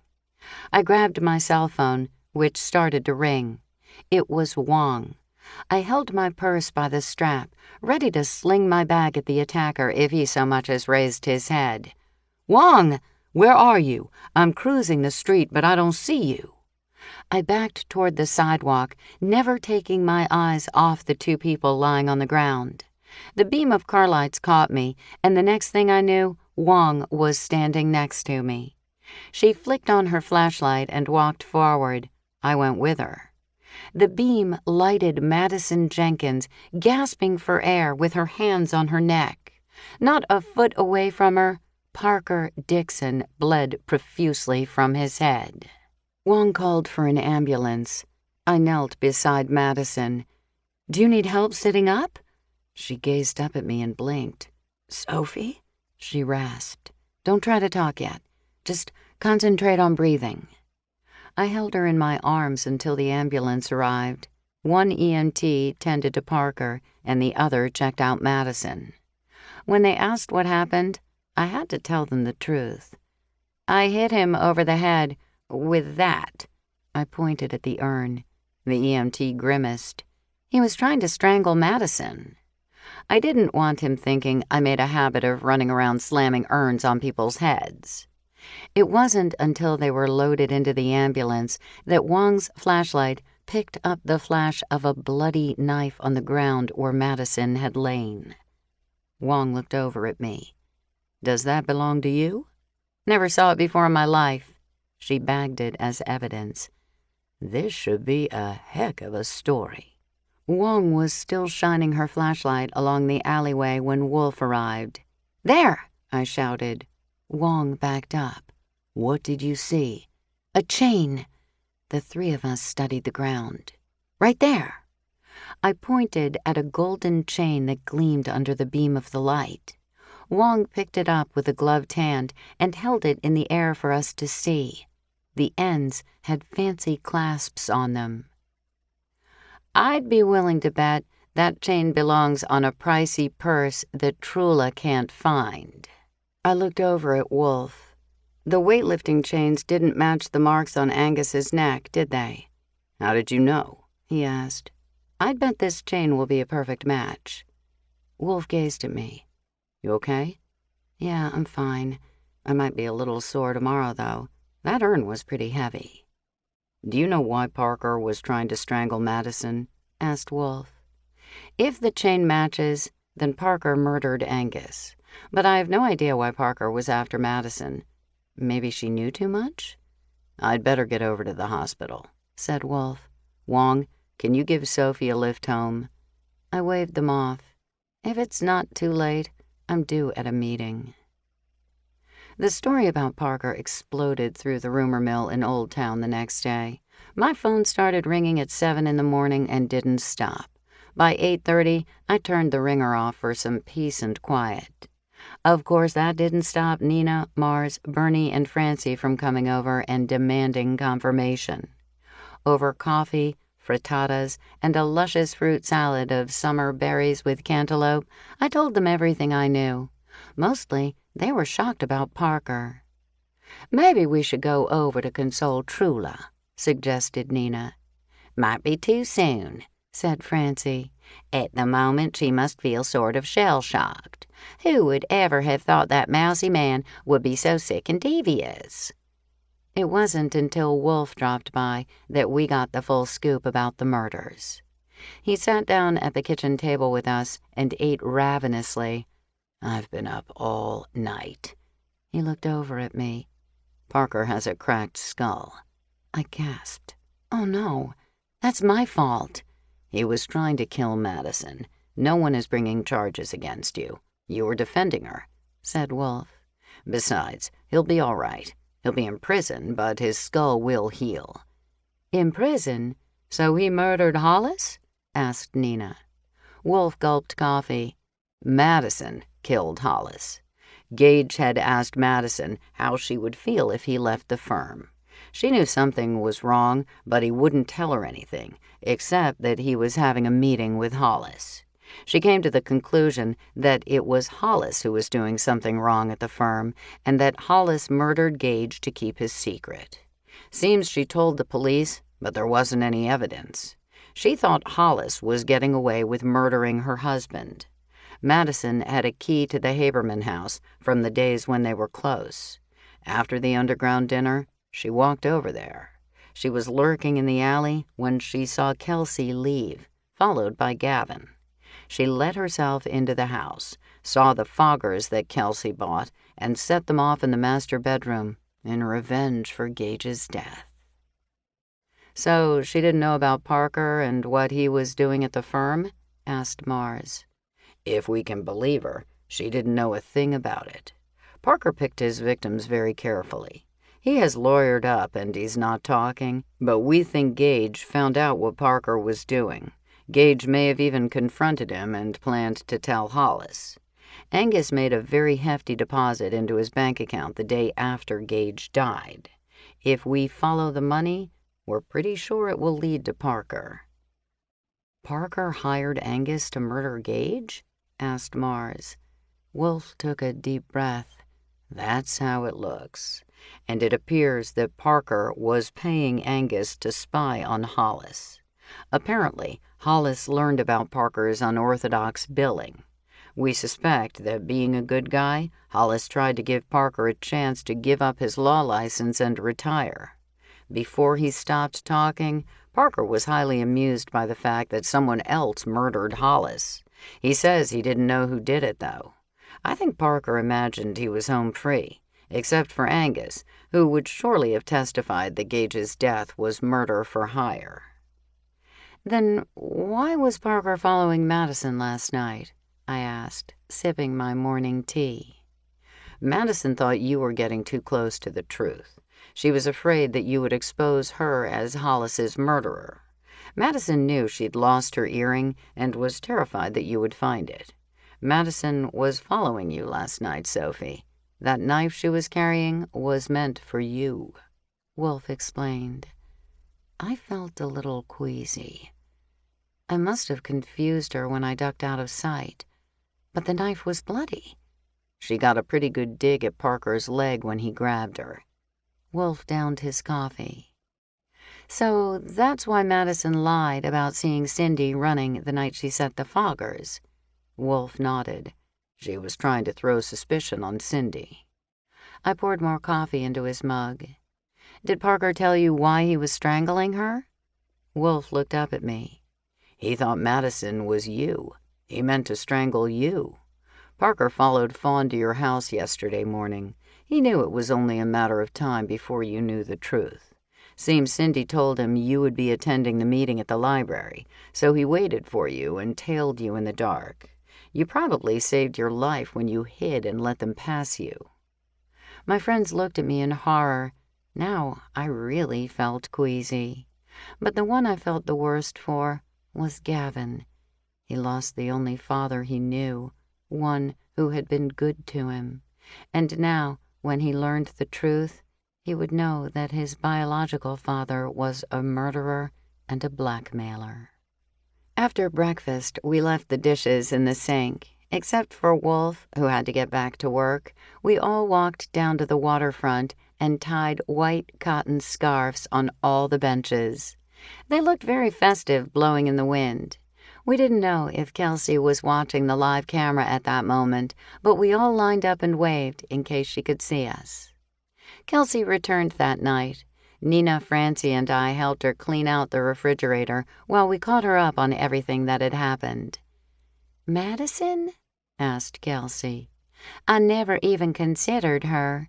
And now I feel like such a dope for giving Angus a job as our handyman. I bet Parker set that up to get Angus inside our home. You can't trust anybody." Francie handed me another half-eaten casserole dish to empty. "We'll go through this again when they release Hollis, and you can have a proper funeral service. Maybe this time people won't look at me like I'm a murdering vixen." Kelsey handed me a casserole.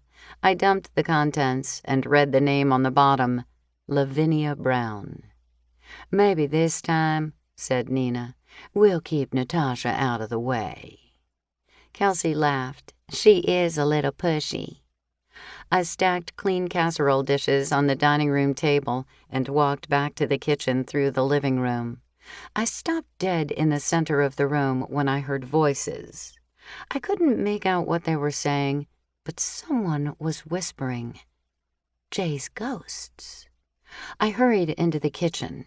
Placing a finger over my mouth, I whispered, "Come into the living room." They followed me in silence. Francie was the first to speak. "Ghosts?" Kelsey frowned. "I heard them before I left. I thought they were Hollis's killers lurking outside. Where do you think they're coming from?" "Was that a giggle?" I asked. Suddenly, I had a sneaking suspicion that I knew where the whispers were originating.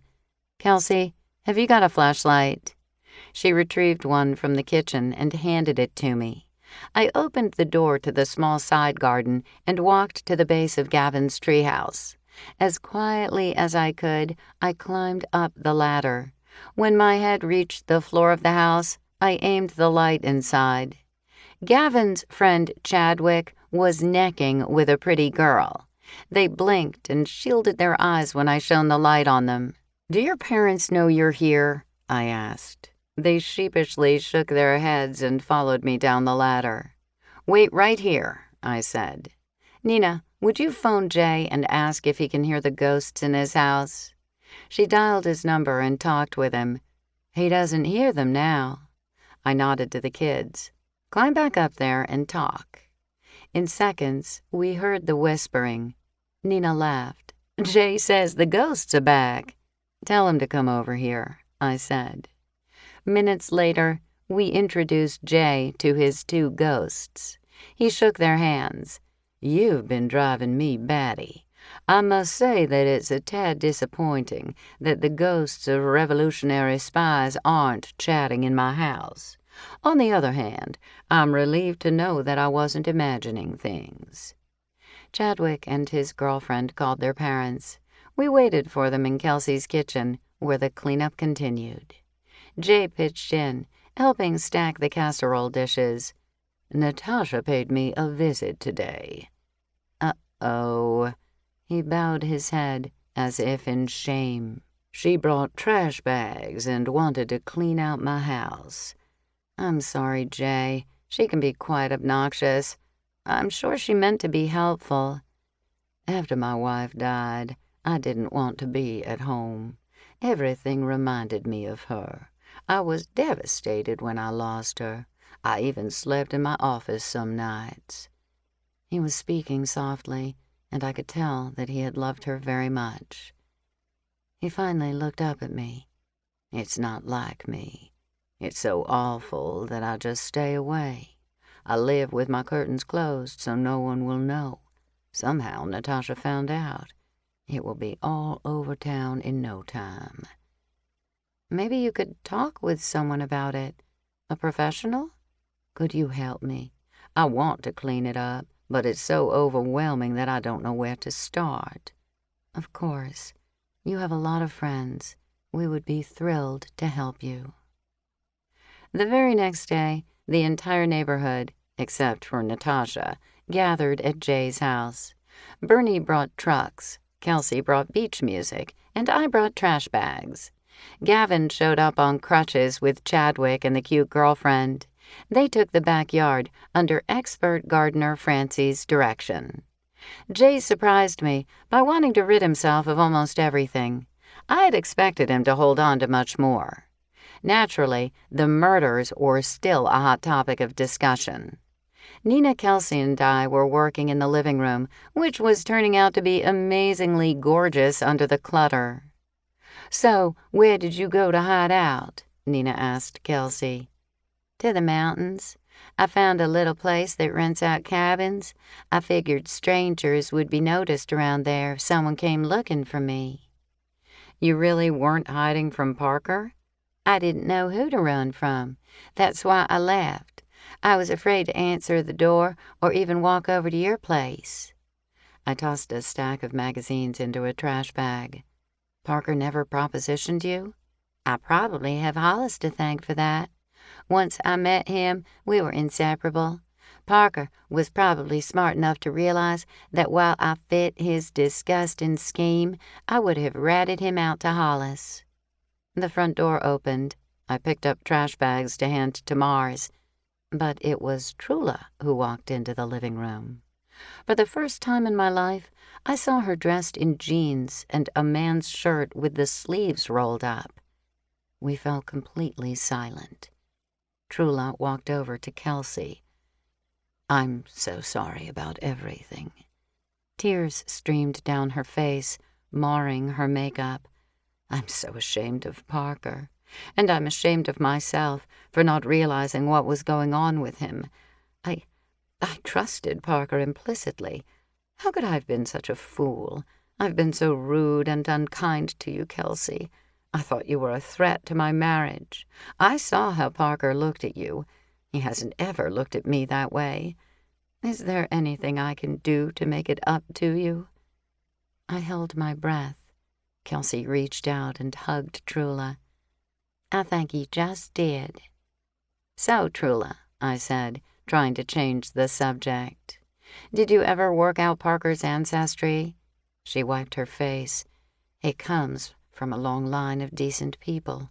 No spies, no historical figures, no one who owned or lived in a grand old-town residence. I'll tell you what, though. They would be unbelievably ashamed of him now, just like I am. The way he abused those women. And murder, too. I can't—" The tears began again. "I never imagined him being so brutal." Her shoulders curved forward. "How could I have lived with someone like that?" She swallowed hard and took a deep breath. "I was nothing but a bank account to him." Trula had been through a lot in the last couple of days. I dared to ask her something I was itching to know. "Trula, Why did you tell me you bought silver polish at the hardware store?" She stiffened, and her eyes grew large. Letting out a breath, she said, "Because I was ashamed that I had bugs in the house and needed a fogger." I smiled at her and gave her a little hug. She was learning that she was just like the rest of us. I hauled the trash bags out to the foyer just as Natasha and Lavinia Brown arrived. They jostled each other as they tried to be the first to the front stoop. Lavinia gazed around. "Is Jay moving?" Natasha gloated when she said, "I'm helping him overcome his hoarding problem." That was a major exaggeration. The only impetus she had been was one of embarrassment. Hoarding? Lavinia stepped inside with Natasha right behind her. I trotted out to the curb and handed Bernie the trash bags. When I returned to the house, Lavinia and Natasha were squabbling about what color to paint the living room. Natasha shook her head. "You're just like Sophie. You have no feel for what's trending. These walls should be minion yellow. All these antiques are passé. We'll bring in some mid-century modern and pale lime accents." Lavinia stared at her like she had lost her mind. Colonial blue for the walls, and the stunning antiques stay. At that moment, Jay entered the living room. Lavinia and Natasha descended on him, chattering nonstop. But he had eyes for only one person in the room. A gentle smile appeared on his face as he walked past Natasha and Lavinia. Trula, her makeup horribly tear-stained, smiled as he approached her and took her hand. There wasn't a doubt in my mind that a love match had bloomed in the library. This concludes The Diva Cooks Up a Storm by Krista Davis, narrated by Hilary Huber. Copyright 2018 by Krista Davis. This unabridged audiobook is published by arrangement with Kensington Publishing Corporation and was produced in the year 2018 by Tantor Media Incorporated, a division of Recorded Books, which holds the copyright thereto. Please visit Tantor.com for more information on our growing library of unabridged audiobooks. Audible hopes you have enjoyed this program.